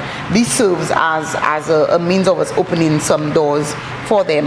Madam President, I want to, for the record, state the composition of the Women's Parliamentary Caucus. Of course, as our chairperson, the Honorable President of the Senate, Madam Alvina Reynolds, Deputy Chair, Justice Lauren Williams, Secretary, an Assistant Secretary from the Parliament of St. Lucia, Mrs. Shama Charles and Ms. Yumika Modest, respectively, Treasurer, Honorable Emma Hippolyte, Communications Officer, Ms. Mary Polius, floor members, Dr. Alison Kajada Foster and Mrs. Leon Theodore John, and the ex-officio members, Honorable Virginia Poyot, Albert Poyot, and Dame Paulette Louisi. And again, looking at the composition of the executive, it is very telling, Madam President, and speaks to the core values espoused in the charter of the Women's Caucus, Madam President. Of course, I think there are still many areas of concern, and perhaps one of the very critical mandates of the Women's Caucus is to look at some of these areas of concern and continue to ensure that the level of marginalization that some women tend to suffer from or are affected by are significantly reduced. And of course, some of these areas can be the infiltration or access to certain industries that are still considered very male-dominated. And of course, I can speak of the industry that I work in, the fishing sector, Madam President. And although, again, a lot of women are involved in the sector, but a lot of women are involved in a very informal aspects of the fishing sector, and they do not form part of the numbers we see in the fishing sector. So there are very little women who are boat owners, for example. There are very few women who are actively involved in fish extraction, who actually go out on the fishing vessels and involved in the actual catching or hauling of fish, Madam President. And so these are some of the areas we can look at and try to determine how we can empower more women to be involved in these more formalized areas of these sectors, Madam President. I personally do not believe in a system of tokenism or a quota system, but I think that a unified approach where we can reach out to other women, where we can be on the ground in the communities, present in the schools, Madam President, provide that level of mentorship and direction for especially our young women, perhaps can get us closer to the numbers that we want, Madam President. So with these words, I want to lend my support to the motion, Madam President, and I do look forward to seeing the action as it relates to the Women's Parliamentary Caucus. And as I take my seat, Madam President, I want to take this opportunity to congratulate my alma mater, the Viewfort Comprehensive Secondary School, at their achievement at the recently held Island Champs. I want to also congratulate, or in fact to extend best wishes to the District 6 schooling district, which is the district that I was schooled in, as they get ready for the inter-primary schools meet coming up this week at the Sufre Mini Stadium. Each of us as women, we have a responsibility, Madam President, and that's very important. I think the senator before me alluded to that we have a responsibility as female, as women leaders, to ensure that the actions and the things we send out into the universe are not counterproductive, Madam President. And so in our quest to ensure that we encourage other women and we entice other women to come forward and put themselves out there for elective politics, Madam President, that we create an avenue and an environment that is conducive for them to be willing and wanting to actually come in the fore. And we can only do that if we create an enabling environment. Madam President, I want to single out an organization that the speaker before me mentioned, CWIL, Caribbean Women in Leadership, that we do have a branch in St. Lucia, who have been very instrumental in their attempts to empower women, to prepare them for leadership, especially political leadership.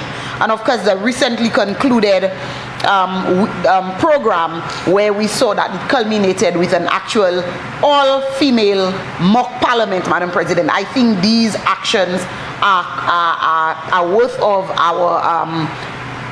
us complimenting them, Madam President, and I want to just encourage them to continue to encourage our women and lend that level of support so that we can see what we want to be achieved in terms of the increase in numbers. And I want to, my final word, Madam President, is I by no means think that we should be fighting with the men for a space around the table. I think there is space for both men and women, but we certainly need to increase the numbers so that there is greater, or that we give greater action to equality and equity as it relates to women in leadership. Madam President, I thank you.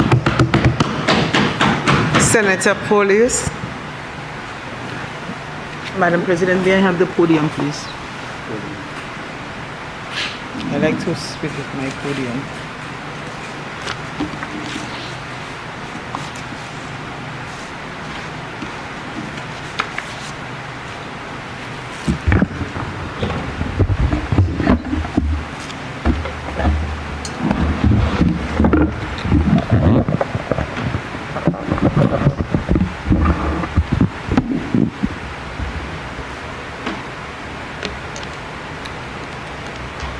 Madam President, please permit me a few minutes of, from my allowable time to take a moment to acknowledge and celebrate the invaluable contributions that women have made to every facet of our lives. From the nurturing embrace of family life to education, and and how the educators have continued to empower the nation's children, how educators have empowered us, even some of us who are educators today. We were inspired by other educators. In social justice and politics, women have played a critical role in shaping our country. So we want to salute the contributions. We want to salute all the women who have played a quintessential role in the development of this nation. In our homes, Madam President, it is often the women who selflessly nurture and care for their loved ones. We're not saying that the men don't play a part, but it's usually the women who come to the fore, the women who instill values and foster love and compassion. It is their unwavering dedication, Madam President, and the love that forms the bedrock upon which families are built and communities flourish in our nation today. In education, Madam President, women have served as beacons of knowledge and inspiration. And as I said, they've empowered many of us. They've empowered generations with the tools that they need in order to thrive and to succeed. Whether as teachers, mentors, counselors, managers, women have shattered glass ceilings, Madam President, and opened doors of opportunities, paving the way for countless others to follow in their footsteps. We must acknowledge, Madam President, the remarkable contributions of women in the world of sports. Our young women and girls have excelled. They've inspired. They've broken barriers in soccer and athletics. And it is through their dedication and passion that, they've entertained us. But not only that, Madam President, they have challenged societal norms and stereotypes. So we really need to celebrate those trailblazing athletes, their coaches, officials, umpires, administrators, managers, those who have made an indelible mark in sports history and continue to pave the way for future generations of female athletes. We salute them, Madam President. And in society at large, Madam President, women have been catalysts for change, champions of justice, and voices of reason in times of uncertainty and crisis. Madam President, the resilience that many of them display, or many of us display, our unwavering commitment to social justice, all of this has helped to shape our nation and to make it a more equitable world for all. Make it a more equitable society for all. But as the Senator mentioned, there is still a lot to be done, and we recognize that. And in the area of politics, Madam President, women have stood shoulder to shoulder with the male counterparts. Women have fought tirelessly for equality, for justice, and representation. From community activism to parliamentary chambers, and we can see here, like all of us here in this chamber today, you have played your role, and you continue to play your role. You are in the forefront of movements for change, and today's resolution, the resolution that we have right now, is testimony of this. Madam President, I want to salute all women and girls in this country. I want to salute the women of the United Workers' Party, the women's arm. I want to salute the women who have played a quintessential role in my life. My mother, strong woman, resilient. My sisters, my young daughter, she's a woman, young woman, and I know that she has a lot to contribute in the field of medicine upon graduation. So yes, Madam President, yes, I want to register my support for the establishment of a women's parliamentary caucus with its intentions and goals as outlined in the document that we have before us. Madam President, a women's parliamentary caucus is not just a forum for discussion. And we can all acknowledge and recognize that there is a lot more that needs to be done. And we need to take it beyond the confines of the chambers. How do we treat our women out there? It is a platform for action. It is a catalyst for change.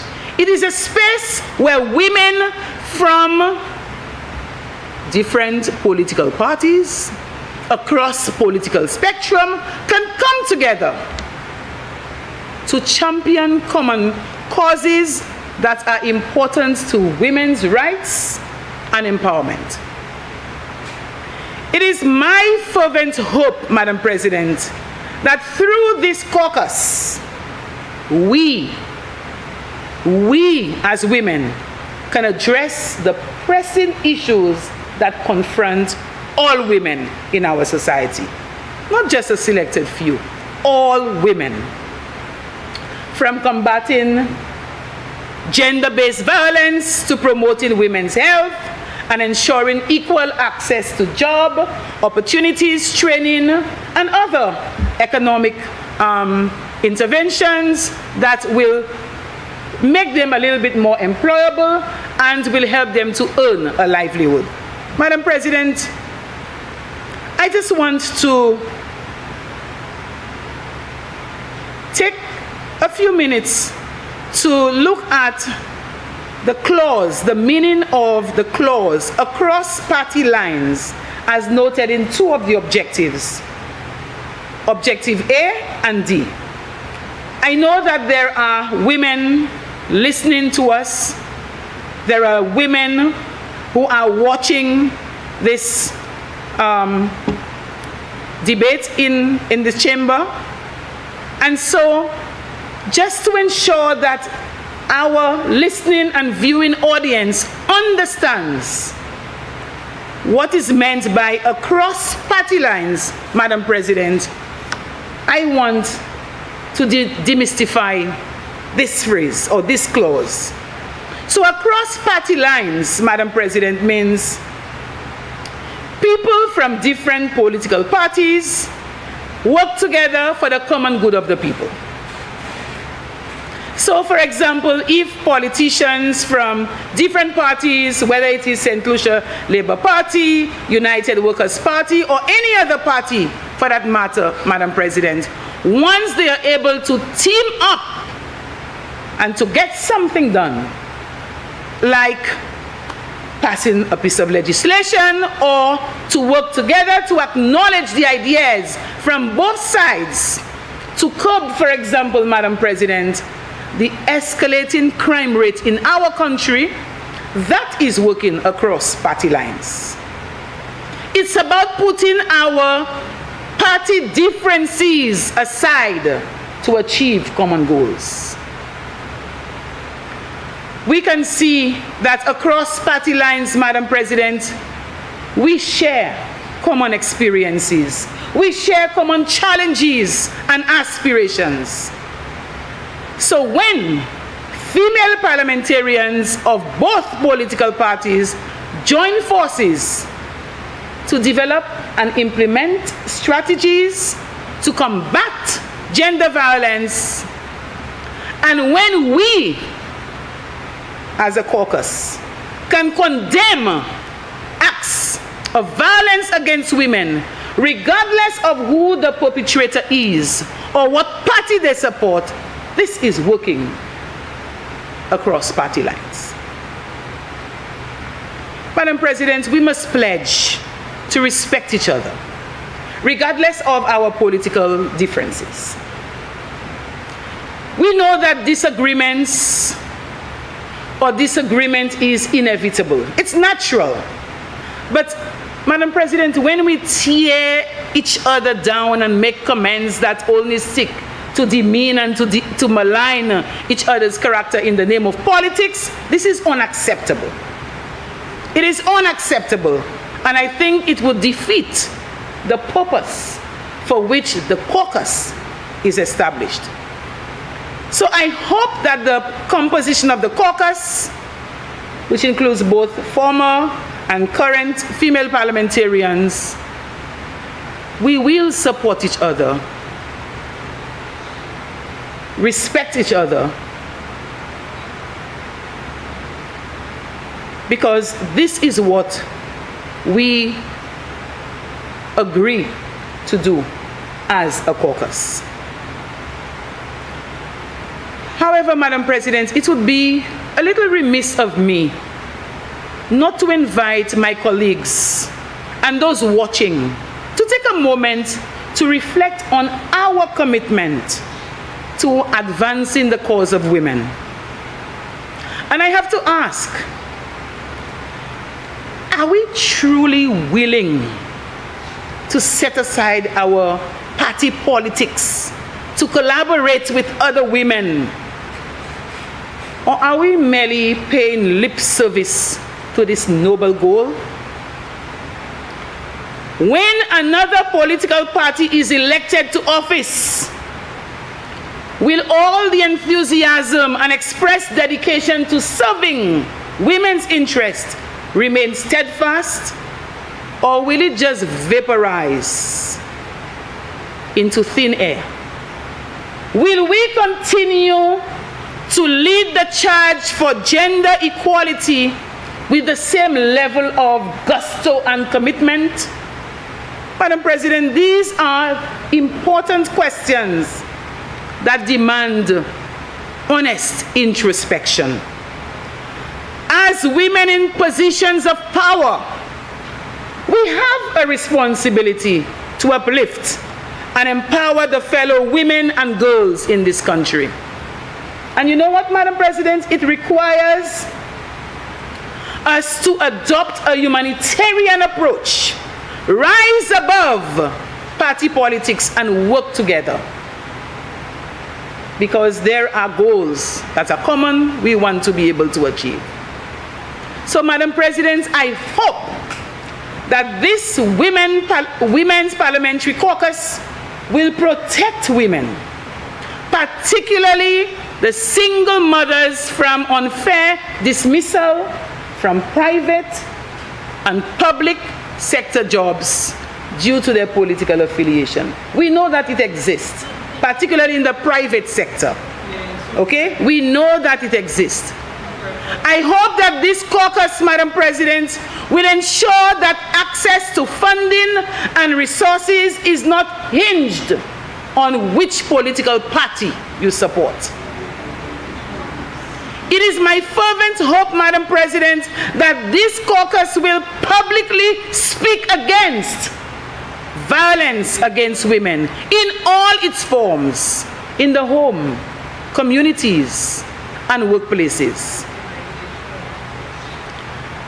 I look on to see how this is going to play out on the ground, not just within the confines of the chamber, but how it plays out in our communities, families, workplaces, and various organizations.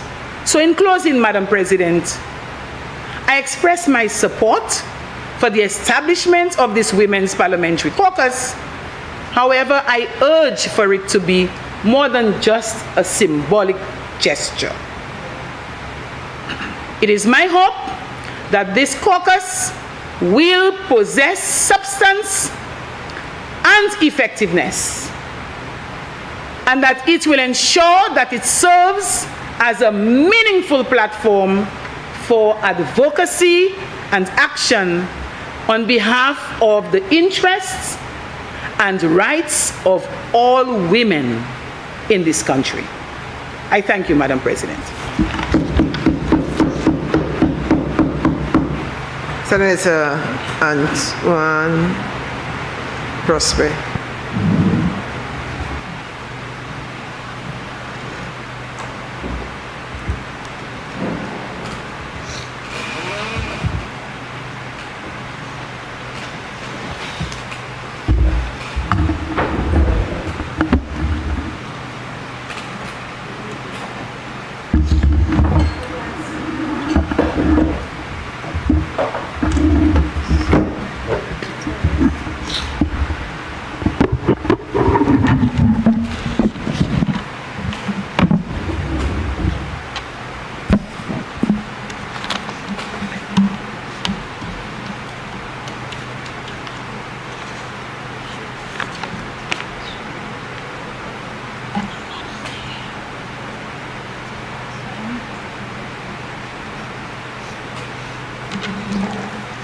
Madam President, I stand in support of the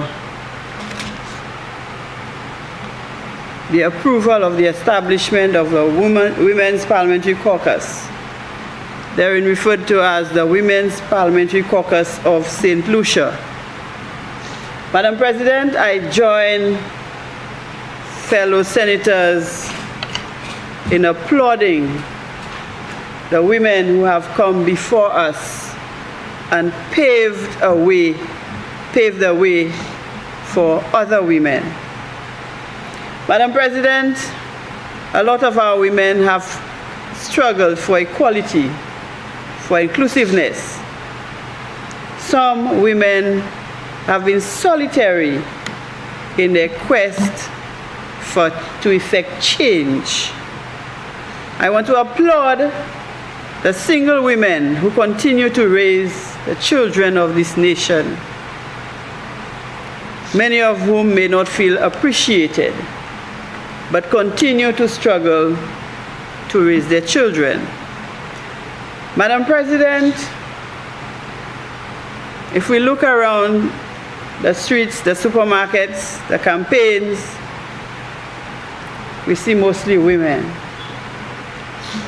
who continue to work hard for their party, for their organizations, who continue to nurture the children of this nation. We also see women over the years who have empowered themselves through education and taken up key positions in society. Madam President, I am an optimist, and I have faith in this parliamentary caucus. A woman's parliamentary caucus holds immense importance in promoting gender equality, women's rights, and inclusive governance. Madam President, we need to empower our women. We need gender balance in a male-dominated parliament.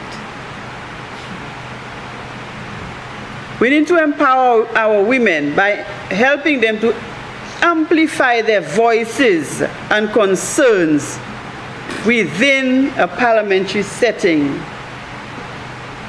If women are involved in every facet of society, I believe in Parliament, the women's voice should be a dominant voice as well in effecting change, legislature. But Madam President, you'd appreciate that women need to support women in St. Lucia. We need to come together as women to create opportunities for women to lead the discussions, to propose legislation, and influence the decision-making process in our country. Madam President, I believe that this caucus is timely, and I am very happy that we were able as women to come together on both sides and to decide to work together in the interest of women, not in the interest of political parties, but in the interest of women. And this is very important to me, Madam President. Madam President, we indeed need legislators to advocate for gender-responsive policies and programs that promote women's rights and address gender disparities. Madam President, our women need a greater voice. They need to participate. And in the political participation for education, for health care, for legal rights, we still have the men advocating legislation for women, for things to do with women. And when we look at Parliament, we have 15-2. But I know we have powerful women in our Parliament, and they have a voice. And this is why we are here today discussing this caucus. that our women, and I would like to applaud you, Madam President, for your efforts in bringing the women of St. Lucia together. And I am hopeful, and I said I have faith, that we can bring a lot more women to the fold, to the fore. We can create activities that can bring women together to empower them so that they have a greater voice. Madam President, this Women's Parliamentary Caucus will be instrumental in driving transformative change, promoting inclusive governance and advocating the rights and well-being of women and girls. The government has put provision in place for maternal care, something we did not know in St. Lucia, that women can go for an ultrasound for free. So we are starting to nurture, to show women that we care, and this is very important, that we care about women. We care. I have gone to countries and noticed that when you get on a bus, people get up and allows a pregnant woman to sit. In St. Lucia, it's easier for somebody to squeeze the pregnant woman on the side and take the seat. These are the things that we have to change. This is the mindset that we have to change.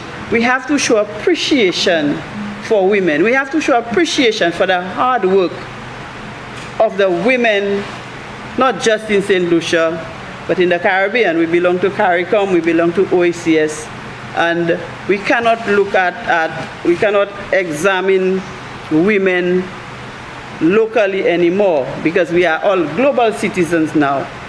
And so we have to look at the trends. We have to look at the strides that women are making. And we are well poised to make our contribution. Today there are 5 of us, women in the Senate, who can advocate on behalf of women, who can make our voices heard, who can give women who have not had a voice the hope that they too can have a voice. We can stand and advocate for the women who want to be politicians, who want to run for elective politics, who are afraid because of the backlash that they get from society when their male counterparts may be more guilty of some of the things that they are accused of. And so we have to look at equality, we have to look at inclusiveness, and we have to continue to support the women in society so that together we can work with the men so that we can have a more productive society. I thank you.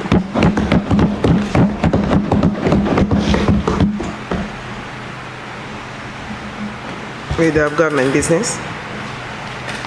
Thank you, Madam President. I just want to thank all the contributors, especially the men, to the motion. It's symbolic of our support to our counterparts.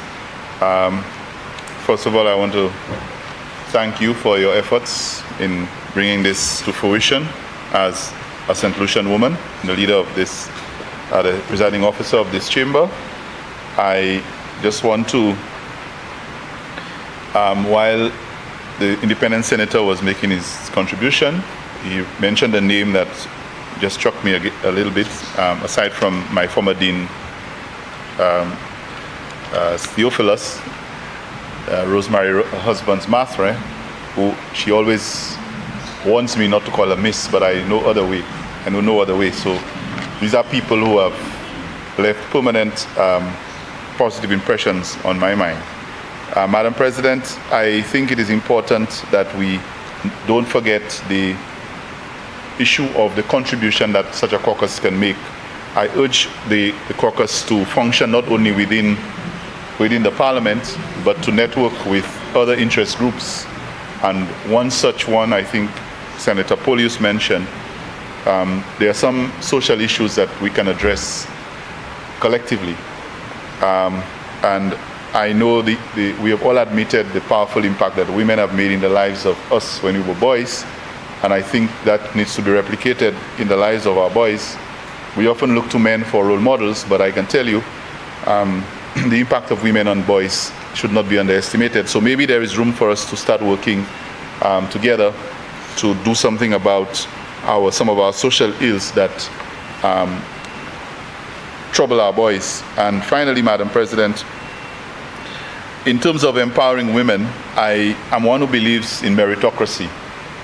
While we may have a number of selected women in the Senate, but I also believe it's important for our women to always remember that it's not a matter of tokenism or people thinking that you automatically have to be among the numbers, but that there is room for meritocracy, and when a woman has earned her place and earned her right to be in any organization or in any position, I think it speaks volumes.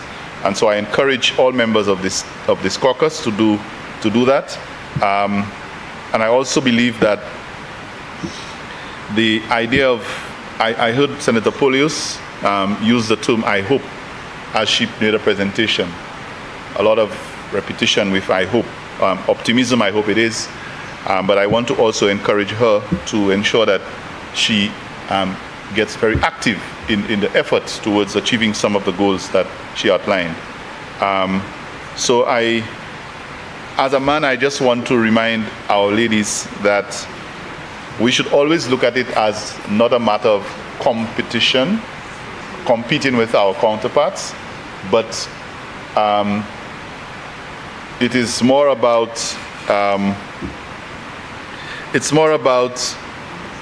complementing, not competing, but complementing what we do and coming together and working as a unit to achieve the objectives that we have heard that we have been told by your presentations that this caucus can do. So I thank and congratulate you again and all of the members, and look forward to the achievements and the work that this wonderful team can get done for our country and for our people. Thanks. Senators, the question is that Parliament approves the establishment of the Women's Parliamentary Caucus, herein referred to as the Women's Parliamentary Caucus of St. Lucia. I now put the question. As many as are of that opinion, say aye. Aye. As many as have a contrary opinion, say no. I think the ayes have it. The ayes have it. Bills. Honorable Leader of Government Business. Madam President, I move for the first reading of a bill shortly entitled House Tax Amendment. Land and House Tax Amendment. Land and House Tax.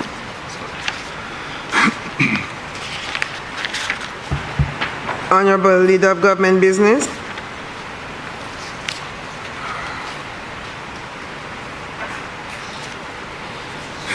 Madam President, you'll forgive me as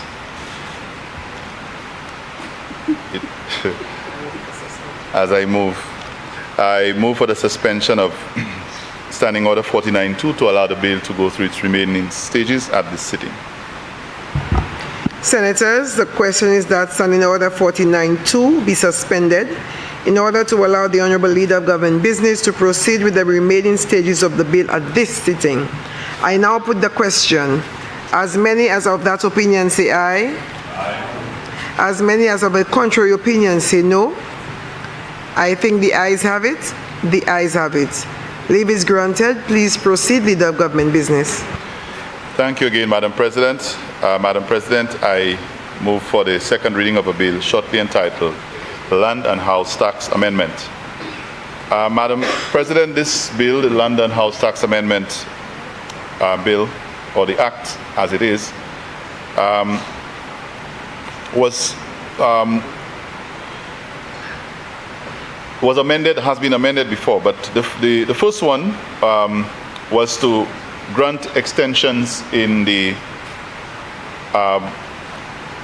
tax exemption on residential properties, and the bill really is being amended for two purposes. One, to amend the Land and House Tax Act to grant further extensions on special tax exemptions on residential properties. And the second purpose, or the second main aim of this amendment, is to grant a waiver of tax on all properties owned and managed by the Sports St. Lucia Inc.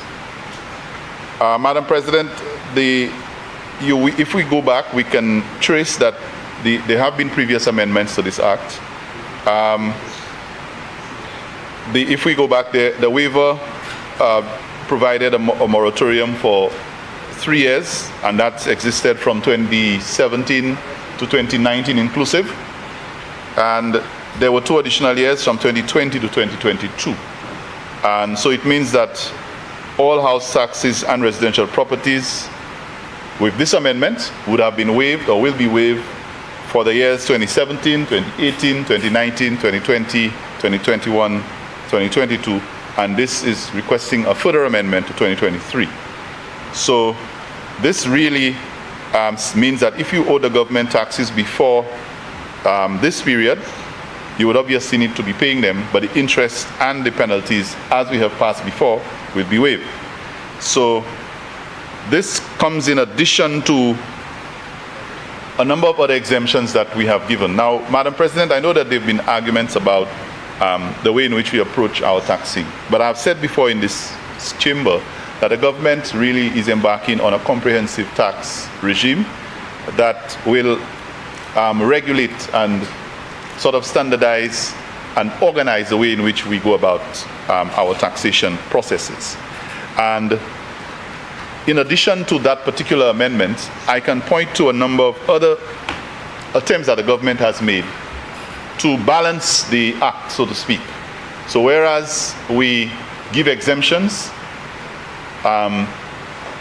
we have ensured that that comes with other initiatives. For example, the government has, in addition to that particular amendment, has been able to waive taxes on building materials, waive VAT, waive VAT on medical equipment, waiving VAT on sporting equipment, feminine products. These are all indications of the government giving tax breaks on very important entities and very important commodities that are known as essential or could benefit persons from very critical and targeted areas. Madam President, we will hear more about the tax exemptions and tax reform in the policy debate, which is to come in the budget. But it is important that we note that this amendment has 2 main aims. With regard to the second aim, Madam President, the amendment refers specifically to all facilities that are owned by Sports St. Lucia Inc. And you see, while others jumped on the previous motion that we debated, there is always a connection between what the government does in its policy statements and its policy pronouncements and what it does in practice. And so, if we look at this amendment, it speaks specifically to facilities owned and managed by SSI, and that includes the Darren Stammy Stadium, the Mindo Phillip Park, the George Odlum Stadium. These facilities will enjoy those benefits. Madam President, I know that there's been an argument about St. Lucia the government overtaxing and giving overtaxing St. Lucians. I want to let the St. Lucians know that while we can only speak of one levy, one tax, if you want to call it, that has been introduced by this government, no other government, and I say that without any fear or favor, no other government ever has given the number of tax breaks to St. Lucians that this government has given. None. Including this tax threshold that was moved from $18,000 a year that I mentioned earlier to $25,000 a year tax-free. Property tax, all types of incentives for people for taxes to be either paid, remitted, or reduced. And so this is yet another move by the government to amend this piece of legislation to allow a further extension to the London House tax relief, if you like, that had started way back in 2017. So I put this to the Senate for its consideration and approval. I thank you, Madam President. Senators, the question is that the Land and Tax Amendment Bill be read a second time. Senator Fede. Thank you, Madam President. Just a few comments on this bill. The amendment to this have been made on previous occasions. I recall in 2017, Madam President, that having assumed the government, the new United Workers' Party administration led by Honorable Alan Shastney, a member for Micoud South, had recognized that the banks had a particular problem, and many residents in St. Lucia and homeowners had difficulty in paying their mortgages.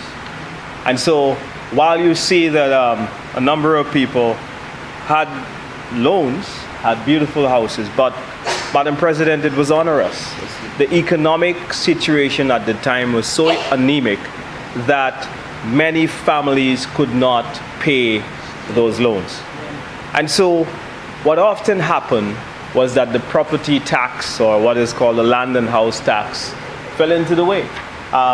There are a number of individuals who had years and years of a backlog, outstanding payments owing to inland revenue. And in an effort to give those families reprieve and to bring about some better performance in a lot of non-performing loans which existed at the time, the Alan Shastney administration found it in its wisdom to amend the legislation. Those were good economic times, because in 2017, you would recall that the economy did experience some growth of about 3%, Madam President. This was an initial 3 years that we attempted to do this, because we wanted to make sure that people had the capacity to meet their obligations to the bank and to secure their homes. In a lot of cases, you had individuals who had invested 15, 20 years in a mortgage, but then would have just fallen some hard times and were unable to pay the property tax while they were meeting the commitments to the bank, and in some cases they were not meeting both property tax and the commitments to the banks. The government felt that to give those families a reprieve then would have been good to waive property tax, in the hope that that situation would have been obliterated completely after 3 years. Madam President, in 2020 came COVID-19, and with COVID-19 we then recognized that there wasn't only a need for residential property, but there became a need for commercial property as well, because as the disruption came to the economy, it then meant that many businesses were unable to pay property tax as well. Many landlords who were renting commercially weren't picking up rent from people who were renting commercial property, and so therefore it became difficult for them to pay property tax. So we waived that as well, and I think there was another extension for another year in an effort to aid the situation as the island recovered from COVID. Madam President, I say all of this to say that the motion today is in keeping with that spirit of bringing reprieve to the people of St. Lucia, the residents of St. Lucia who are still dealing with a number of COVID debt, who are still dealing with not just COVID debt, but now you've got cost of living issues. You've got so many other commodities going up. The price of goods in the supermarket, the price of electricity, the price at the pumps. So it becomes difficult for someone to pay their mortgage, meet those property taxes as well, especially in light of the inflation situation that is taking place in the world and indeed in St. Lucia as well. Madam President, I will submit that the government has recognized that there are challenges within the economy.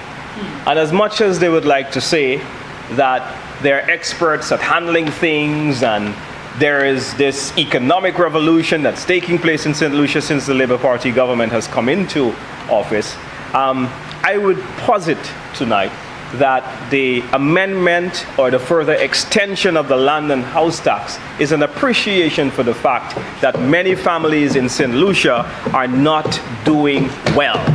And that is a fact.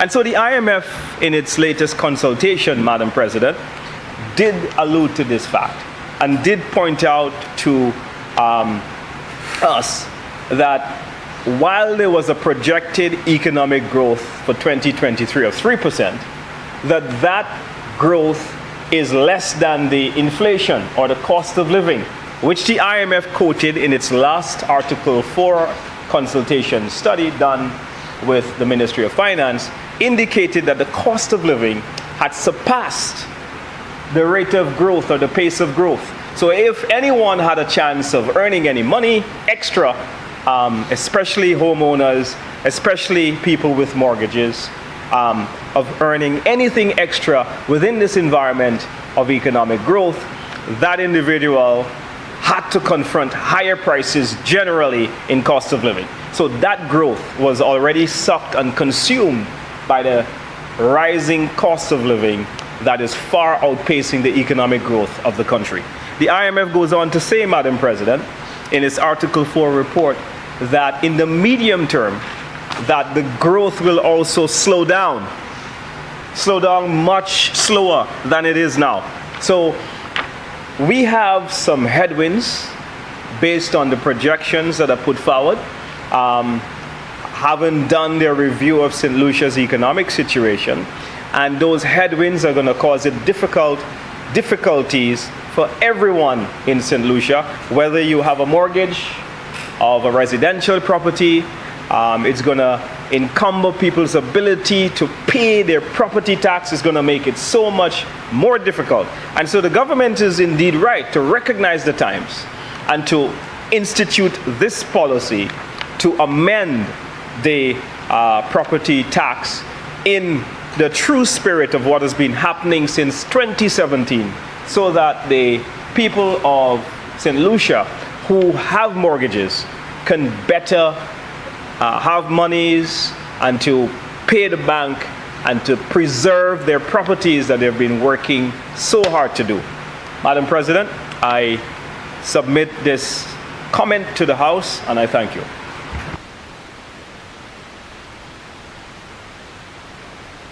Honorable Leader of Government Business.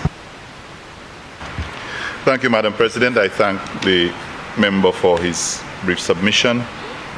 Just want to mention that while the government is trying its best to balance out the tax revenue collected versus the breaks that are given to our St. Lucian folk, particularly property tax for homeowners and landowners, we encourage the larger, especially the business sector, to pay what they have collected, please, because there have been efforts made to give a break, waiving penalties, waiving interest, all in an effort to say, look, we understand things have been bad. We had COVID, we had challenges the last few years. It's not been easy. We have inflation, we have a lot of issues. But we are prepared to take away all of the penalties and the charges and the interest. All we are saying is pay to Caesar what is Caesar's. Pay back, remit the taxes that you've collected or that you owe to the government, so that it would not appear that while the average middle income, low income individual in St. Lucia is doing its part, while the government is saying we are going to waive property tax and land and house tax for an additional year, that some persons who have a duty to pay the taxes to the country, to the people of this country, are not doing so. So that is, for me, another way of saying, look, let's balance this out and let's get it right. So I thank the member for his contribution, and I hope that we can see an improvement in both the management and the collection of the taxes that are owed to the government and that are due to the people of St. Lucia by those who need to pay. Thank you, Madam President. Senators, the question is that the Land and House Tax Amendment Bill be read a second time. I now put the question. As many as are of that opinion say aye. Aye. As many as are of a contrary opinion say no. I think the ayes have it. The ayes have it. An act to amend the Land and House Tax Act, Cap 15.13.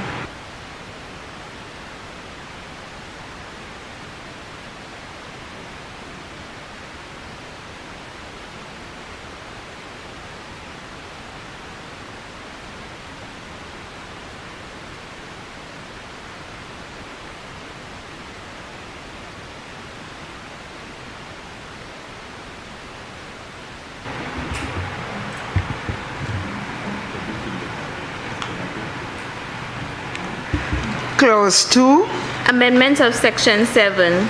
Clause 2 stands part of the bill. Aye. Clause 1. Short title. Clause 1 stands part of the bill. Aye. Senators, the question is that the committee rises and the bill be reported. I now put the question. As many as of that opinion say aye. Aye. As many as are of a contrary opinion say no. I think the ayes have it. The ayes have it.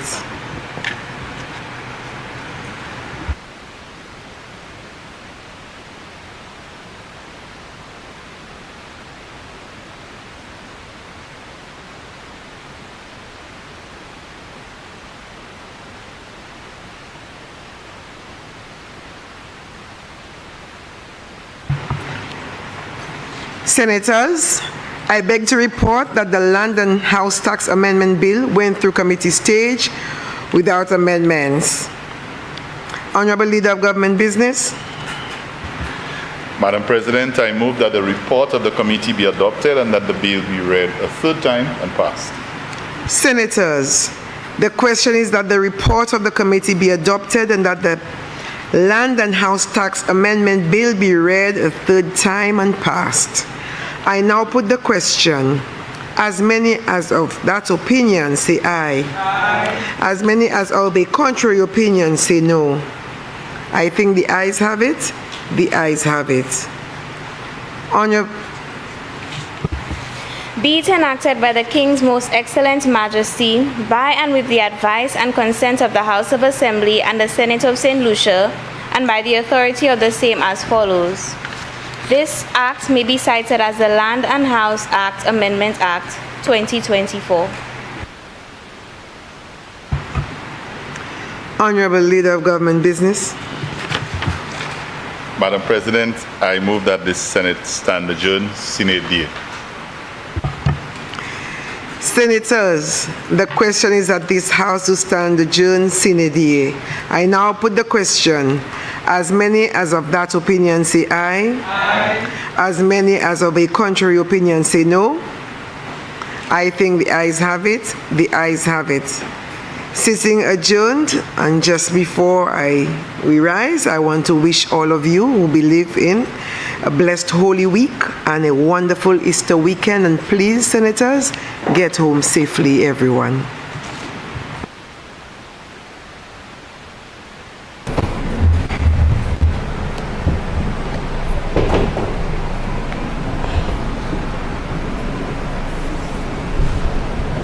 We've now come to the conclusion of today's sitting of the Senate, which could best be described as a day of compelling debate, the mood energizing, and engaging, and we saw the members on both sides provide robust arguments.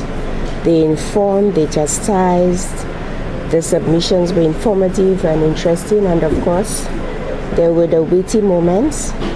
The session overall very stimulating today and made for a very good debate in the Senate overall. Now coming to a conclusion, and we thank you, dear viewers, for remaining with us. Let me inform and remind you of what's happening tomorrow. Tuesday, 26, commencing at 10 a.m., there is a sitting of the Standing Finance Committee, which is a closed session. And at 2 p.m., there is the laying of the estimates of revenue and expenditure 2024-2025 by the Honorable Prime Minister Philip J. Pierre. And this will be followed by debates on March 27th and 28th.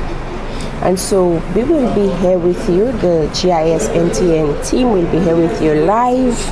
Continue to join us, continue to be in the know, continue to be informed throughout this session. I want to say thanks to the hardworking team of the GIS NTN, thanks to the Office of the Prime Minister team and the support given, thanks to Dr. Elizabeth Bailey for permitting me to support the broadcast. I am Claudia Monlui on behalf of Miguel Morissette here at Parliament with me and the crew at Master Controls at the GIS NTN. I bid you good night, take good care, and join us again tomorrow.